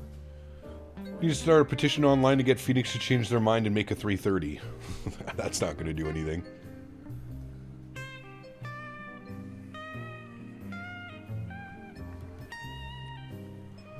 That, unfortunately, will not do much, my friend.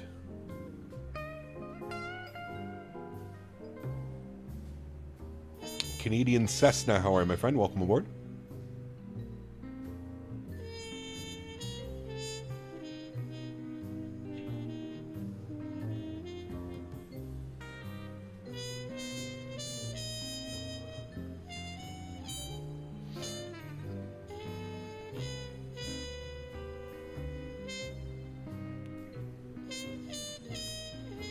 Internet's all figured out for now. Until the next time it gets quote-unquote vandalized.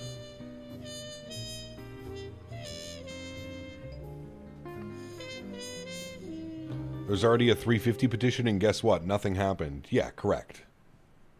They don't care. Not there's anything wrong with that, but yeah. Got dark real quick? Oh yeah.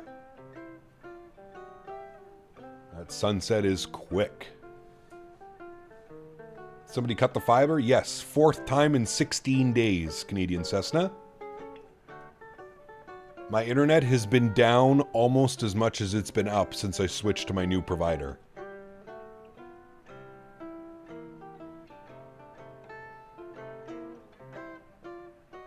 Every time they cut it, it's between 20 and 24 hours to get it fixed.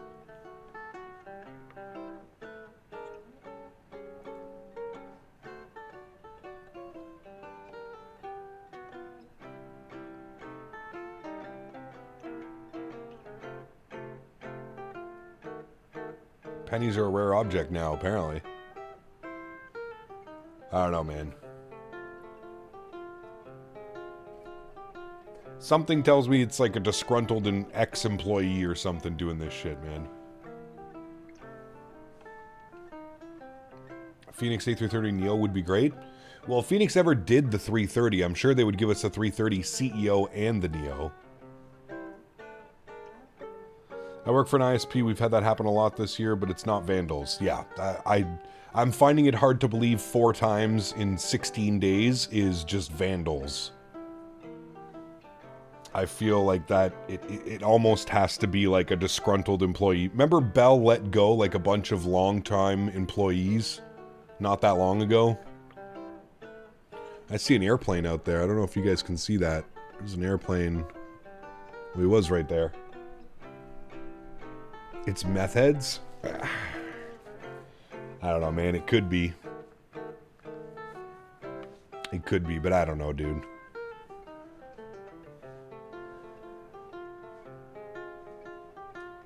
Whatever it is, it's absolutely ridiculous. I mean, it's gotten a lot better, Vine. It's definitely gotten a lot better since when it first came out. I feel the aircraft is actually flyable now.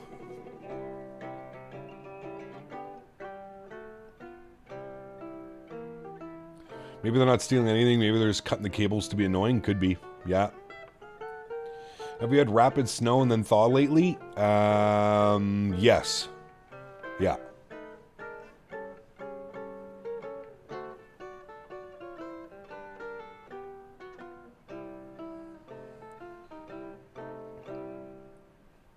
Ryan, what's up, man? Good to see you, brother. Welcome back.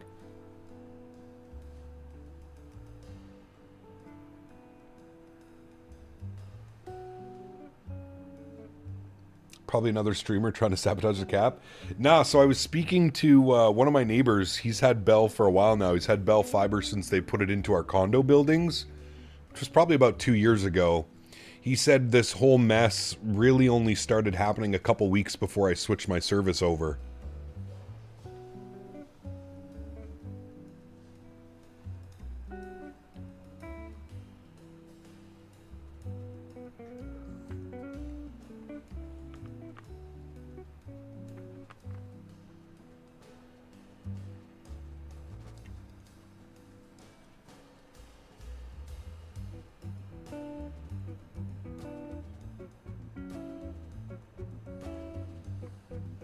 Nah, Canadian Cessna, they're physically pulling the lines down. Like Bell is posting pictures of like the stuff that's going on. They're full on cutting the fiber lines, the phone lines, the cable lines. They're cutting them. Like they're just going out to the middle of nowhere, finding like a service road, driving down the service road and cutting all the wires. When I switched to fiber here in Calgary, my net has never been down, has been very stable. It's great. Same out at the farm, mofo. Same out at the farm, man. Now all the fiber at the farm is underground. It's all been buried. Is Captain Sim trying to sabotage your streams, not flying his planes? Yeah. Yeah, underground for the win, 100%. Time to move out to the farm. This is the year, man. This is the year it's supposed to happen. We'll see.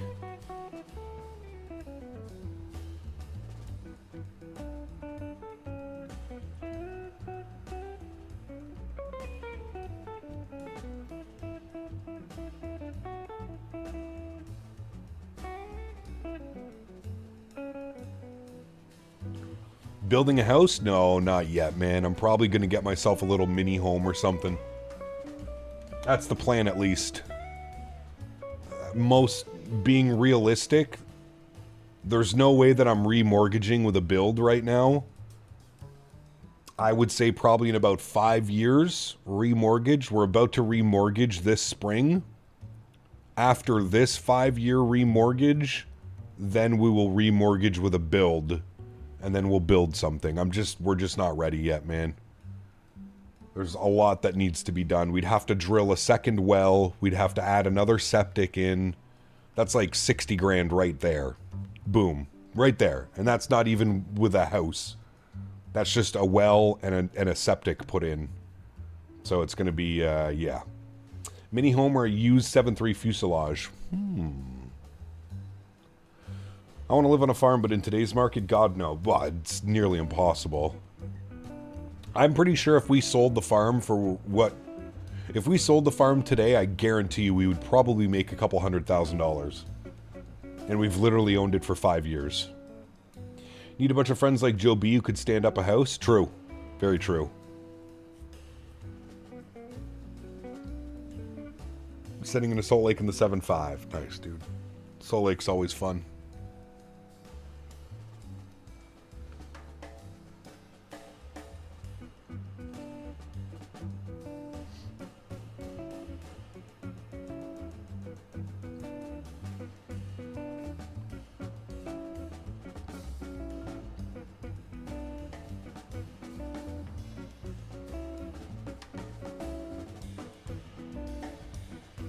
Yeah, it's brutal, Ian. Brutal. So expensive, man.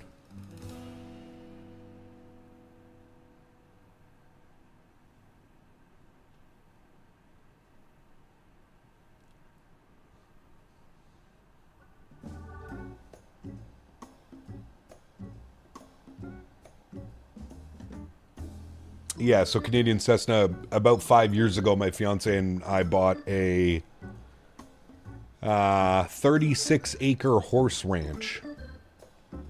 So we've got lots of room, and it's out in the middle of nowhere. Perfect. They ran fiber last year. Last spring they started running fiber. So it's got fiber. It's got everything I need now. I just need property on there.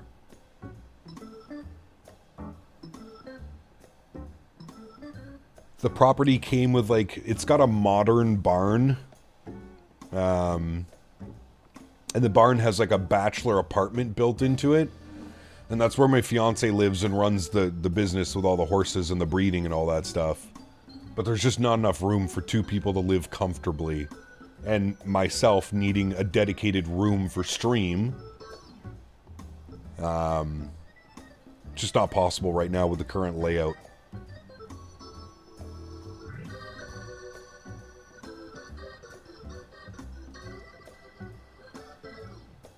That's so good, Steven. It's so peaceful, man. Whichever one you suggested putting honey on the pizza, I'm naming my firstborn after you. It's so nice. It's delicious, dude. You gotta pick up a bottle of hot honey. Next time you go to the grocery store, get yourself a bottle of hot honey. It's not really that hot. It's just honey that's infused with chili oil. But it's delicious, man. Get the environmental thing, flow rates, etc. No one wants sludge in their water, but it's just getting worse and worse. The regulations are absolutely tightening and effing everyone in the process. They just want you to spend money. That's all it is. Spend more money.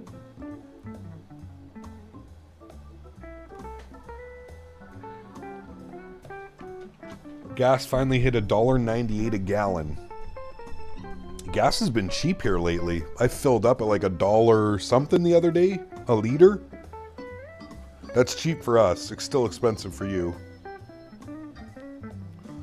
Love hot honey, but pay for it a few hours later. See, I don't put that much. If I'm putting hot honey on something, it's almost like you can barely taste it. You know what I mean? Just gives it that little sweet kick. Hot honey goes down hot and comes out hot. We're getting an IRL stream on the ranch once it's all figured out. I'm sure we will. Yes. I'm sure once I'm out there living full time, I'll give you guys an IRL farm tour. Tried hot honey and honestly I can't see why it has so much hype behind it. I think it's just like a flavor enhancer, in my opinion. It's kind of how I use it.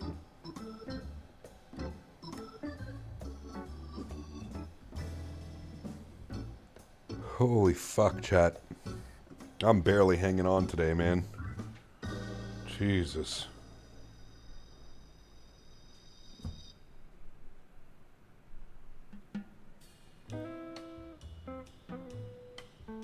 Asking for yours for a live cooking stream with Camp Canada. When is that happening? Oh, God knows. Nashville hot? Now that'll come out the other end. Real spicily. Nashville chicken hot is so good though, dude. But hear me out. In Canada, the way we do our Nashville sandwiches is we put sweet pickles on it. So you get the spicy chicken with the acidity of the pickles, but the sweetness of the pickles as well. I'm telling you, man, if you ever have an option, try getting a Nashville hot chicken sandwich, but putting bread and butter or sweet pickles on it. Brother. I'm not a fan of like sweet pickles. I would never eat them on their own. But you put that shit on some spicy chickens. Oh, baby. That's special. Very special. I agree, Keith. I agree, sir.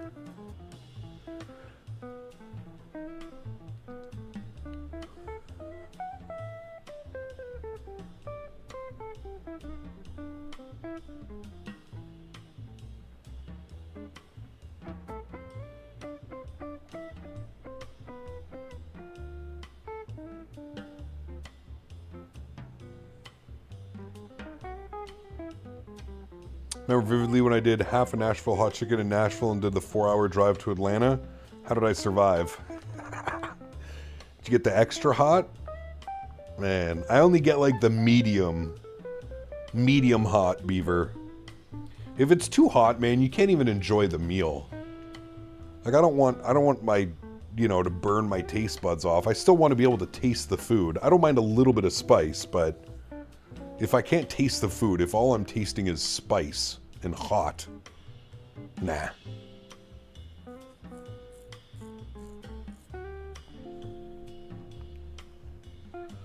What am I having for dinner? I have some beef bulgogi bowls I made. Beef bulgogi with rice and broccoli. We've achieved smoothness. Nice. Very good, Nadya.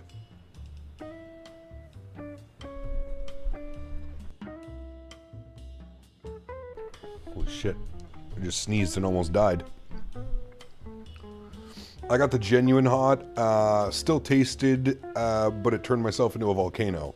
Yeah, because they use, like, cayenne in, like, an oil, like a chili oil with cayenne spice, man. That shit will blow right through you. No, I actually canceled my Factor meals, Matthew, a couple weeks ago. They raised the price. And as soon as I got the notification, I told myself I was already paying too much, in my opinion. But I told myself as soon as they put a price increase, I was going to cancel. And they put a price increase and I canceled. So when did KLM fly the 330? Can't be real world ops. Since when did KLM fly the A330? Can't be real world ops. I have this wonderful tool. It's called Google. Google. Google. It's a great little tool if you've never heard of it. I know it's kind of new. The internet's kind of new. It's still a little bit, you know, not sure what websites you can trust and stuff. But if you go to Google and you put in KLM Fleet,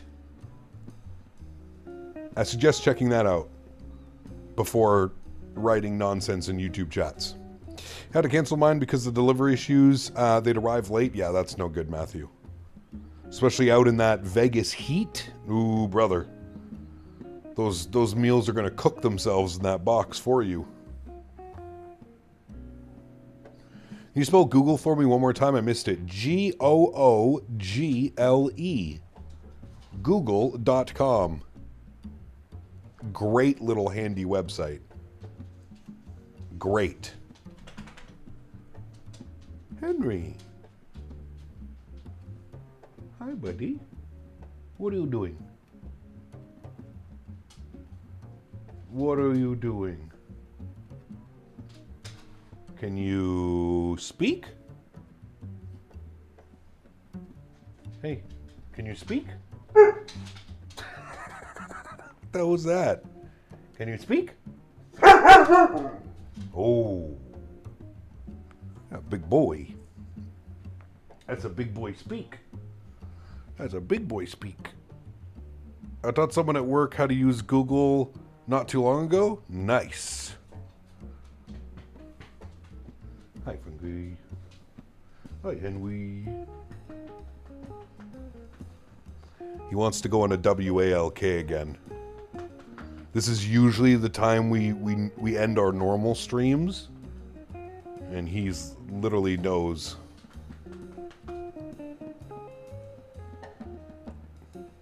Henry just made my fiance's cat go insane. He's going nuts now. If anyone says Dave Hot Chicken, you know what's up. They have no spice. They have a no spice option as well. Dave's Chicken is delicious. Had it in LA one year. Is Dan Barry still with us on Earth? Dan's a professional, dude. Absolutely. Trucker Jim, what's up, man? Good to see you, dude. Welcome back. Hi, buddy. I'll take you soon, buddy. It's not time yet. Not time yet. No. Not yet. It's still a little bit too early. If I take you now, you'll just be bugging me all night.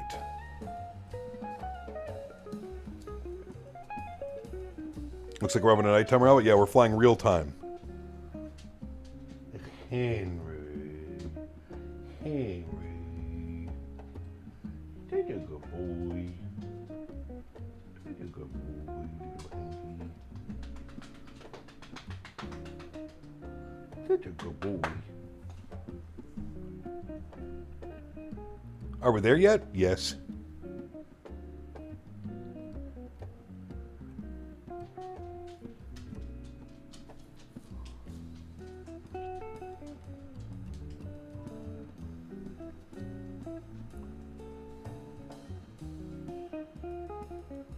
NW64, what's up, man? Good to see you, dude. All is well over here, man. Hope you're doing well.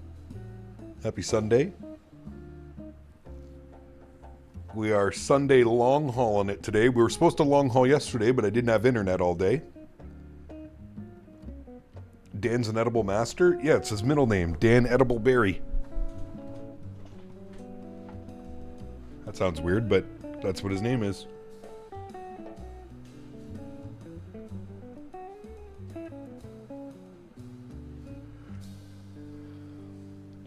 Hey Cap, I put the files from the Boris 7.3 sound pack into my PMDG 7.3, but I'm not hearing any sounds. That's because if you read the instructions, you should know that you don't put them into the PMDG, you put them into your community folder. They do not go inside the PMDG folder. It's just its own file that sits in your community folder.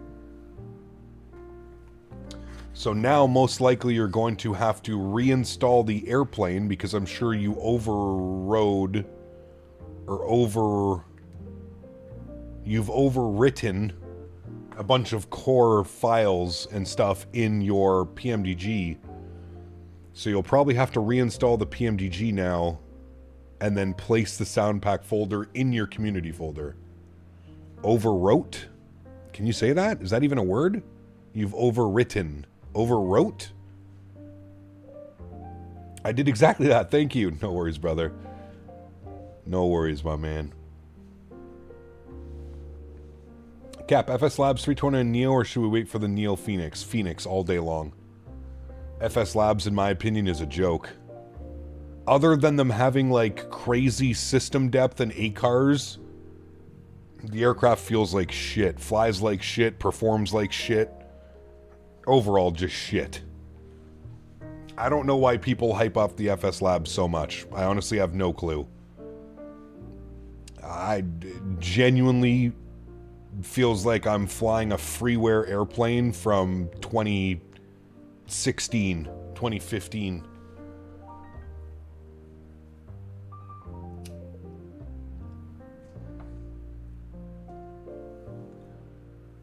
I just don't get the hype around FS Labs, man. I just don't understand it. People were so excited and people were hyping up the 321 Neo like it was the best thing since sliced bread. That shit's terrible, dude. I don't know what to tell you. Maybe because we're blessed with the Phoenix A320 series, but the Phoenix literally beats that aircraft in every single way. Unless you're somebody that really wants to do like the ACARS stuff and fiddle around with your FMC 30 minutes before your flight because it has stupid GSX integration that works half the time and doesn't work half the time.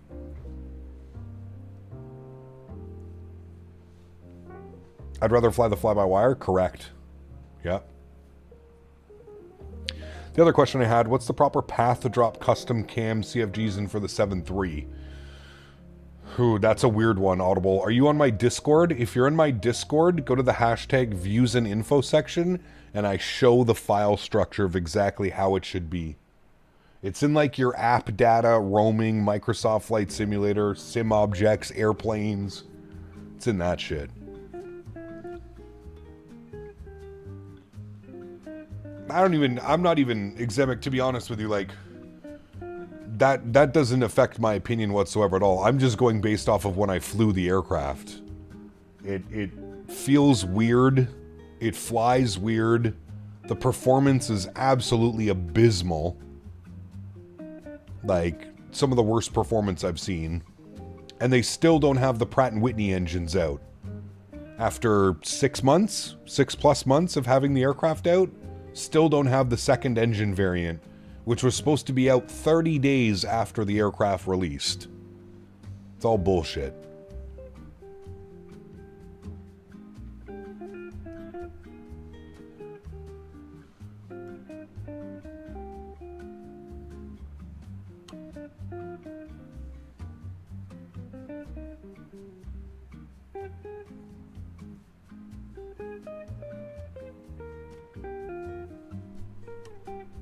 You excited for the Bluebird 7.5? Absolutely I am, my good sir.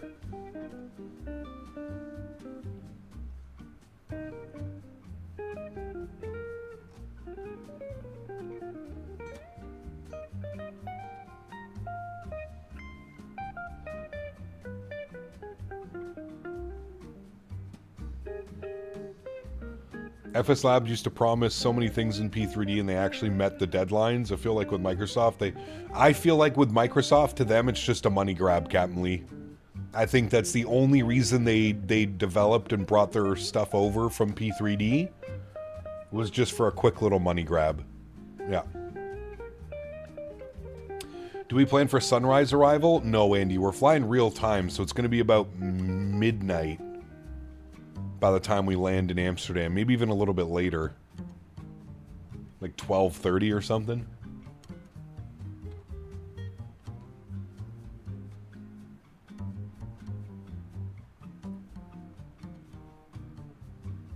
Three Romeo, what's up, my man? Good to see you, brother. Welcome back.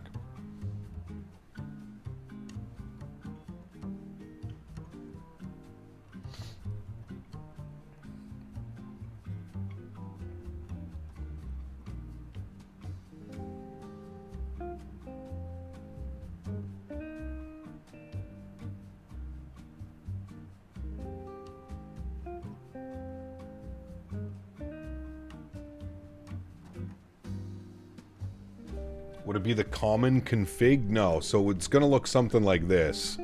So you're going to search for app data. So it's going to be app data, roaming, and then you're going to find Microsoft Flight Simulator. And then you're going to go to sim objects, airplanes, and then you'll find the PMDG on the list. If you scroll all the way down, PMDG 737-800. Double click it. You should see common and presets. You want to go common, config, and then that's where your cameras would go. Now, I don't have a camera config because I started using Chaseplane, so it doesn't give you a camera config. Wait. No, maybe they're in here. Hold on. I might have lied to you. Yeah, they're in here. My bad. You want to go PMDG 737-800 presets PMDG, and then you choose whichever variant you want, because there are very many variants now. But honestly, they're all the same, so I would just drop the camera config in all of these. Put your cameras in there. So again, just to go over that for you, it's going to be app data, roaming, Microsoft Flight Simulator, sim objects, airplanes, scroll all the way to the bottom, PMDG 737-800, presets, PMDG, and then drop them into the config for cameras. That's how that's going to work.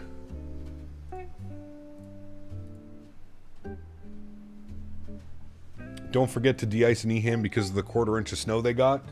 Well, we're arriving into Eham, so we don't need to worry about that. Is flying the 330 the same as the 320, or are there new things to learn? It's basically the exact same. There's certain things that are like, you know, there's more fuel pumps and stuff like that, but it's virtually the exact same. I'm pretty sure going from a type rating on like a 320 series to a 330 would be pretty easy. For the Netherlands, Cap, it's very cold here. It is. It is.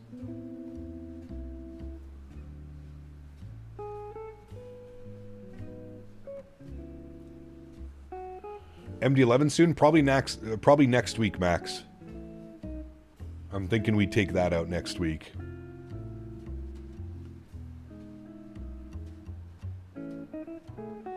Through Romeo, I think we're going to be in the MD-11 next week. Are we happy jar design is down in the dirt? They haven't been active in 2 years. I believe that. I mean, for a while they were the only ones producing Airbus products, but then Tolis came in and then Tolis just took over the X-Plane market. Do you remember Captain Rick? I do. Yeah, he was a mod here and he used to control Brussels. Whatever happened to him?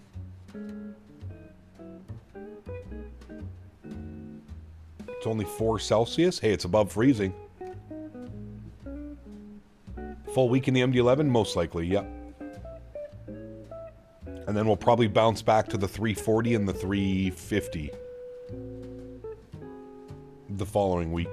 And then probably back in the 7.3. It's warm on the East Coast. It's also raining and snowing like crazy.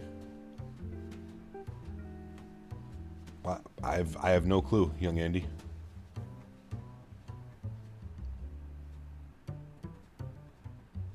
No, we already added 2 new mods, Captain Lee.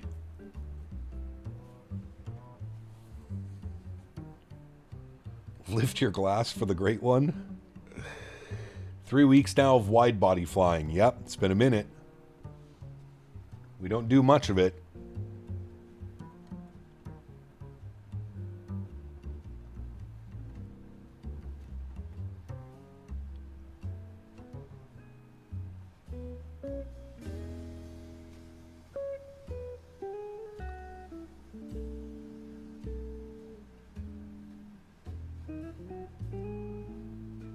Watch you since like 2020, but on another account. Got you. Well, thank you. Cap, gotta log off for a bit and land in Boston. See you in a few. Sounds good, man. Have a good landing.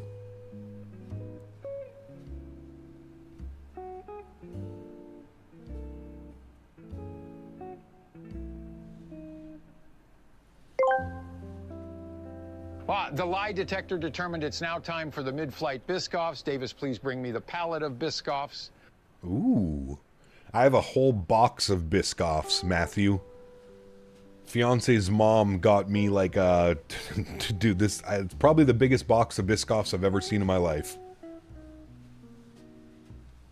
I have an entire box of them.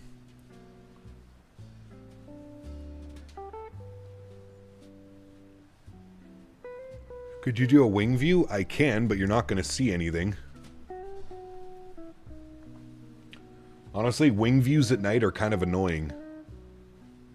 I hope nobody has seizure. You really can't see anything.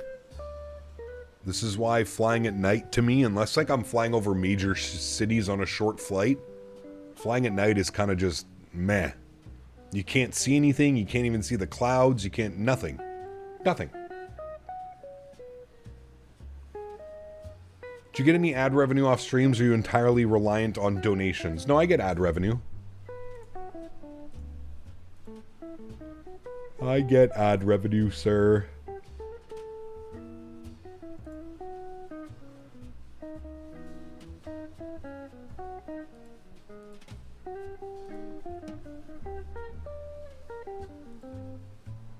I could break it down for you, actually.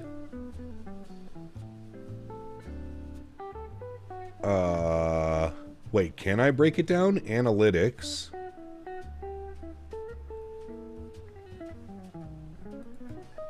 Does it break it down for revenue? I thought it did. Oh, it does. Revenue. Okay, so... I mean... yeah. I make about $800 US a month off ads. Watch page ads and YouTube premium ads. $866 this month off ad revenue. So there you go. And how many views did we have this month? 135,500 views. So almost 136,000 views paid 866 USD for ad revenue this month. Well, the last 28 days. Considering you don't stream 7 days a week, that's honestly not bad. Correct, yeah. Is that for January, December? That's for December, the last 28 days. So, half and half.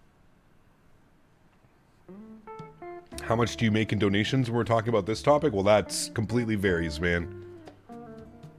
Every month is a different month, my friend.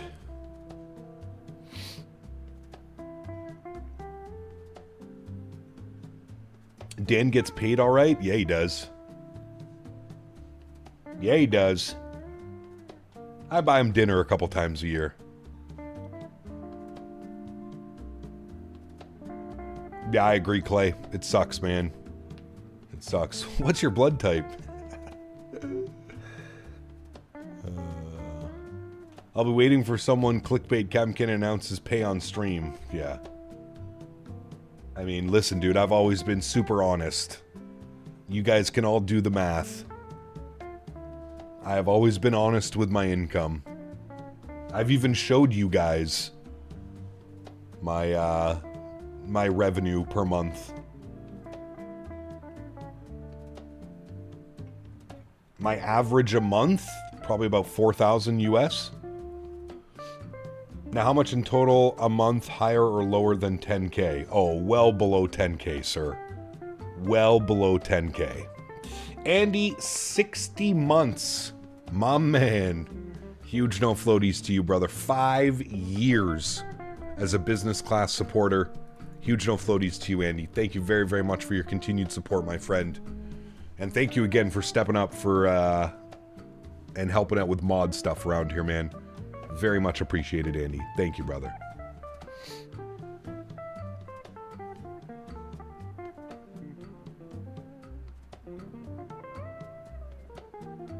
People think you're a millionaire? Brother. I think it's just because people have this general conception that, like, if you're making videos, you must be making tens of thousands of dollars a month.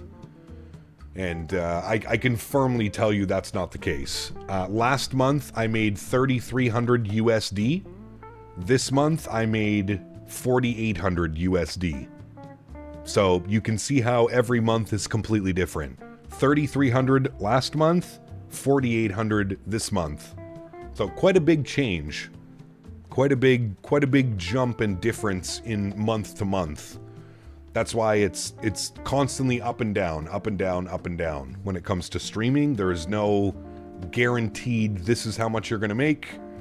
None of that exists when you're streaming. It is completely based off of very many factors. Many factors. So enough not to have a job. Correct. This is my full-time job. Yes, correct. Cap likes a low Canadian dollar versus USD.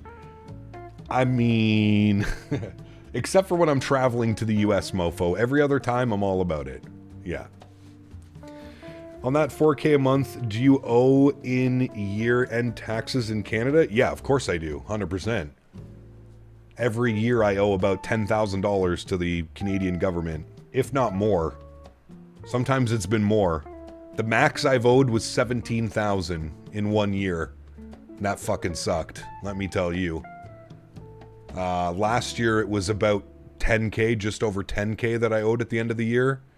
Yeah, I need to be, that's the one thing I'm shitty with, is I should be putting money away every single month. Specifically to pay my taxes, but I don't do that. I'm an idiot. And then at the end of the year I throw my arms up and I go, fuck! Screw the government, screw taxes. Yeah, every year. Mr. Huskers, 61 months as well. Says, and the years keep flying by. Blue skies, Cap. Huge no floaties to you, man. Thank you, brother. I appreciate you, my man. Thank you. How much does Tangia pay out a month? Tangia is usually about 150 US a week. So, 600? 400 to 600, I would say, Matthew. Like, it really depends. Like, Tangia is a little bit weird the way that they do their payouts. So, like, here's my Tangia. So we've made $5,559 off of Tangia.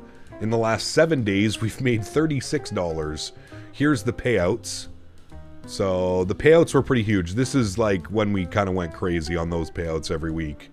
But other than that, you can see like it's 180 to 40, 115, 152, 72, 147. This gets paid out every week. So like in December, 128 and then 83. Last week we got 136. This week, oh god, we're not doing anything good this week. But yeah, it's all relative. It all kind of balances itself out.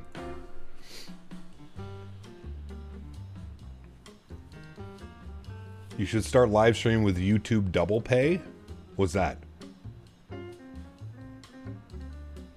Long story short, you rely mostly off donations. Honestly, the most money I make, like, most of the money that I make isn't even from donations. Most of the money is through memberships. Gifted memberships and memberships. That's where most of the money comes in from. I think we have, I don't know how many members we have, but that's where a majority of the money comes. It's usually from,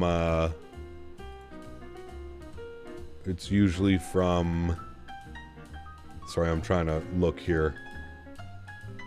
Revenue, memberships, yeah. So we have 1,149 members at $5 a month. So, you can do the math on that yourself. 1,149 members.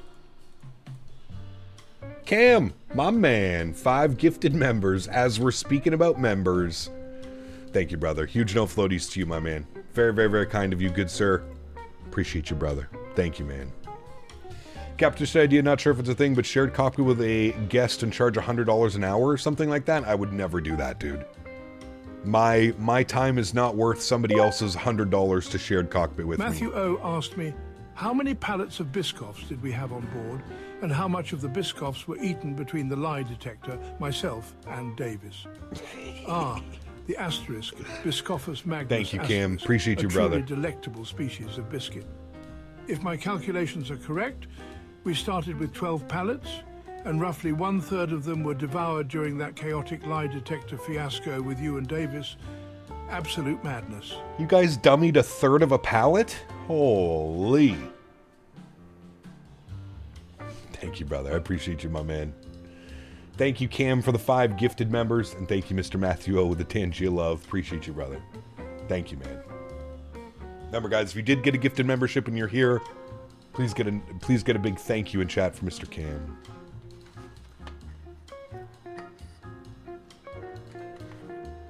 And yes, Dan is correct. 30%. YouTube skims 30% off the top.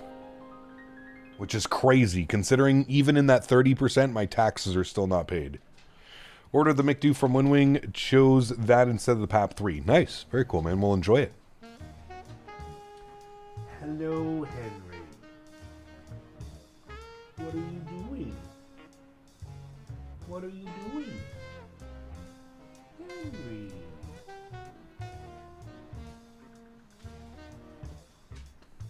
Henry keeps coming over, chat. So it's not job attracted you do this, it's your love for flight sim. 100%, dude. I got lucky. HZ Flight Simmer. I never started this YouTube channel with the thoughts that I would be doing this as a full-time thing. I started this YouTube channel because I was in between jobs, and I wanted to find other like-minded people like myself that enjoyed flight sim. That was the main reason for starting the channel. And then I started the channel, didn't really get much of a following through the first like year of doing it. But after a year of doing it, I started getting, 30, 40, 50 people hanging out. Then it went up to 100, then it went to like 200. Then went up to 300, 400, 500 people watching. And I was like, well, shit. I remember having the discussion with my boss, my welding boss. I remember telling him, I feel like I'm going to kick myself in the ass if I don't try and go full time at this.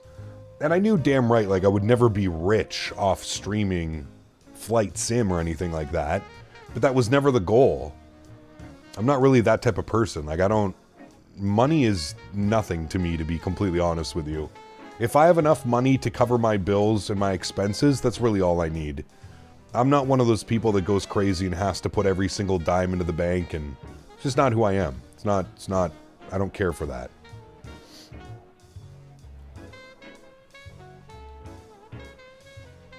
What would you say was the one thing you did that people tuned in more for? Probably my rants. Probably screaming into my shitty microphone about all the shitty developers in X-Plane.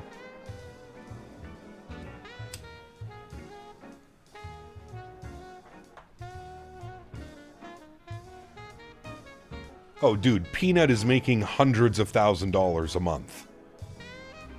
Yeah, guys, there's no comparison to these big streamers and stuff. Peanut makes hundreds of thousands of dollars a month.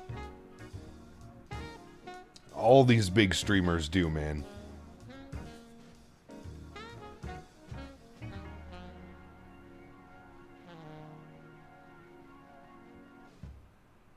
Imagine having 20,000 subscribers or members. 20,000 members.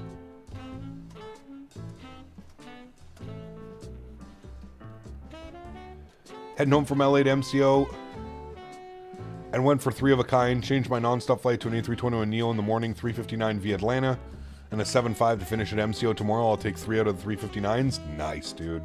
Hell yeah.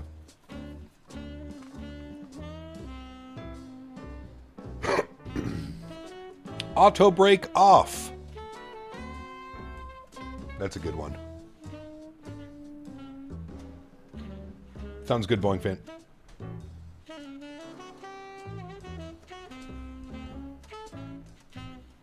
See ya.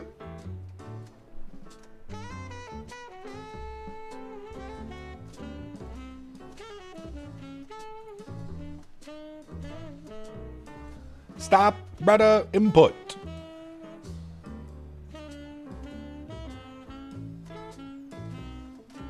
I can rename myself to the burnt avocado.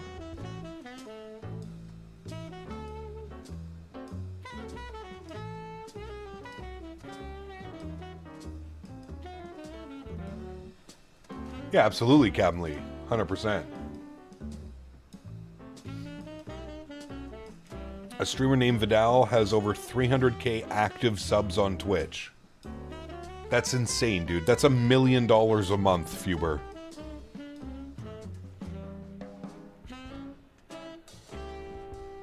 $1 million a month. Imagine that kind of cash, dude. Holy shit.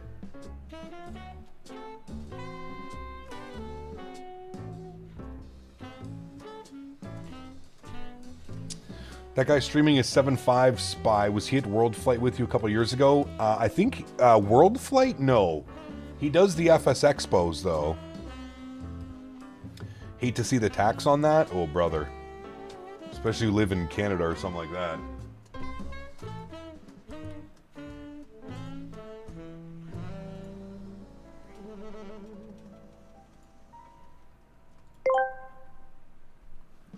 The lie detector is enjoying a bunch of Biscoffs, but also wanting to help with Tangja payouts. Oh, and one of the forward labs may or may not be in op now. Matthew, thank you, brother. Appreciate you, my man. Thank you, dude. Erin happened to run into the issue with the Thrustmaster sidestick where it violently shakes and rudders anytime I pick up and move the rudder axis? No. Need to get you simulcasting on Twitch. I keep telling you, you have the bandwidth now. You're right. I probably should do that, Dan. I think at some point this year we should incorporate Twitch and YouTube together. The problem with doing Twitch, though, Dan, is like I would have no... Well, I guess it doesn't really matter. There would be no monetary value to doing Twitch. None. Other than keeping an eye on a different chat. But you are right. I think it would be great for the growth of the channel. I do agree with you, Dan. Maybe that's something we can start looking into, Mr. Barry.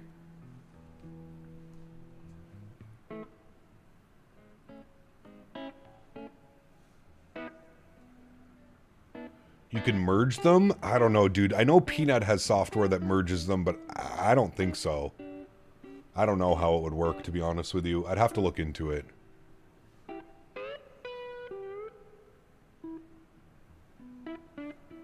I'm sure there's programs where you can merge them. Restream merges the chats. Okay, there you go. Have any issues with Chaseplane? Yeah, if you're getting crashed to desktops, just don't use the cinematic mode.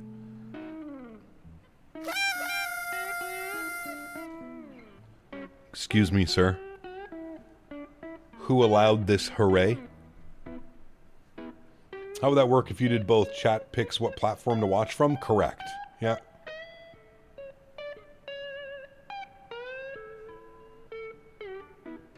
Peanut averages 13k subs a day. Brother. 13K. Let's presume he has an 80-20 split with Twitch, which most of the big streamers either have a 70-30, 80-20, or 85-15 split. So let's assume he's in the middle between an 80 and 20 split. Brother, he's literally making $30,000 a stream, if not more.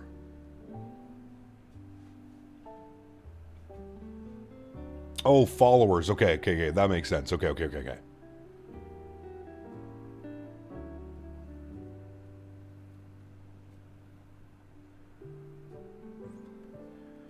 But yeah, it wouldn't surprise me if Peanut, with like all the stuff too, all the sponsored stuff, the dude's making 6 figures a month easily.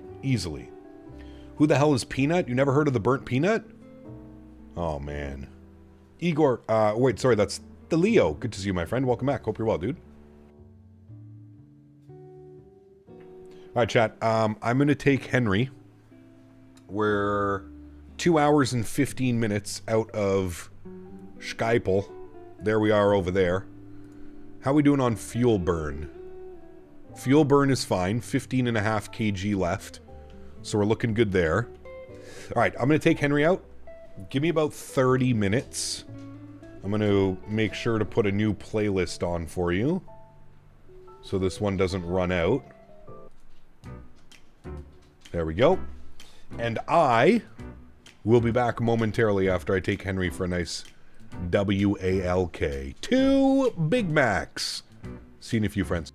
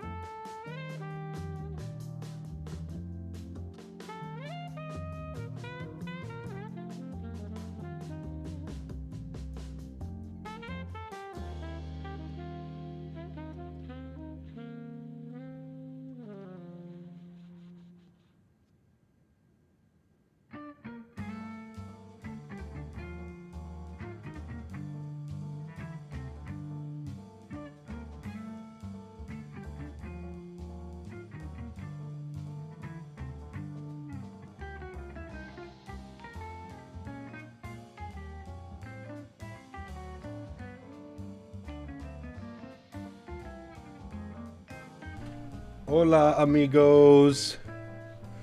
We have made it back from the depth of a Canadian winter.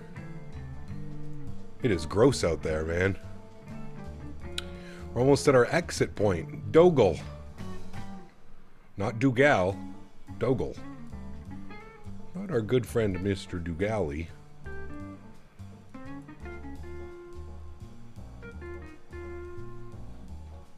Lee, what's up, man? Good to see you, buddy.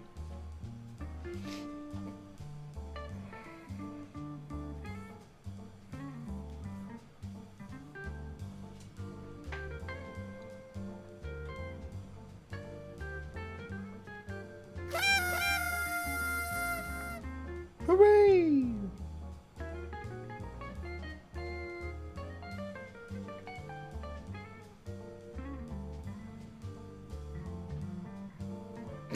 Nice array. Congratulations, Mr. Davis. Extra tickles for you this evening, sir. Do you have a controller at your departure from Montreal? No, we did not, Tony. No, we had Moncton Center, and then we had Shanwick or Gander Radio. Gander Radio. Dan, please don't let me stay up too late again tonight. I need sleep.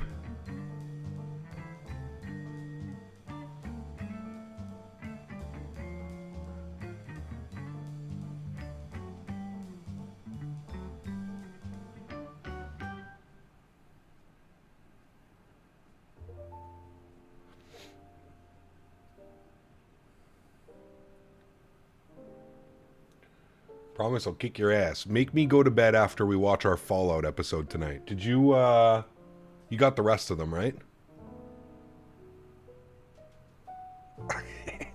Well, having Moncton Center on is a strong word for Mr. Sneaking Through Airspace. I can't believe they didn't see me, Array. We were like a ghost plane out there.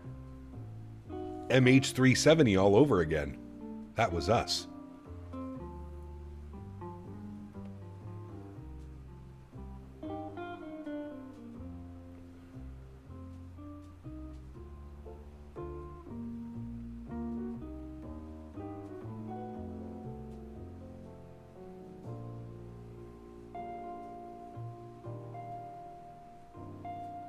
How many episodes are out for Fallout now? I hate waiting for new ones. I think they're done season 2.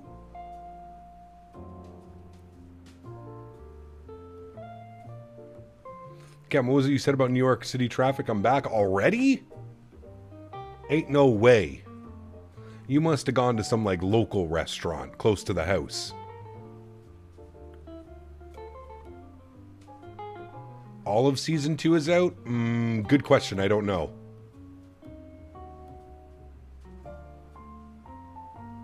You just realized Ian doesn't know who Peanut is? Really? Oh, man. Not done season 2. It's progress 4 episodes, I think. Okay. Pardon me.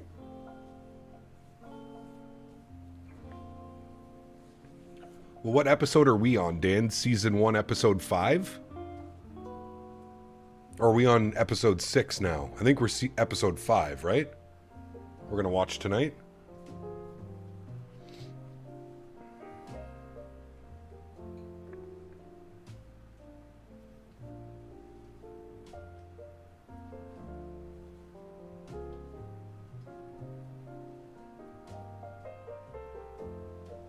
Gabby, you flying the MD-11 tomorrow? Wednesday we'll be in the MD-11. Wednesday.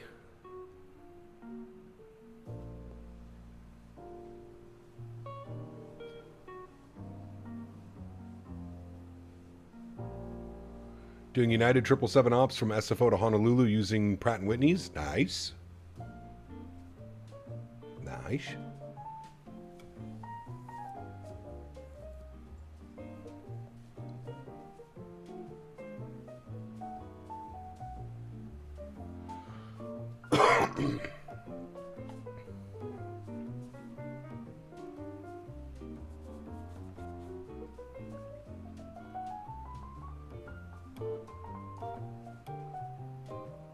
Still doing an evening stream on Wednesday? Yep. Yes, sir. What do you think about the iniBuilds A330 flight model? Not the best I've flown, but by far not the worst, Tony. Just takes a little bit of getting used to. I think with all iniBuilds products, just a little bit getting used to. But for the most part, it's fine. Diego, good to see you, my friend. Welcome back. Hope you're well. Where did I put my water? Oh, it's all the way over there. No. Chat, why'd you leave my water in the kitchen, man? I gotta get up again.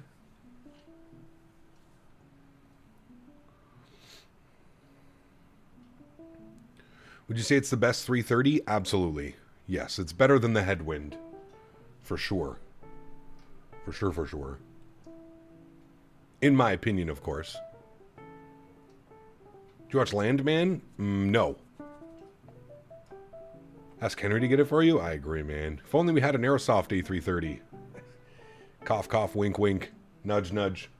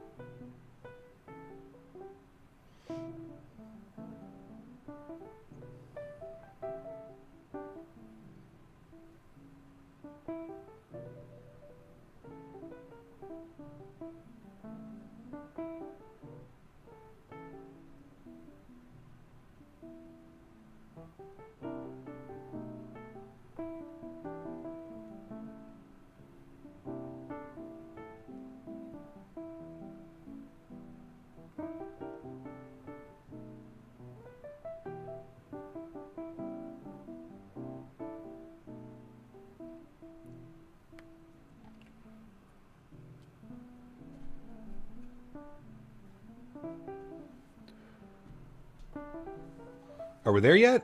Soon, actually. Soon, we're getting close. We're going to make landfall pretty soon, actually. We're at Bexit. Just past Bexit. Not Brexit, Bexit. Then we'll be over Ireland. Then across the UK. And then into Amsterdam Schiphol. What's the weather doing? Winds are 160 at 19. Ooh. Broken at 4,500, 0 degrees. What does tempo racin mean? What's that mean? Racin. Rain, snow? Snow, rain, rain, snow? Racin? Breakfast. We're going for breakfast in Ireland. Light rain, snow. Thank you.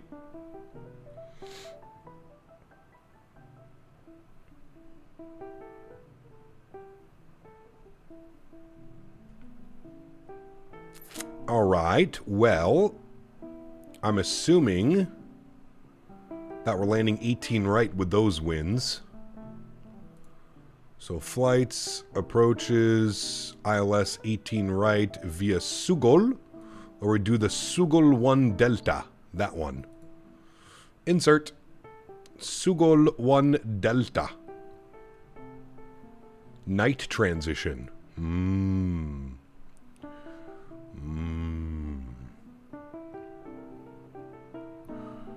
Okay. Sugol 1 Delta. How we doing on fuel? 11.3. Perfect. All right, flight plan. EHAM arrivals. ILS 18 right via the Lamsa 2 Alpha. No transition. Approach via Sug 1 Delta. Wait, is it the 1 Delta or the 1 Papa? 1 Delta. Insert. All right. All right, all right, all right. Go to our perf 528 miles till top of descent, chat. So about 1 hour. 1 hour till top of drop.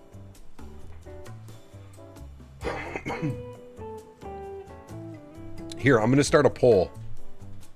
Hold on. I'll start a poll for the arrival. You guys decide. Start poll. For our arrival. ...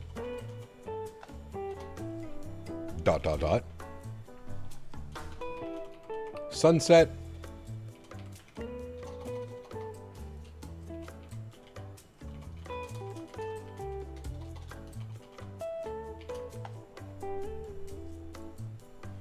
Vote now.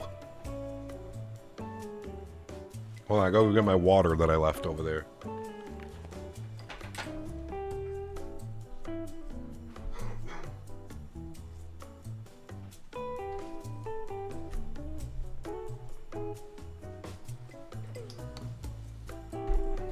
Water has been achieved.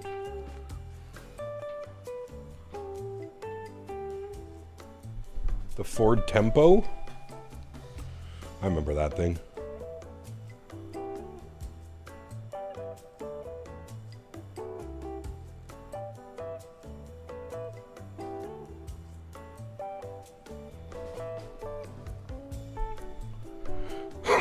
Excuse me.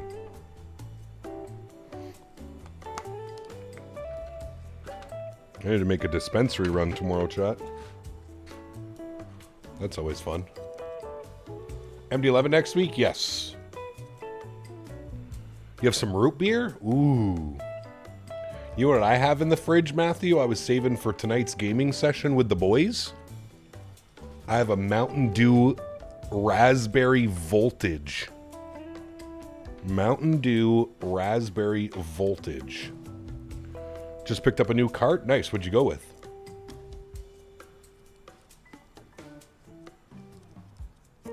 My opinion, Captain, the real-time voters have it. I don't know. It's looking like 62%. Sunset.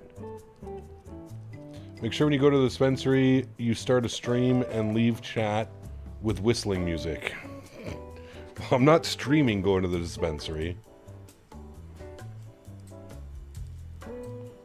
I'm going to stop at the dispensary on the way to the farm tomorrow. Got to go out to the farm.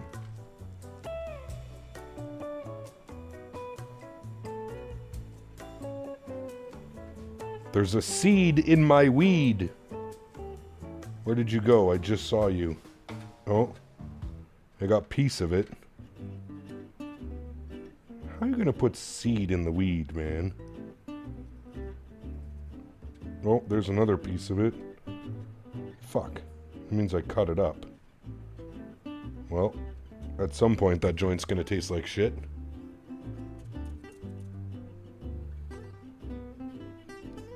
Rum and voltage? I'm assuming it's a thing. I've never had that. Never had the pleasure of that myself.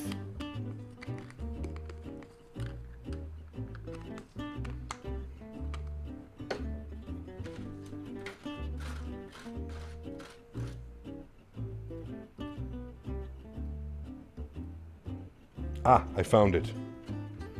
I found the other part of the seed. Get out of here.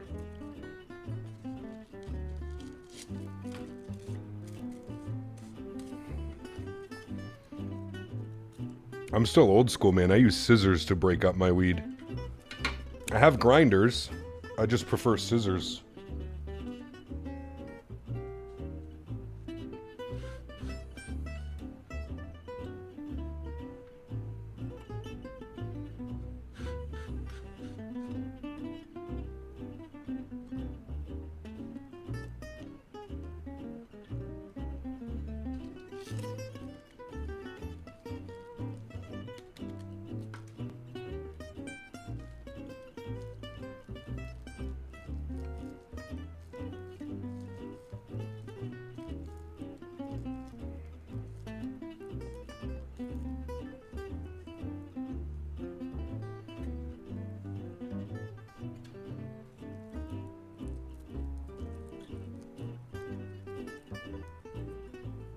You don't need tools to break it up? Brother, what kind of stuff are you buying? My shit is sticky icky. What about a sunrise landing like IRL? Yeah, they usually arrive. This is an evening flight, right? It's an overnight flight. I think it arrives in Amsterdam at like 6 a.m. Something like that.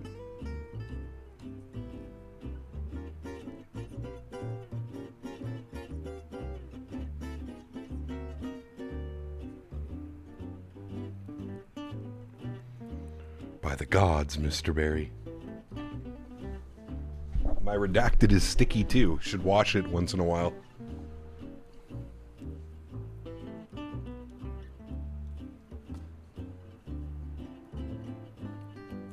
Little bit of soap, little bit of water.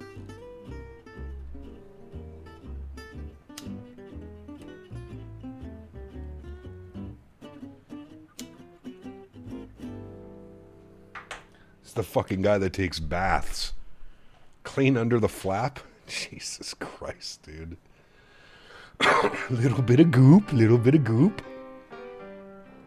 Yeah, but you use DLSS 4.5. Eventually, I'm sure we could get into it. Mr. Johan, if you're still here, the points are actually on the regular channel this time. Little bit of goop.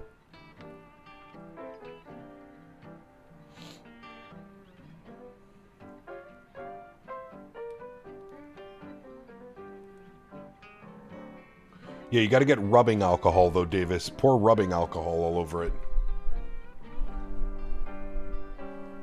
Goes, maybe I can get the genie to come out. Yeah, keep tugging away. I promise it's there. I promise. This fucking guy, dude. Oh, outrageous, sir.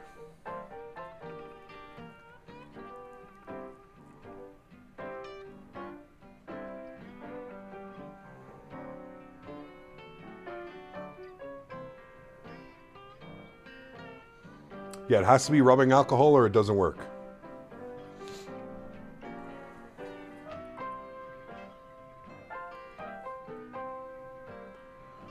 What's your favorite Airbus aircraft? The 350 is mine from today. My favorite aircraft? Probably the 330, man. Matthew O asked me, all the remaining Biscoffs are gone, and me and Davis are having a Biscoff withdrawal. Who took them, and what do we do now? Do we blame Dan? Ah, the vanishing asterisk Biscoffus Magnus. A tragic extinction event. Suspicion falls on the shadowy Dan, that opportunistic pilferer. For withdrawal, seek wild lotus flowers or craft mud biscuits. Blame Dan vigorously. It's survival of the fittest. That's right. Blame Dan vigorously. I agree with that statement. I'm the United 787 in front of you, also streaming. Very cool.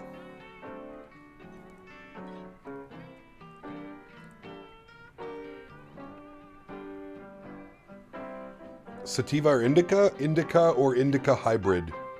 Always. Sativas make me way too anxious. Way too anxious. Anxiety goes through the roof when I'm smoking sativas. No, thank you. I like to remain calm.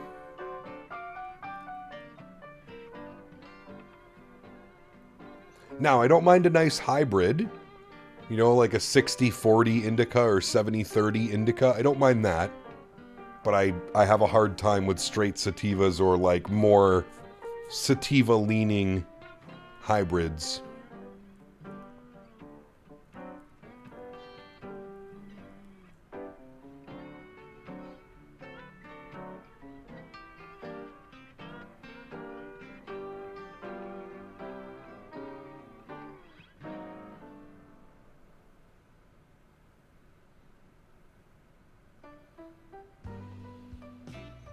Can't believe you found the channel 6 years ago. It's crazy, man.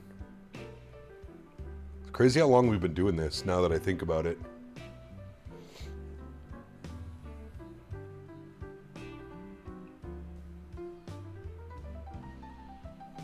My anxiety goes through the roof when I do edibles. Not for me, but I usually lean hybrid or indica flower and pens. Just try microdosing, Cam. That's what I do, man. I'm not a fan of edibles either, but I do 20 milligrams an evening. And I find it's like the perfect 9, 10 o'clock at night, take 20 milligrams. Brother, you will have the best sleep of your life. I'm telling you.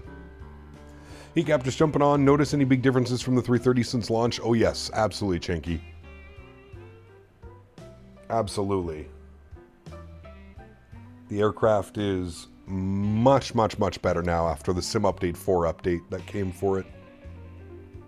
I think 40 is a good amount, but you do it every night. No way. Been a long flight, it is. About 4 hours and 47 minutes since we pushed back in Montreal.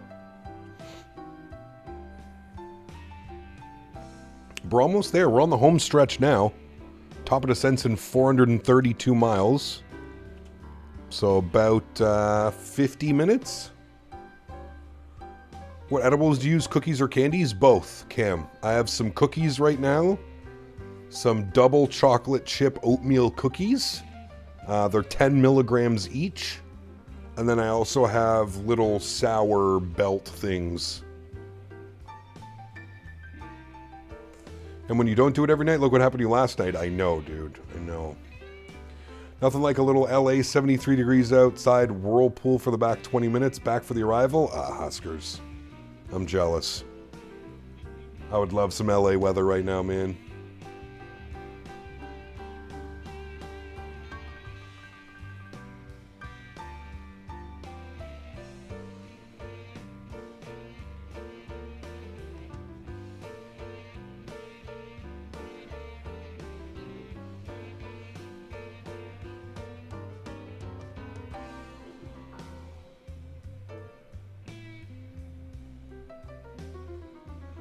We have to take a ride to the dispensary tomorrow? Come on in, the water's warm.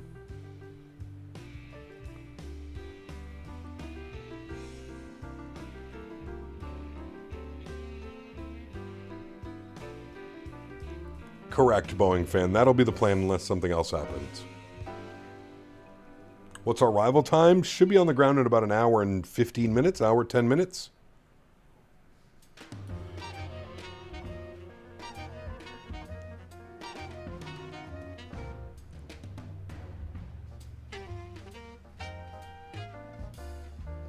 Welcome back, Logan. Excuse me.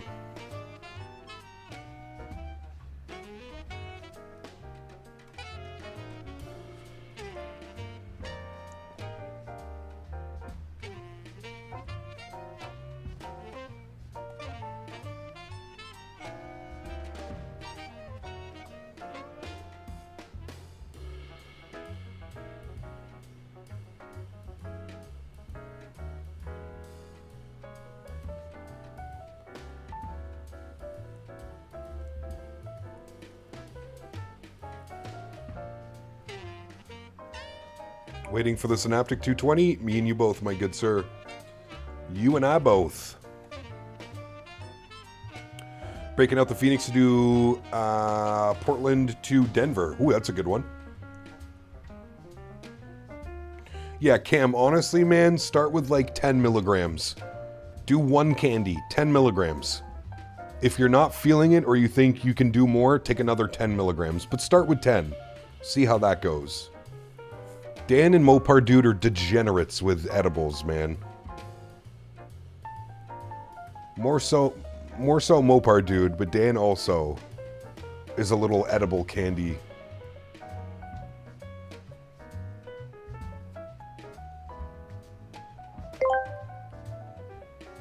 The lie detector determined that Cormit took all the remaining Biscoffs. Now me and Biscoff are sad, and the right forward lav is now in-op.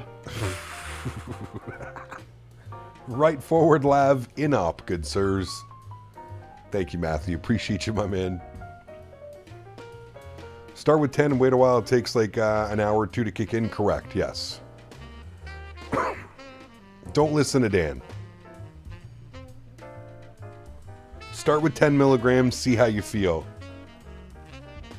Honestly, what I would do is I would do 10 milligrams the first night. If it goes well, just keep 10 milligrams. Now, your body, eventually, you're going to get a little bit of a... You know, your body's going to get used to it. Just like anything. So you may have to go from 10 to 20 milligrams. So I didn't think 10 milligrams was doing anything, so I did 7 more. That was a rough evening, brother. Yeah, no. I did 50 milligrams when we were in California. And like, Dan and Mopar almost had to carry me up the stairs, man. 50 milligrams with some flour on the side? Brother. I was on a different fucking planet, man. I was not on Earth, that's for sure.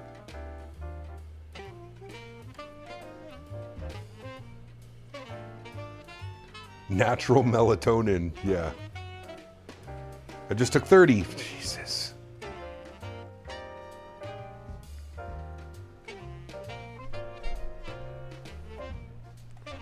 I was to the moon. To the moon. Buddy has homemade ones. Put a QP, a shake, and a batch of brownies. Tasted like eating a nug. Slept 24 hours. Brother. Oh, man. I've told the story on here, Jason, the first time. So, like, the first time I tried edibles was probably like 20 years ago. And, like, there wasn't the information that you can just readily access like there is now. My buddy, we used to order from a mom, a mail order marijuana. So you would order all this stuff online and then it would get delivered. Beach Hibbs asked, what do you think about being blamed for taking the last Biscoffs? And why do the forward labs become inop so easily? Blaming me for Biscoffs. I'll twist Davis's pecker into a pretzel. And those forward labs, it's like expecting a Muppet to stay sane. They be malfunction faster than Miss Piggy's career. Fix them with bubblegum and chaos like a cheap hooker on Valentine's.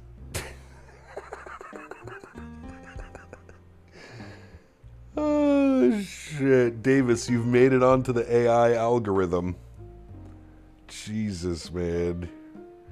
But yeah, Jason, I ended up eating a 350 milligram chocolate bar.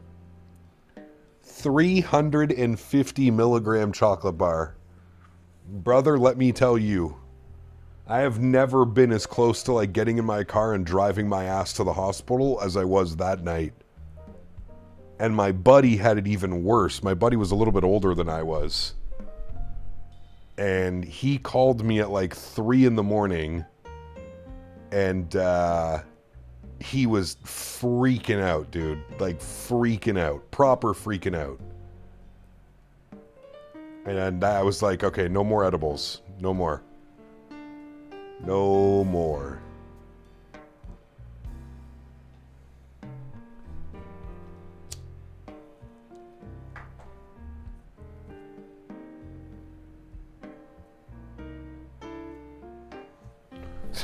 Yep, Jason, I believe it. No way, sir. I only get really freaked out on mushrooms? Nah, mushrooms are fun. Back in the day, man, shit. Oh, boy. To go back. My experience with edibles, ate a 30 milligram cookie, didn't feel a thing, so I hit a bong a few times. Long story short, the cookie hit like 30 minutes later. Was a rough night. Yeah, brother. You gotta chill with the edibles. You gotta chill, man. They'll creep up on you out of nowhere and just smack you. They are lethal. Not nice. Have to respect them. Hope you're doing well. You still continue playing FSR3 even when DLSS 4.5 has been released? Yes, the Leo. Now, the only reason I'm doing that, the Leo, is because of streaming. OBS, when you're running OBS on a separate PC, OBS cannot capture frame generation. Matthew O asked me, that's the only reason. About Cormit eating the last Biscoffs? And also, why are the forward labs always in op when the lie detector Maury uses them? Ah, the voracious Kermit pilfering the last asterisk Biscoffus Magnus, a brazen feast amid scarcity. As for those forward lavatories, they falter under Maury's lie detector strain, like ecosystems buckling from relentless scrutiny. Pure chaos in the wild. Pure chaos in the wild. Huge no floaties to you, Matthew. Thank you, brother. Appreciate you, my man. Next time you're in Vegas, they now have THC Zins at the dispo. That doesn't sound good. That sounds like a trouble. Nicotine and... Oof.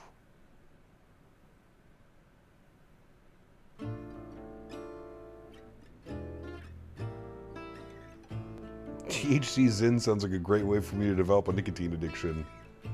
Oh, there's no nicotine. They're just little, like... Okay, got you. I see. They're just the little pouches. Okay, okay, okay. Interesting.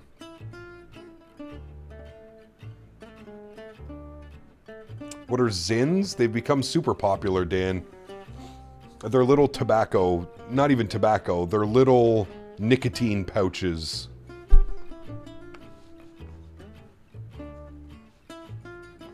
They're little nicotine pouches, very similar like chewing tobacco.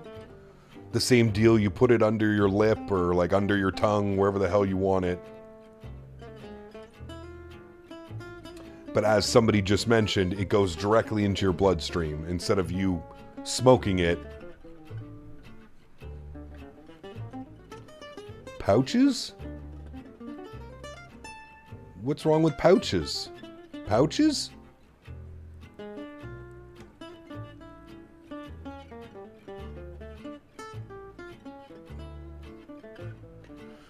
Just learned there's an M-Jane transition into Denver 17 right? Are you serious, Tuggernuts? Guess what we're flying next time we go in?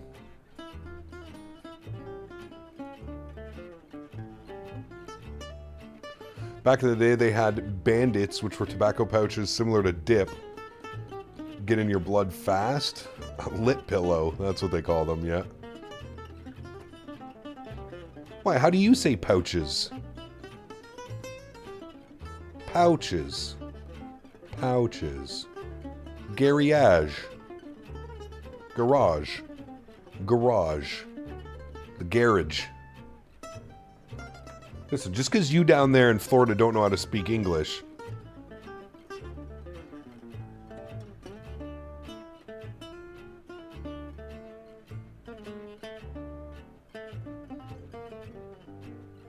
You mean patches? Sounds okay from this Floridian. See, thank you, Huskers. Can tell which one is a scholar and which one is not.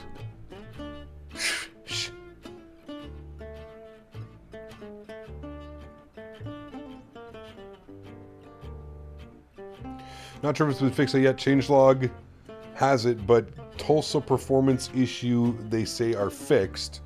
Would like to see you fly in soon. We will most likely fly to Tulsa when we're back in the 737. We'll do some Southwest ops. Skål! Because I say garage instead of garage. Garage. I'm going to the garage. I say garage. So they make fun of me, Dan. Do you say garage the way I say it, or do you say it like they say it? Garage. Garage. Matthew O asked me, why did you eat the last Biscoff Magnus? Davis is sad now, along with the lie detector who broke the forward labs. I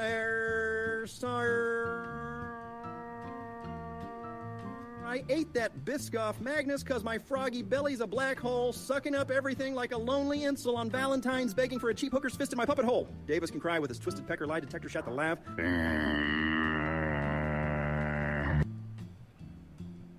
What the fuck was that? Matthew. Thank you, brother. I don't know. I think you made him have an aneurysm or something. I think he died at the end of that, but...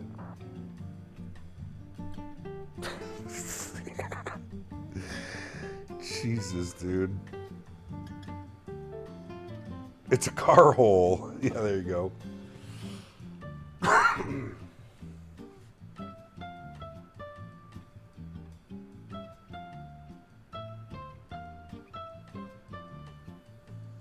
Cormit's in denial. Yeah, he is.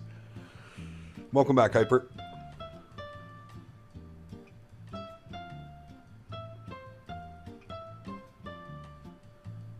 Cormit's also on 50 milligrams of edibles? Okay, I'm trying the rubbing alcohol thing right now. Enjoy. It burns so bad, but I like it. Nice. Very nice. You hate your stupid parents. No, you don't. Trust me, they have your best interest at heart. Logan.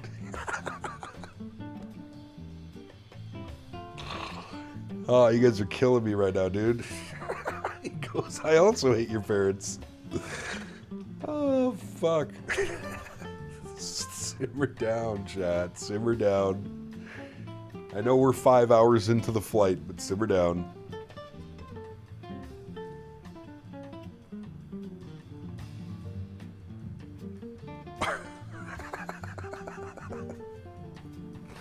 Guy goes, I hate my parents.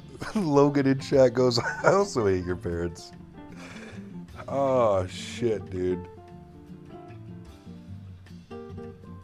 Can I tell you something? I promise it's not self-promo. Of course. Gaps, you do a stream where you run back your original edible experience, munch it all at the start of the stream and see what happens. Brother, we would not make it more than 2 hours into the stream. Which runway are you landing at? The one with the 5-mile taxi? Correct, Marku. Yeah, 18 right. I think that's the runway they use for their evening arrivals.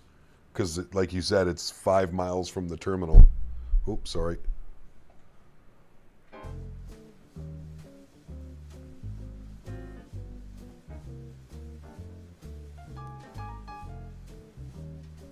The Polderbahn.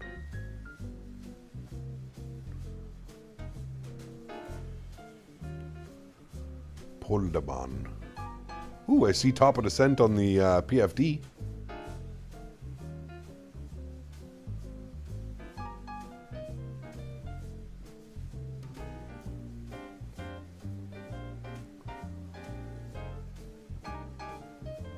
Exactly, Array.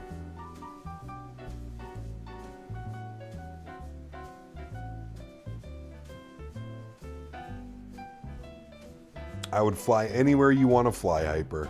Anywhere you want to fly. That could be pay-per-view. I'm sure I'm late to the game, but I just saw an article that Allegiant's possibly going to buy out Sun Country. Interesting. I didn't see that. You should do a dono where every stream is a Benjamin rip. That could be a good one.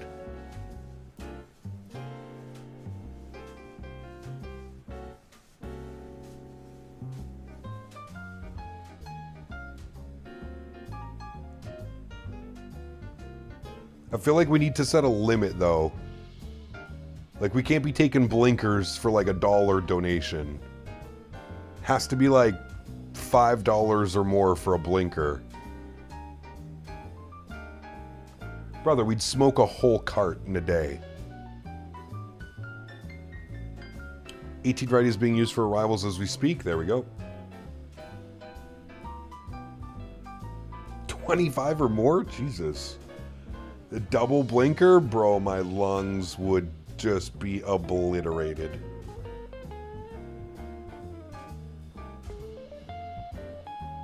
Every time you hit a blinker, it doubles the money for the next one. That's actually not bad. Not a 5-gram cart.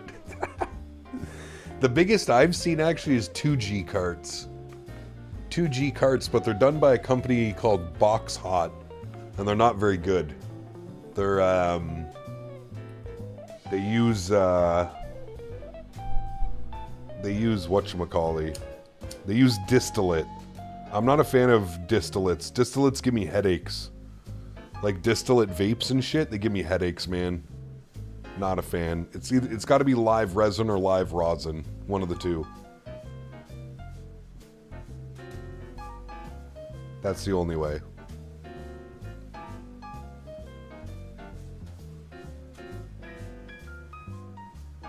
No taxes on your 5-gram carts? Jesus.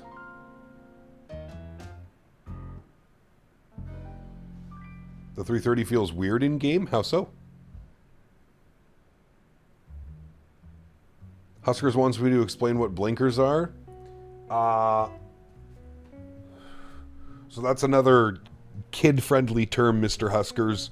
The vaporizers that we have that you can vape the THC products, after about 10 seconds, they blink 3 times to let you know that you shouldn't be inhaling more than that, essentially. Or the battery might get too hot if you continue doing that.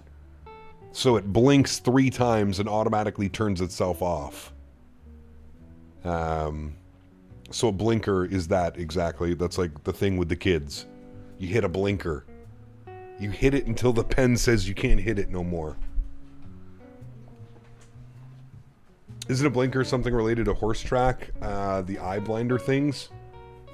I have no clue. You have far too good of a mind for me, Ian. I've never heard of that one, but I always thought it was because your eyes would water up from the amount that you inhale at once. That's your Florida school system right there, chat. I'm joking. Calm down. That's actually not bad, Davis. I've never heard of anybody come up with that conclusion, but honestly, if you think about it, that's actually a legitimate conclusion. Yeah, I think you're smarter. I think you're smarter than I'm leading to believe, because that actually is very logical. That's like a genuine logical explanation of why somebody would call it a blinker. That might be the most logical, actually, now that I think about it. Most people either know exactly what it is or they don't care to know what it is. Do you know what I mean? So I take that all back, Davis. You get 1 extra hooray. You may do it now, my sir. You may hooray all over everybody.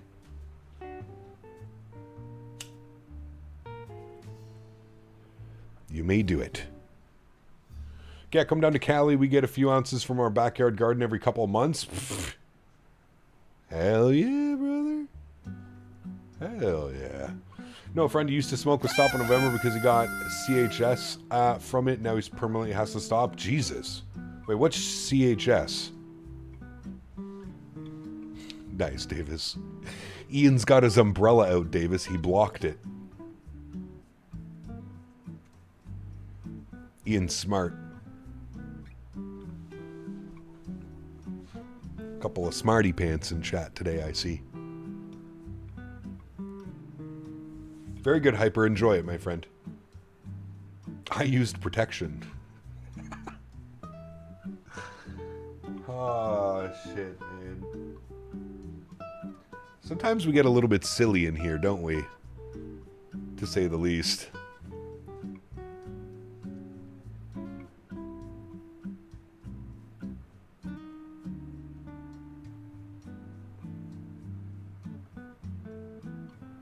CHS commonly refers to cannabinoid hyperemesis syndrome, a condition causing severe cyclical nausea, vomiting, and abdominal pain in long-term heavy cannabis Breaking users. news. Really? Allegiant and Sun Country are gonna merge, Cam. I get a hooray all over my face, Davis. No. No. Jesus Christ. Thank you, XLT. Appreciate you, buddy. Huh. I've never heard of that, Pilot Sammy. As somebody that consumes enough to put down an elephant every day, I'm surprised I haven't heard of this. Can't smoke our homegrown stuff because work, but my son enjoys it. My man. My man.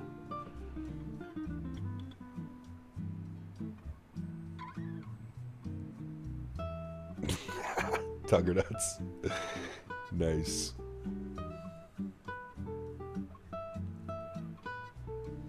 I just got Dr. Pepper up my nose. I love me a good Dr. Pepper, man. I grew up on Dr. Pepper, man. That was like the one thing my grandfather always had. We would go flight sim with a Dr. Pepper. Kid you not. One of the best, man. Like, that's like a staple of my childhood. Going over to Grandpa's to flight sim and get some Dr. Pepper. Sheesh. Man. Nicholas, unfortunately, YouTube will block the link. It's not even that I won't let you, it's just YouTube will block it. The lie detector was going to go towards the rear lavs since the front ones are in-op thanks to Cormit, but the lie detector determined one of the rear lavs is now in-op as well. Chat, we are blaming Dan 4% and Cormit 96%. Dan still deserves a little bit of that.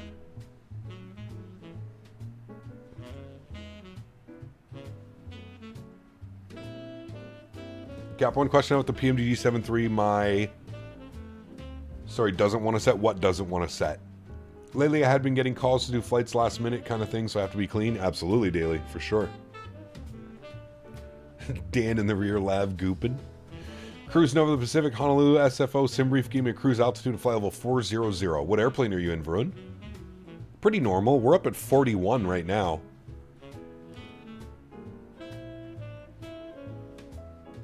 Your parking brakes? Try holding down your brakes. Can you hooray all over my face if DQ Vis allows it? But for real, Allegiant DQ Vis and Sun Country are merging if you didn't... Here. If you didn't, here. So Sun Country and Allegiant are merging. That probably makes sense, to be honest with you. For both carriers. I like it.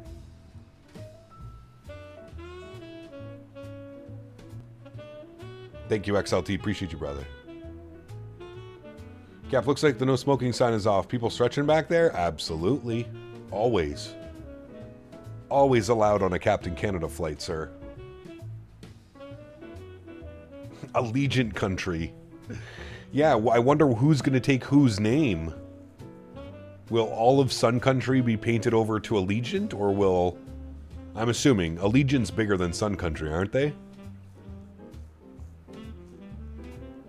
Have a good evening, Hyper. Take care, buddy.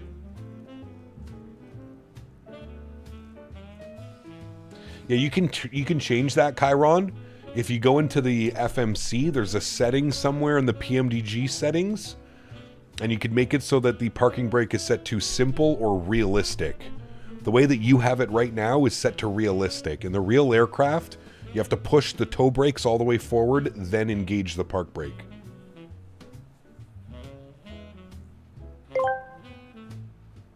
Matthew asked me, why are you causing all the lavatories to become inop today, and why did you eat all my Biscoffs? I'm sorry. Yeah. I ate those Biscoffs because my froggy gut's a ravenous void, sucking them down like a desperate incel on Valentine's begging for a cheap hooker's fist in my puppet hole to fill the emptiness. Lavs, I shat them out from the biscuit over. Jesus.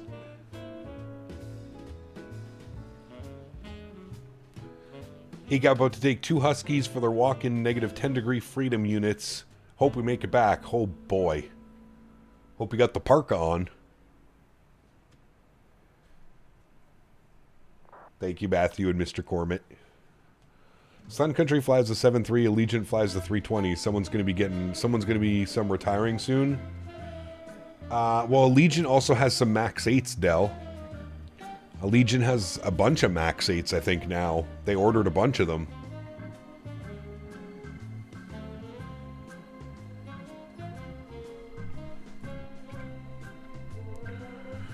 Descent EFOB below min. That's fine. How much do we got? 8,100? We're fine. What's it calling for in Amsterdam? 5.7. Fine. We're fine.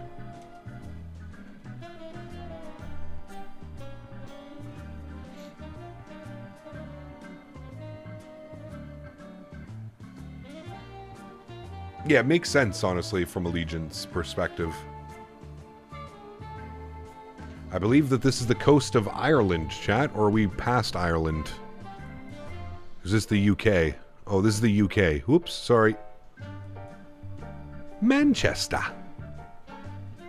Liverpool. There's Liverpool right in beside us. John Lennon's down there somewhere.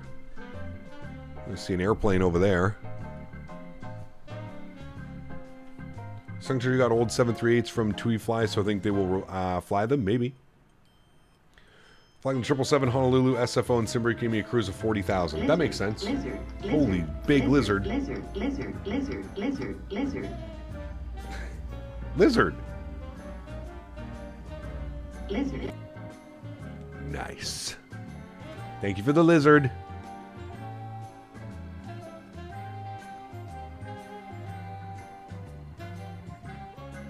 Can we land already? Almost there.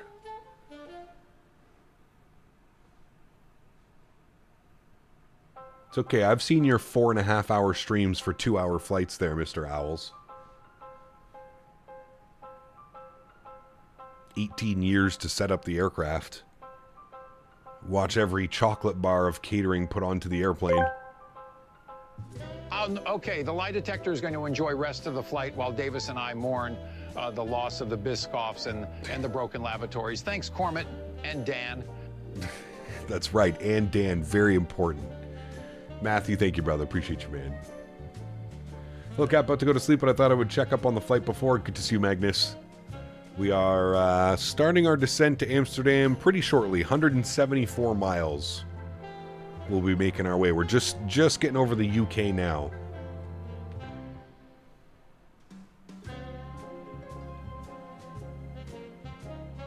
Those clouds of night lighting are pretty. They are. I agree. There's a lot of airplanes down there. I see 4. 3.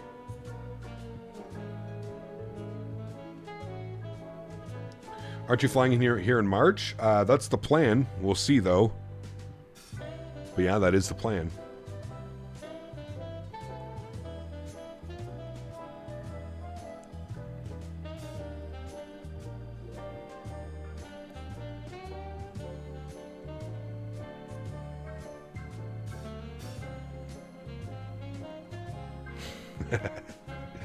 Poor Owls, man. 6 hours into stream, he's still taxiing to the runway.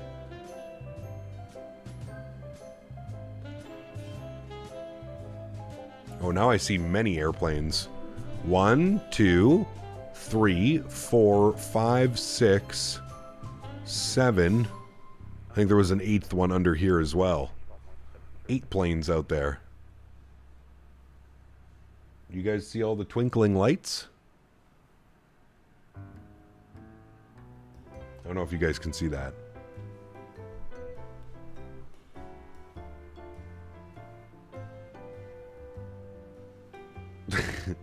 Attention passengers, now that we're over the UK, do not say anything bad about anyone online. Correct.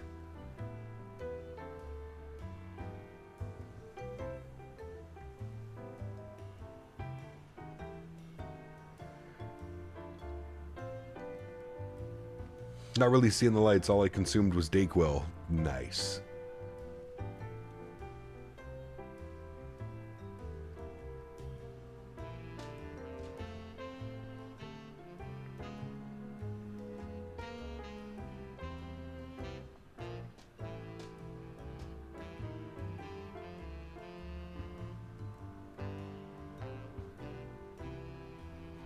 I'm assuming all these planes over here, I think that's Manchester down there somewhere.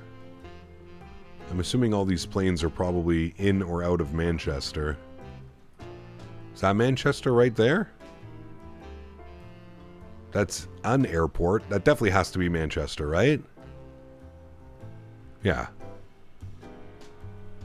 Yeah, and that would make sense. He's on final. That's why we can see his landing lights. He's on final into 2-3 right. Yeah, that makes sense. Simmer saying, what's up, man? Good to see you, brother. Welcome back.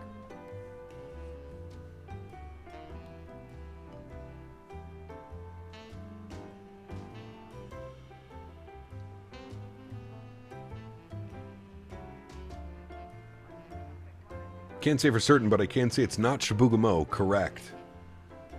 We're a little bit far for Chibougamau. DJ Malfufi, good to see you, man. Welcome back. Well, we're as ready as we'll ever be.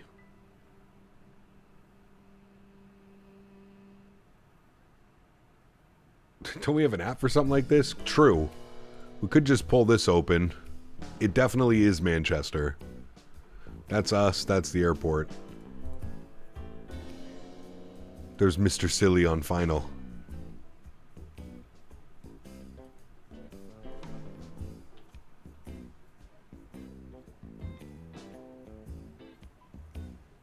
Kev DN hopes that the plane's an A300.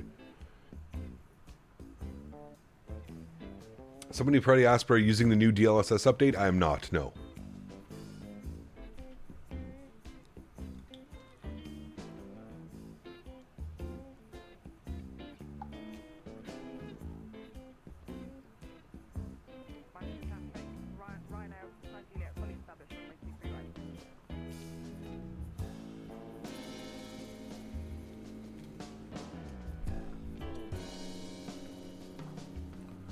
I think natural spring water is the best water on Earth.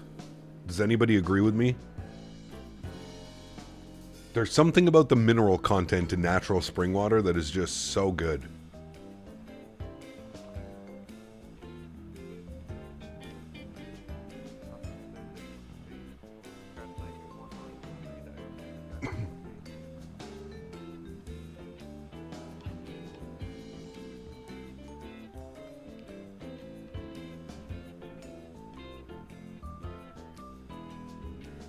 You like it as bland as possible?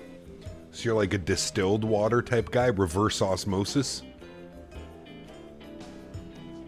Yeah, the sudden urge flying over the UK to say, oi. People from North America may not understand this quote. Uh-oh. What are you going to hit us with? Although Eska's natural source and still pretty tasty, just not spring. Correct. I actually have a big bottle of Eska in the fridge, too. Spring water definitely tastes great. Yeah. It's my favorite. Do you drink Fiji water? Fiji water's good too. Evian's where it's at. If you want natural spring water, Evian is whew. But it's just so expensive, man. I prefer tap water. See, the tap water where I'm at, Logan, like I can taste the chlorine. And that to me does not feel very healthy. I get water from the septic tank. Extra minerals. I prefer vodka in my water. Ugh.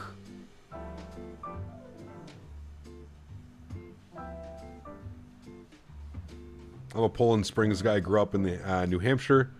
I think it's unmatched. I had some Poland Springs when I was down in Providence. Good water. City water all day? No.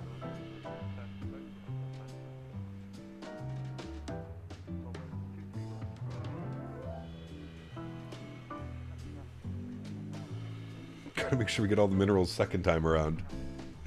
Essentia is good for bottled water. That's the one with electrolytes and stuff added, right? That water's good too.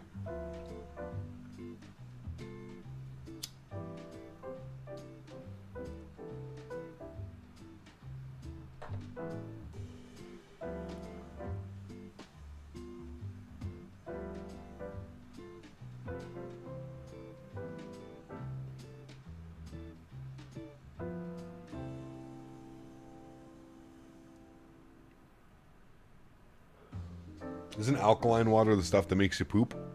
I get the minerals of my city water from the dregs of North Saskatchewan River.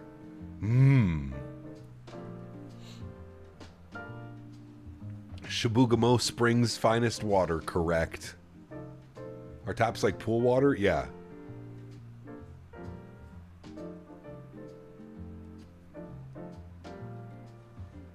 Hudson River water is top tier. Isn't that like brackish water? Isn't it like kind of like half salt?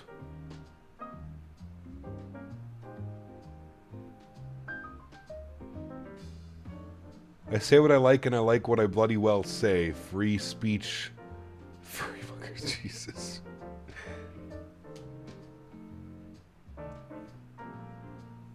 Some Scotland. Gonna send the Scotland Yard after you, Mr. GMC. Might as well take a bucket to the St. Lawrence.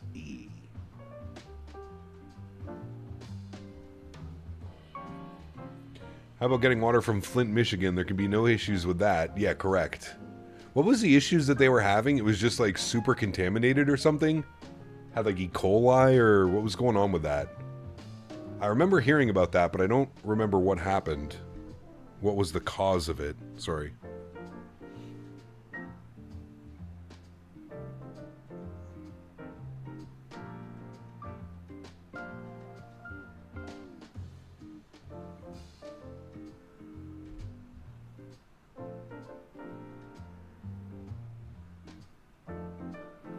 It was lead in the old pipes. Ooh, shit. Just leaking chemical containers into the river for like a month? Oh, man. Is YouTube your main job? It is, yes.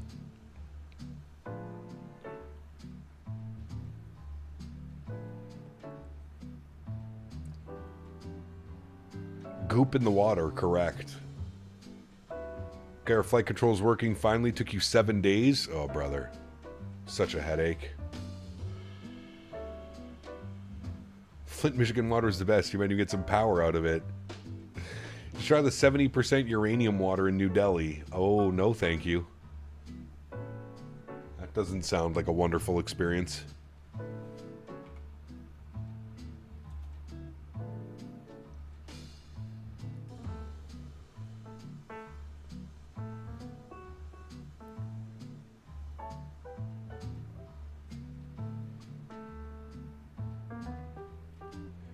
They want to build underground nuclear reactors deep into the ground. Happens to be deeper than the largest aquifer in the Midwest.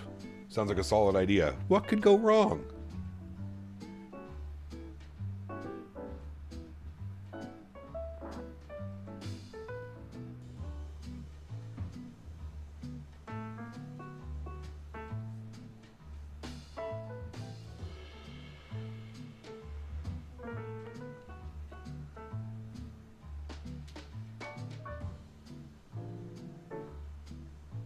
Looks like Allegiant Airlines is purchasing Sun Country. Yeah. Dirty connectors, clean them, and now they work. Well, that's good, Steve. Good news, at least. Now, at least it's working, sir. I see a top of descent in our future, friends.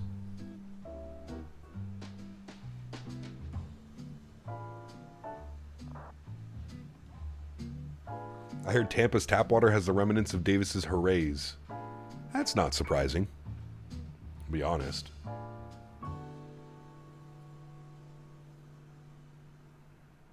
You have a question. Okay. I will hopefully provide an answer.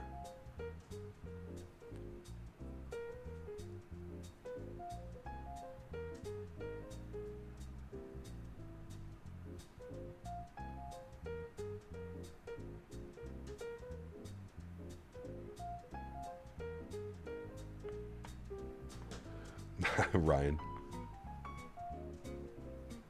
Flew Legion back to Fort Drum in September from Louisiana. They had loads of catering. Nice. How much you get paid from streaming on YouTube? Completely depends, man. Every month is different.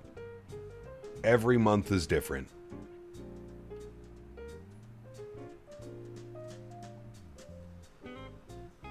Lived in Tampa for a year. Can't confirm the water tastes like shit. Reminds me of the water up here. It's very chlorinated. $1 million. You're the Turkish patch me on Vatsim right now? Huh? Where are you?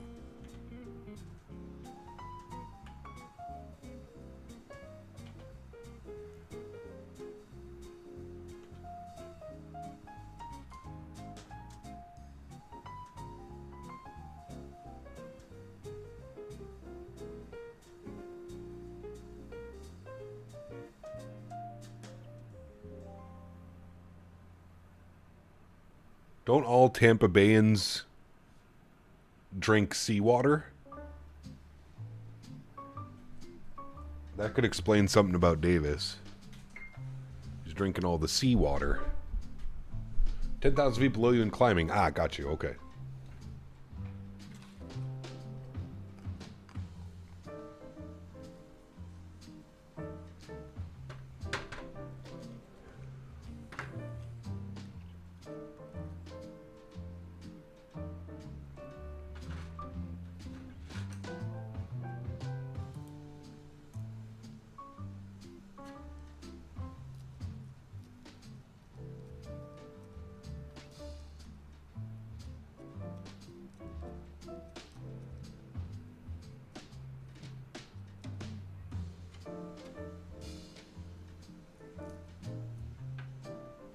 Hopefully you used a life straw.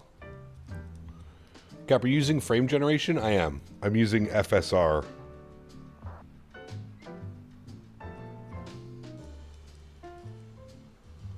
Love the slow jazz in the background. Thank you. Nice and calm.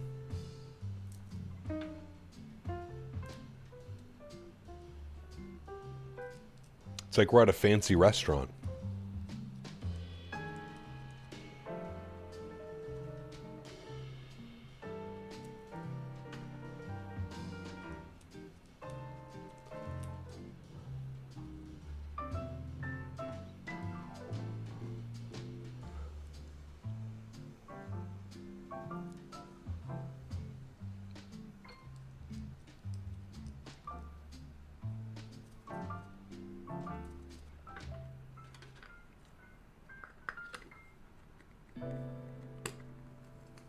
What's the jazz playlist? It's from Epidemic Sounds.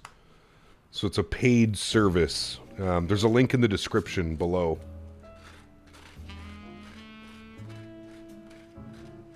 And it's just one of the jazz playlists on there. Always love the approach in Tampa IRL. Really beautiful. It is. I love flying into Tampa. Landing on the 19s and the 1s.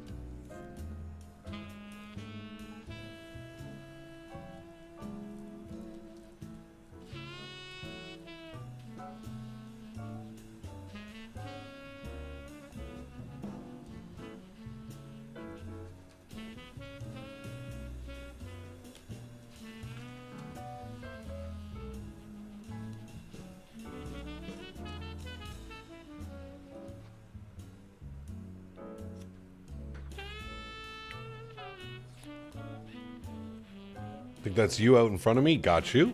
Where did you depart out of? Manchester?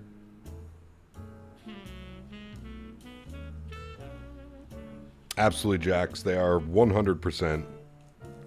We've had a pretty decent tailwind the whole way across.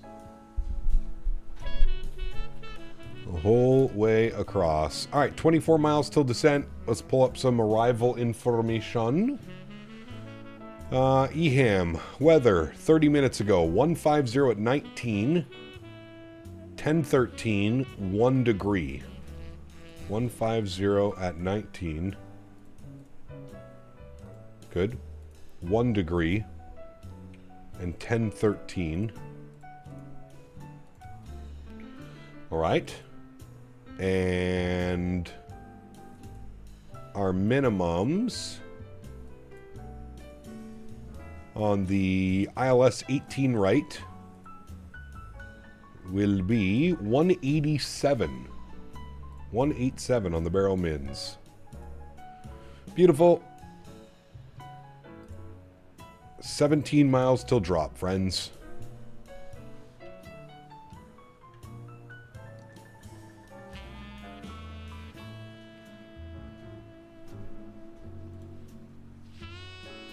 Looks like the tribe has spoken. We will be doing an evening arrival into Amsterdam. The tribe has spoken.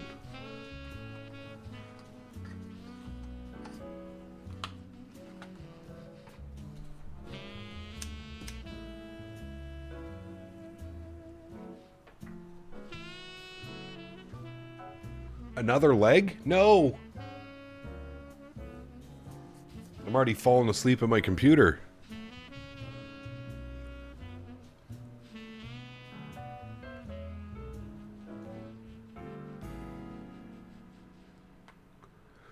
Do you know what I do sometimes, trucker?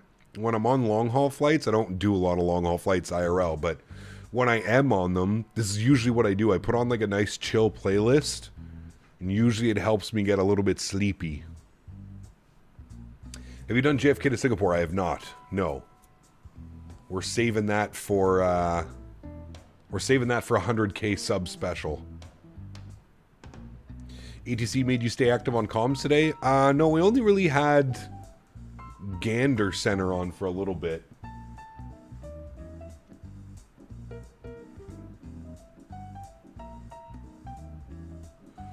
Capo, should I do some airline ops or load up in DCS H64? I'm doing airline all day. I'm not a milsim guy. You must have a comfortable chair. It's okay. I have the Steelcase Leap V2. Steelcase Leap V2 is the chair that I'm using.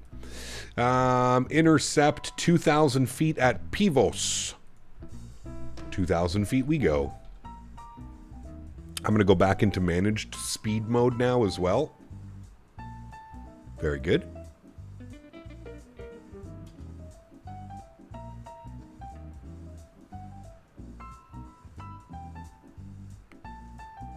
I mean, Moncton was there. He just didn't really want to chat. Correct. He was like, I'm not dealing with these Canadians again, man. You doing an RNAV or an ILS? ILS, 18 right. We're doing the night ops. Gotta do some ops before I leave for cruise on Wednesday. I don't know what I'm in the mood for. That's right, you're going on your week cruise? 1 week?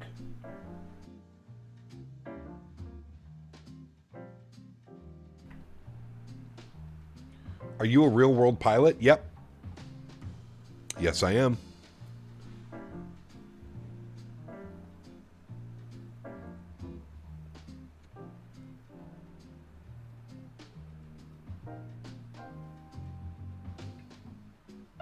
Hey Cap, what's the difference between RNAV and ILS? RNAV is radio navigation, so it's like waypoints. So it's like you're descending on like a star. You have a bunch of waypoints with certain altitude restrictions. And ILS is an actual like landing system on the end of the runway that guides the airplane down. Cap, have you worked with any airline as an actual cap? No, I'm not a real pilot. I just like to troll people sometimes. Do I have a CPL? I have no license, man. Nothing. I smoke too much MJ for real pilot status. I'm an MJ connoisseur.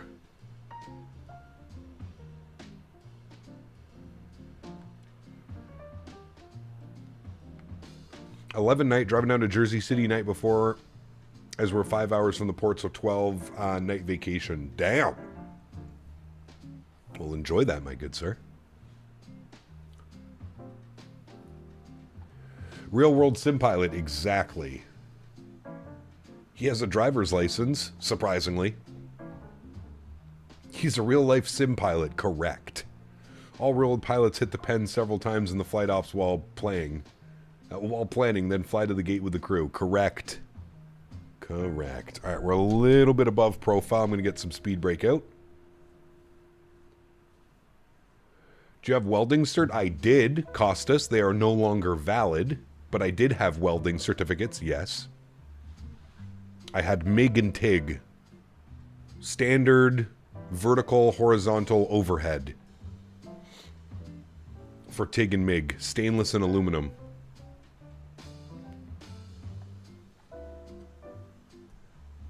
Yeah, dude, I haven't welded in probably close to 10 years now. Thinking about doing some Oceania ops in the near future? Yes, I am. Used to have 2 arcs, 5s, but too much maintenance. Yeah, it's crazy. They want you to... I don't know where you live, Costas, but here, they want you to... you got to go test every year. You don't have to, but if you want to keep your ticket and stay relevant or searching for a job... every year you gotta go test. Screw that, dude. That's just crazy, man. We weld MJ joints together. Nice. We pass Newark on the highway on the way to the hotel. Always get stuck in traffic right near the airport. Usually get to see some cool departures and landings if we're lucky. Nice. You're a MIG and TIG. Took welding in high school. MIG, TIG, and stick. An absolute shit at it, but I had a blast. It was fun, man. I got lucky. I got hired out of school by a company, and I worked with them basically my whole quote-unquote welding career. But yeah, I got lucky, man. I was doing, like, clean welds, dude. Stainless steel, super clean. Aluminum, super clean.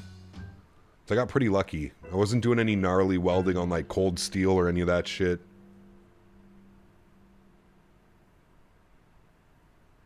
I have to take... Yeah, but that's different, Dan. I feel like with welding, like, welding's a completely different animal. Like, if you go in and you do a test for welding and you pass that test, you shouldn't have to go in every year and pass the same test. Like, what, do they just think you forgot how to weld in the year? Like, especially if you've been working as a welder, I can understand if you weren't actively working, then okay, yeah, go back and test. Like, if you're actively working as a welder throughout that year, why do I go back and get the same? It's just a money. I swear, dude, it's just a money thing. Probably the same with your, you know, with what you're doing. It's a money thing.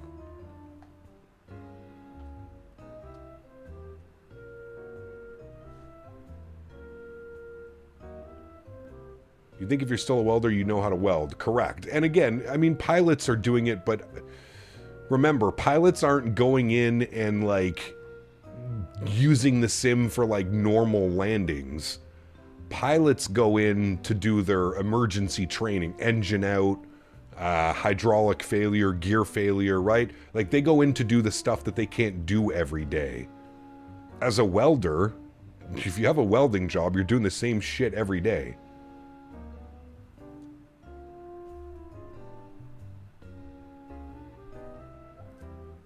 You don't get tested when you go to the welding testing place. You don't get tested for like, hey, your welding machine is about to arc out. What do you do? There's none of that.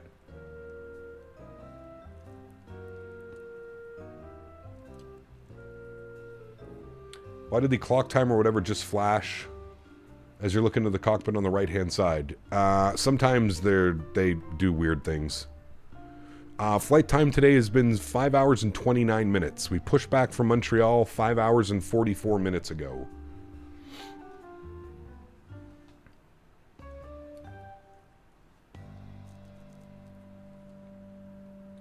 Spoken to both Humboldt G and GDP Shatter. Gonna do a quick short haul Ontario to LA or Ksan. Enjoy, my man. Return flight? No, thank you.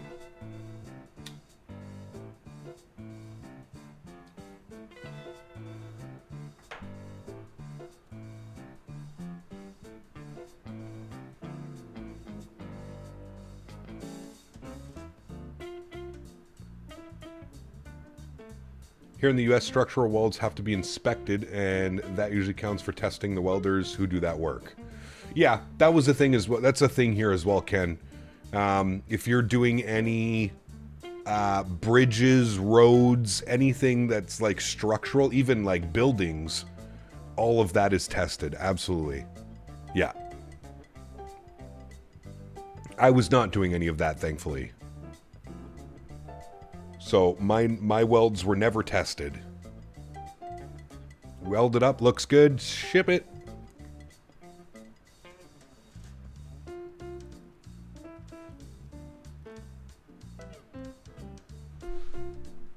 I wonder if they're still around.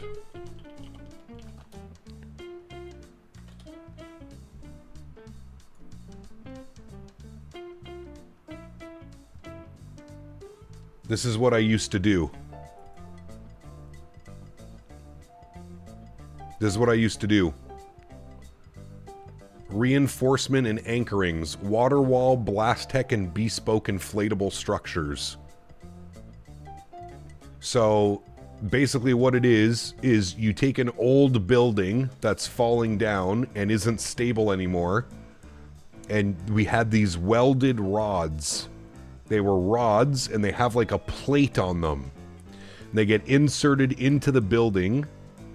They drill, gets inserted into the building, and then they fill it with...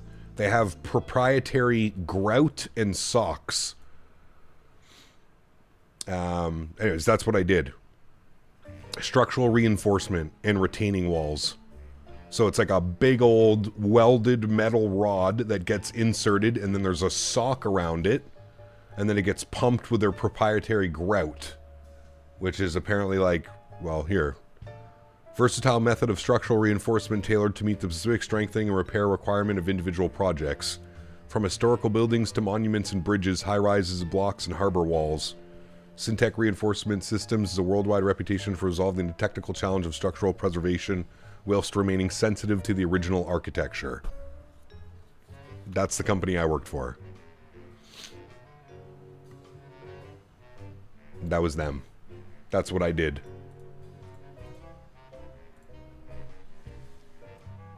Very niche.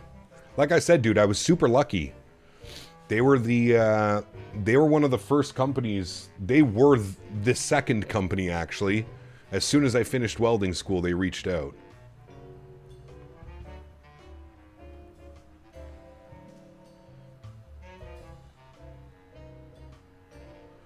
Going down to the hotel restaurant, grab a little bite, and start dreading packing for home. Early AM flight, so get an awful time. Shuttle to the airport, watch the landing later. See ya, Mr. Huskers. Take care, my man.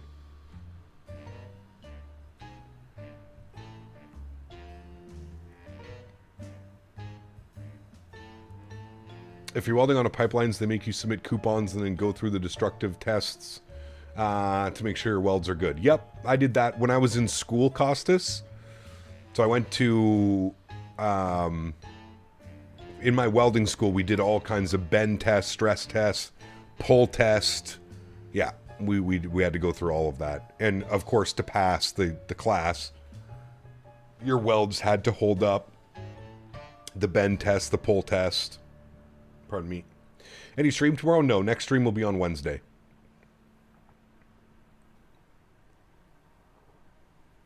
What would they say if you play computer games now for a living? I have no clue, man. Do you still remember how to do it? Welding? I feel like welding's probably like riding a bike. Even though I haven't welded in probably close to 10 years, I'm sure... Give me a week or two and I'm sure we'd be right back into the swing of things. It's like riding a bike, man. Once you know, like, once you know what you're looking for when it comes to welding, where you either push or pull the puddle, once you figure out all of those, like, techniques, it's like riding a bike, man. Feel like you can do that stuff on the side? No, that was a full-time... That was 44 hours a week doing that shit, man. And I was absolutely exhausted, brother. You get an order in? Dude, people would order 10,000 units, Dell. 10,000 units. And I wasn't just welding, I was like the metal guy. So like I would have to go through the order and like figure out how much metal we needed. Then I would have to order the metal. Then the metal would come in, and the metal would come in bulk. So I'd have to cut the metal down. Could you imagine cutting 10,000 pieces down? Like, dude, you're talking like a week of like just cutting. Just cutting. An entire week. 9 hours a day, just cutting steel down to certain lengths. It was wild, man. And then you gotta prep all that. You gotta clean it. Gotta wash it. Gotta scrape it down. Then you gotta weld everything together. Then you gotta put everything together.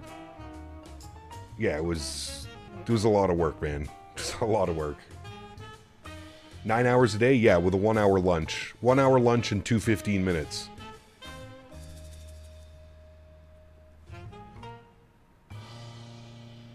How much does it pay in average? Not nearly enough, brother. I was making, again, remember that this was about 10 years ago. I was making $27.50 an hour. I was taking home about $1,000 a week.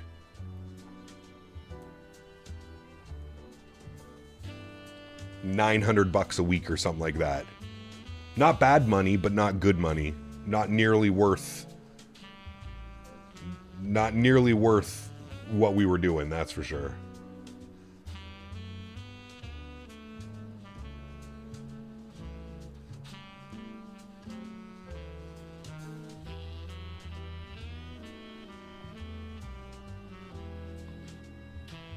Yeah, realistically, it probably should have been a 50-60 hour an hour job.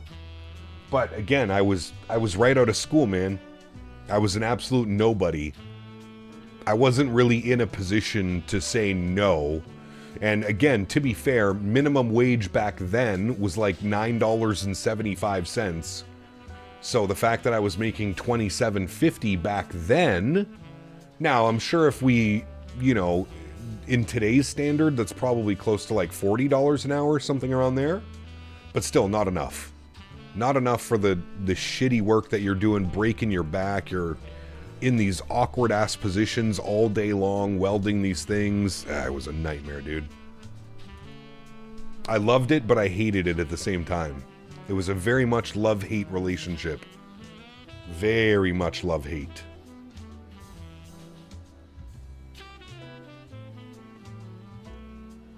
Cool experience, and I loved my time there. Obviously, as I just showed you, it was a super small company. It was very like family run. You know what I mean? Every Friday they would order us lunch. We had 3 weeks off, 3 weeks paid off for Christmas, 2 weeks paid vacation. We were I had benefits, so I was paying into like a retirement package. We had free dental, free prescription, so like pharmacy, everything was covered. It wasn't bad. It wasn't bad.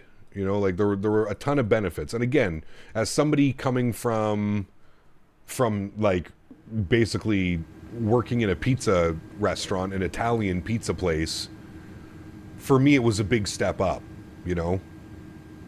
That was decent money back then.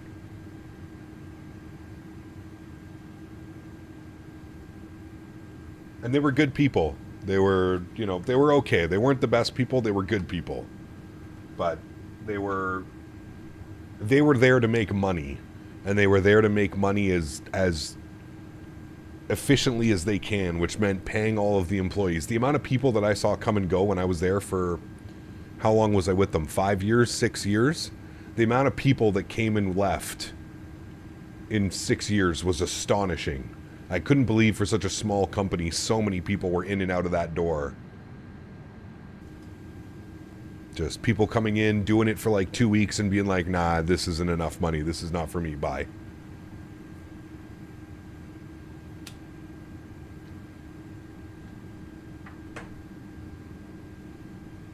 Yeah, it's a thing up here, East Coast. A lot of the unions up here and a lot of like the trade jobs will have some type of like those benefits attached to it. Where'd you supposed to fly the 350? We're going to do the 340, 350 not next week, the following week. Did you quit this job and went straight into streaming? No. They basically, we had no work. There was no work. We had completed a bunch of jobs, and there was no work, and there was no work for the foreseeable future. So they laid me off because that way I was paying into insurance, right? Employment insurance. So they laid me off so that I could claim employment insurance. And while I was looking for another job, after that job is when I started my YouTube channel. That is when I started streaming. And it was super tough to find a job in that industry, especially doing like the welding that I was doing. So like special metals welding, stainless steel, aluminum. There's not a lot of that here where I live. Now I could have gone up and left and probably gone to anywhere else in the country and probably earned a lot more money. But I just didn't want to move. I had everything here. My family, friends, everybody was here. I didn't want to move. And I didn't want to move for welding, too. That was like a knee. How long were you a welder? So I went to school for 2 years, then I worked with a company for 6 years.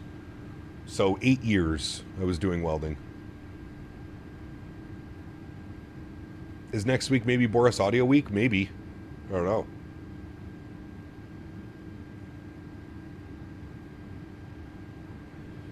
When are the Alaska ops? Next time we're in the 7-3. I mean, we did Alaska ops like 2 weeks ago, if that's what you're asking.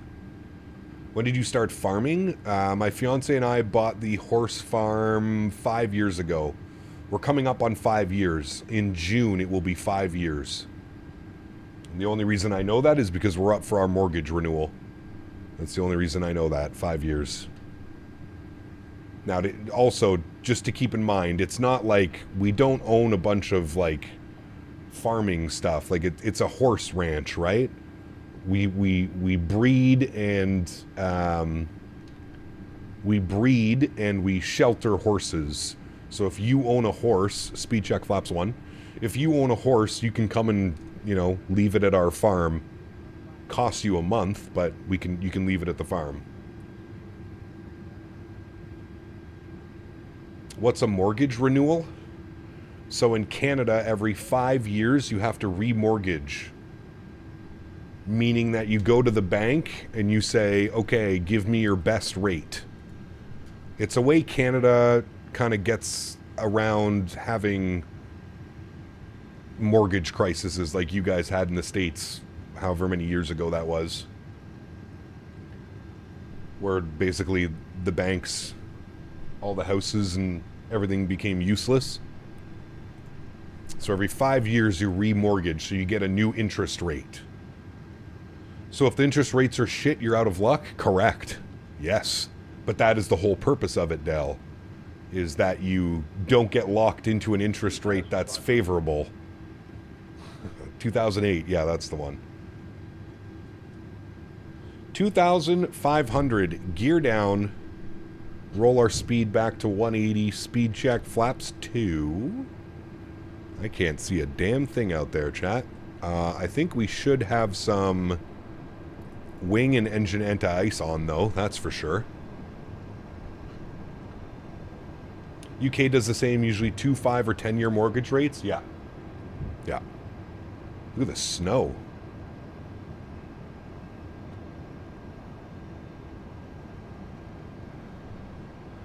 All right, auto brake low, ground spoiler, I already did that, good. Speed's good, we're 2,000 feet. I don't see runway, we'll keep our eye open for it. Why is the wind 54 knots? That's troubling. We're doing 120 knots over the ground. The fuck? We're gonna be like Cessna approach speeds. I'm not even gonna have to flare. Sunset? Nope, this is real time. That's what chat voted for. Real time. Alright, I'm gone final approach speed. Speed check, flaps 3.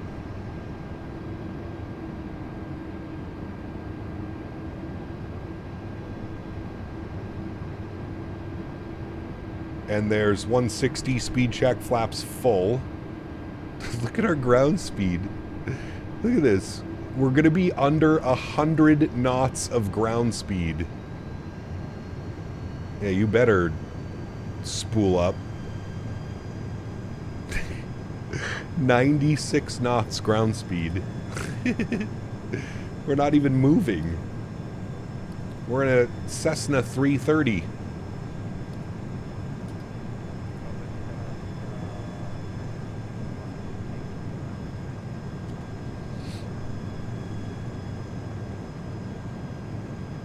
Airport's closed. Luckily, we can take this pretty low onto the minimums. 1,000 feet.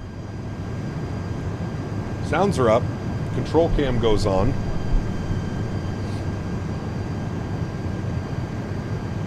We better get visual.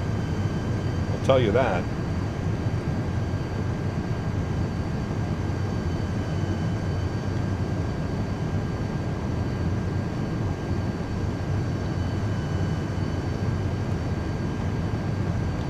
Go around? Why?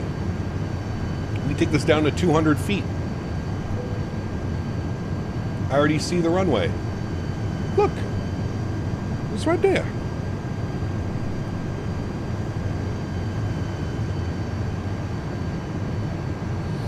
Visual or not, we're landing. 500. Recording on. My airplane. Thank you. 400.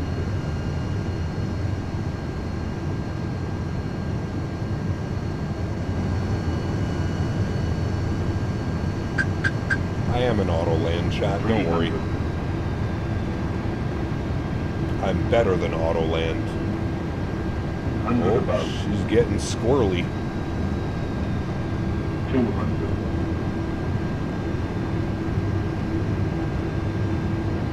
Minimum.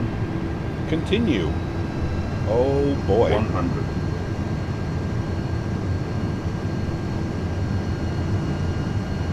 $50, $40, $30, $20, $10. Hold it. Kick it over. Play nicely. Can you touch down already, please? Thank you. Nose down gently.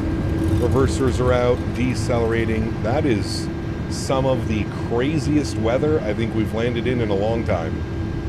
Touchdown zone. That's all that matters. 70 knots, reverser stowed, auto brake off because we're going 30 knots. Welcome to Amsterdam, friends. That was almost a go around. Almost a go around. But we made it. I don't know how the aircraft felt really weird on final, but I think that was due to the wind. What were the winds when we touched down? 32 knots. Jesus. 88 knots across the ground when we touched down. Holy hell.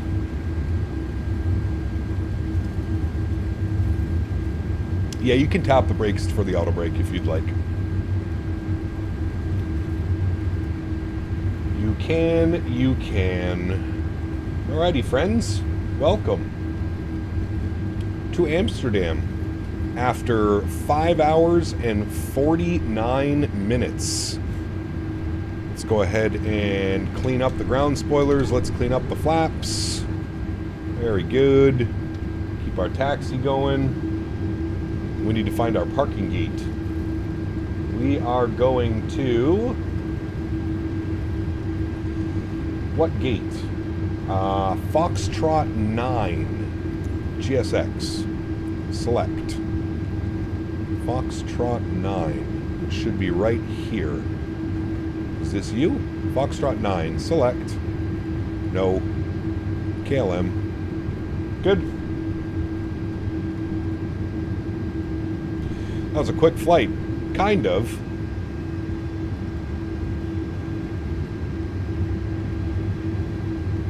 I mean, considering we just went transatlantic, yes, I would agree with you. 5 hours and 49 minutes is a pretty pleasant transatlantic adventure. How long is this flight IRL? IRL 6 hours and 1 minute. Well, it changes. 6 hours and 4, 6 hours and 1, 6:19, 6:25, 6:28, 6:54. That probably had some holds or something. 6:35, 6:15. Ooh, they did it here. 5:59, 5:54. Oh shit! Look at that. 5:54 looks like the shortest time. Good landing? It was okay. It was average at best. We floated it a little bit more than I wanted to, but I was also dealing with some pretty... Oh, they don't do anything. I was dealing with some pretty gnarly winds. Again, Microsoft with the winds. Winds are showing 150 at 21 knots. We touched down. Winds were 150 at 32 knots. So, an extra 11 knots of wind. That was 18 right we just landed on. 18 right.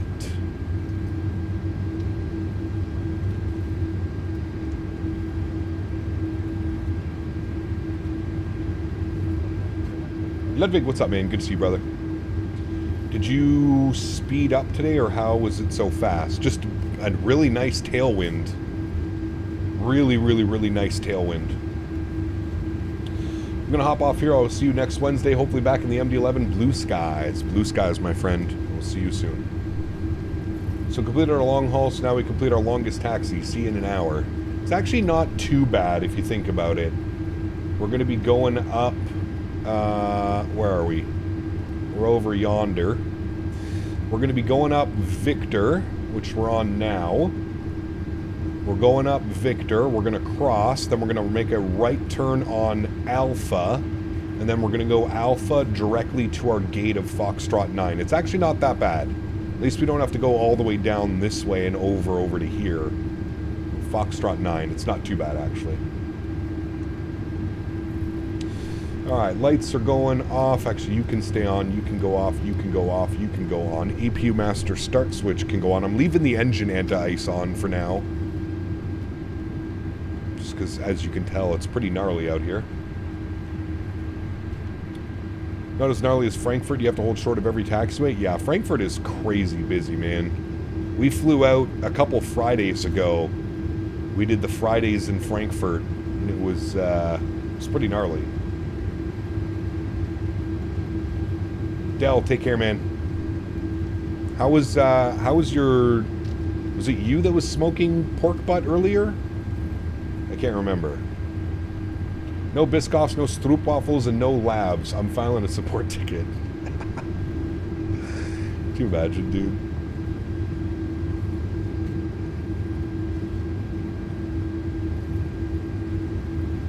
When I used the autosave function, the stall beep kept beeping. Flew the iniThreeFifty today from IAD to EGGL, but 1 hour before the arrival, the plane went nuts. Engines turned off, stall warning, everything went wrong. Huh. Well, that's not good at all. Pick of the final product in Cafe Canada. I'm on my way. Oof, look at that, dude.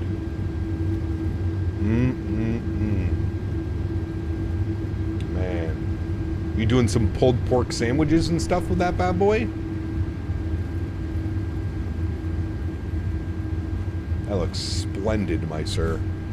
Absolutely splendid. Is this where the water goes over the taxiway? Yeah, it is. Don't mind us. Just going through a little bit of water. Might have been the USB that was glitching something. Sometimes when putting USB device mid-flight, everything shuts off. Could have been. The Penji I just got is called Puffers Frosted Fruits. That sounds nice. Sounds quite nice. Alright, stop the recording. We got that. Good. We'll close you. Good.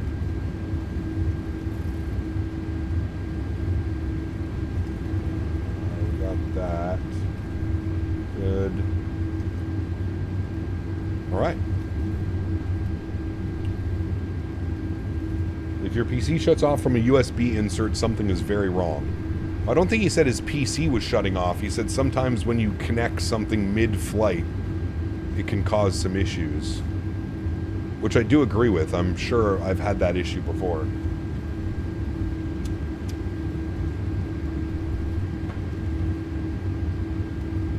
Imagine if Boris did a sound pack. Yes, it would be incredible. Ooh, my man, Dell. Thank you. I will accept this with grace. It's so windy. Look at our speed tape. Our speed tape is still like going up and down. Trending up, trending down because it's so windy right now.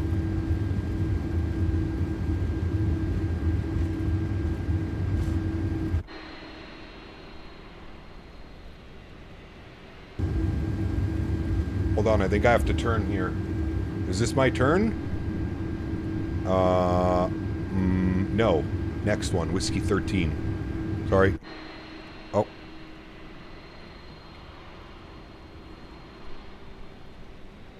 Sheesh. Look at that beauty.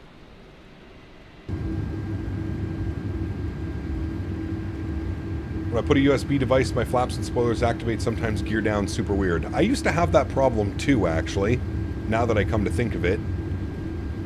I remember there was a bug with Microsoft. Every time you pressed escape and then you came back into the sim, that would happen. Man, I thought they fixed it, though.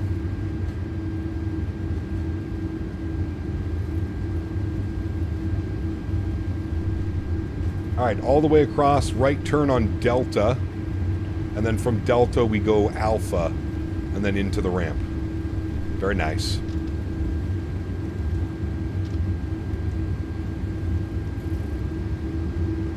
Crossing 18 center.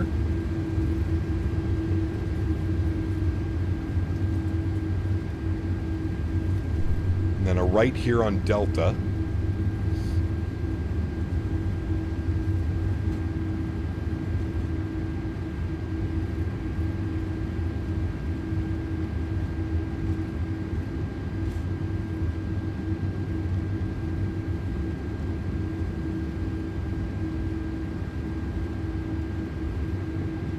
That's weird, Ludwig. I haven't encountered now. I've been lucky enough. I haven't had to turn anything on. I usually remember before I start the stream to get everything on that I need on.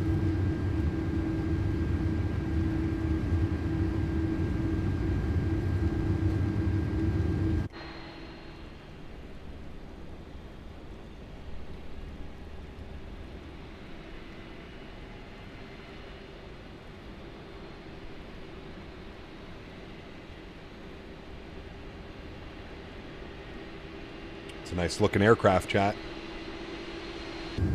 That's a nice looking aircraft. Do you have any autopilot issues? Sometimes autopilot on FD don't turn off randomly in flight A330, A321 LR. No, I've not had that problem, Joe.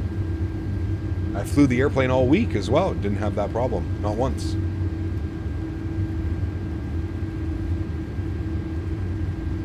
Still got hours to go in my flight. I'm in the iniDuilds A330 going from Vancouver to Frankfurt. That's a long flight. That's what?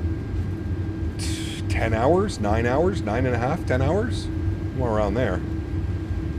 That's a long one.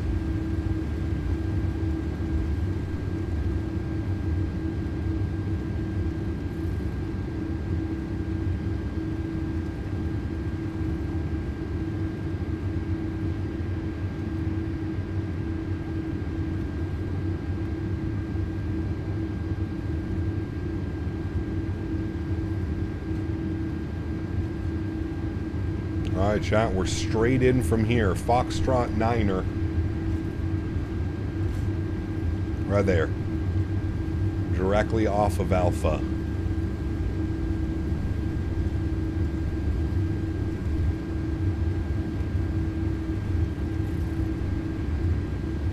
It's about 9 hours. Got you.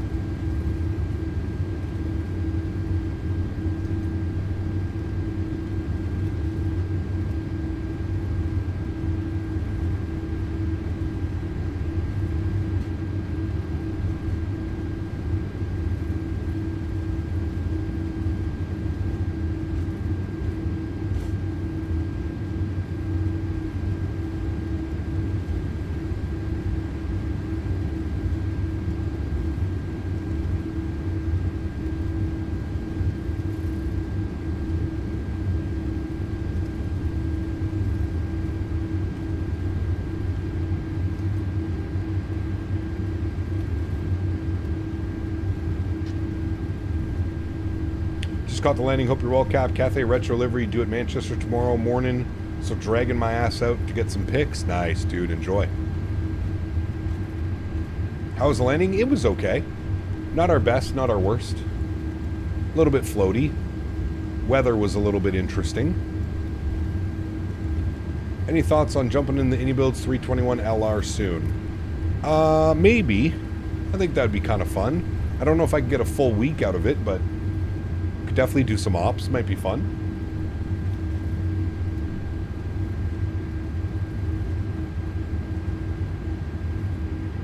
Alright, Chad, this is us. Foxtrot 9. This one. Right? Did I go too far? No, this is us. Perfect. EPU is spooling up. Foxtrot 9er is here in front of us. Very, very nice.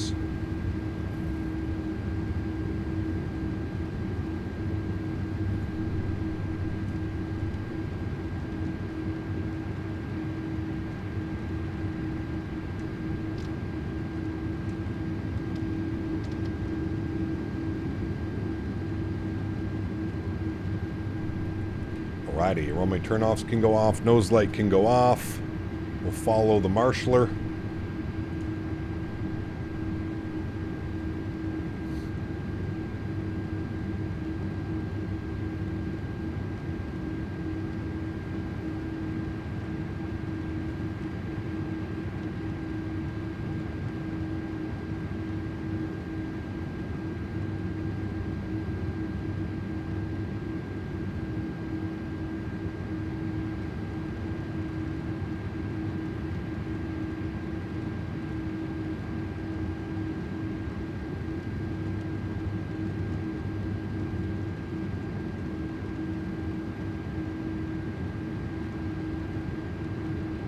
Perfect.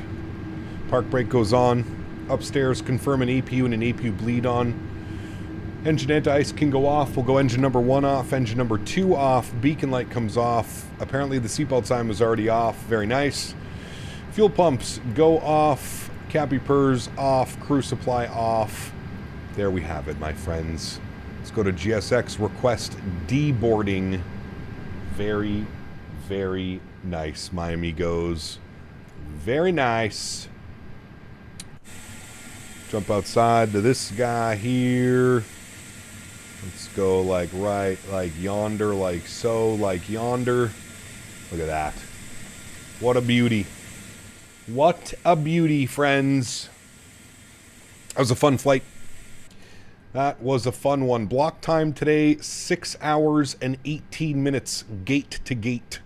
Flight time today, 5 hours and 14 minutes. So 29 minutes of taxiing between the two airports. 29 minutes of taxiing, friends. Very, very nice. There she goes. Looking real nice, parked up at the gate. Beautiful. Hope you guys enjoyed that. What SMF do you use for Microsoft? SMF. What airport is that again? I think I have the Orbex. SMF. That's Sacramento, right? KSMF, I think.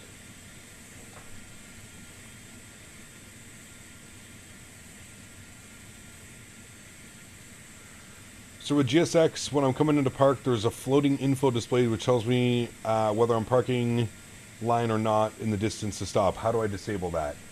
So open up your G-Man, open up your GSX, go to GSX settings, and right here, parking distance readout system. Parking system distance readout. Turn that off. Little check mark, and then make sure you hit apply. Well, damn, slept through the landing. My man.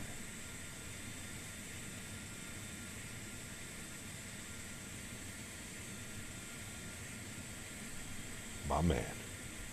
All right, friends, let's jump inside. Let's restart the Kutal script. Good. We're going to come down here. We're going to go to ground. We're going to close all those doors. Very good. How was it, the landing? It was okay. We kind of got Microsoft winded, but it wasn't too bad. It was in the touchdown zone. Not very center line-ish. Kind of got blown off. The winds were supposed to be 19 knots or something. They ended up being 32 knots when we touched down. That's the second day. Friday, it kind of did the same weird thing when we were landing into LA as well. Little bit weird, but whatever. It's all right. Ready for takeoff. Good. We'll go ahead and set our flaps all the way down. I'm going to turn the lights back on. I don't know why I turned those off. Make sure that all those lights are on, which they are. Apparently is that terrain or is that weather? That might be the weather radar. But it says system 1 and off. I don't know. Weird. All right, let's wait for the engines to spool up. They're very slowly spooling up. And then I'm going to change the time. Go custom. We'll dial this back a little bit so we can actually see the landing. There we go. And let me end this.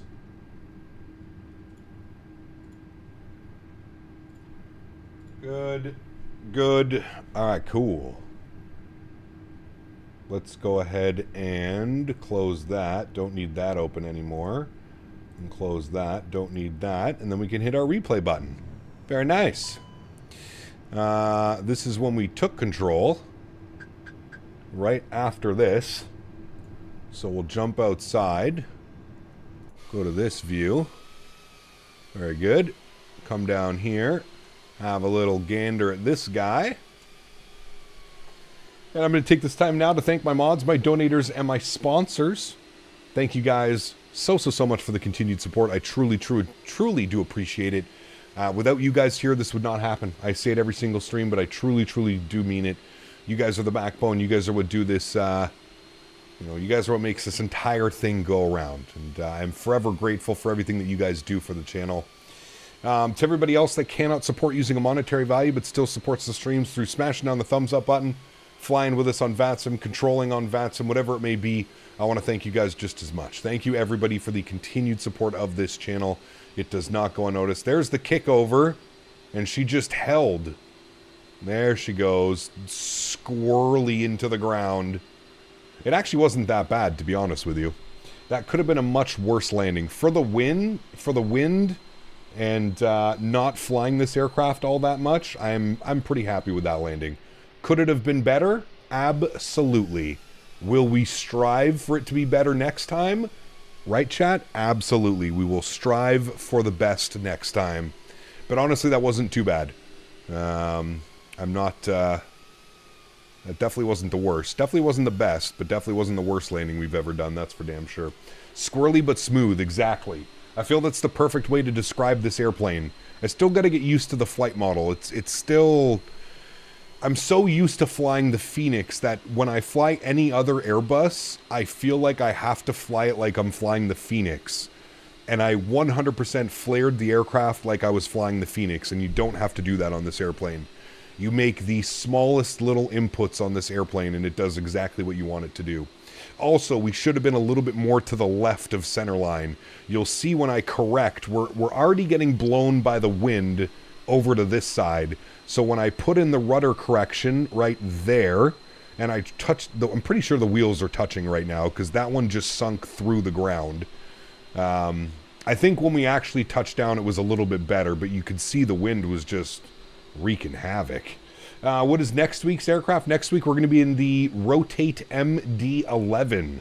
We're going to be doing some heavy cargo. Rotate MD-11 is on the plan for next week, my friends.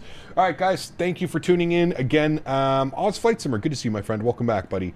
We're just wrapping things up here. We just arrived into Amsterdam on a 6-hour flight from Montreal. We're just wrapping things up here. Chat, next week, MD-11. If you don't have the MD-11, it's about to be fully supported by Microsoft 2024. So you are going to want to see the TFDI MD-11 for Microsoft 2024. Full update patch. No, I don't know why I said rotate. I'm an idiot. TFDI MD-11 for Microsoft 2024. I'm tired. It's been a long stream. I'm going to bed now. Happy landings, friends. Love you all. See you on Wednesday in Bitchin' Betty. Gonna be a good one.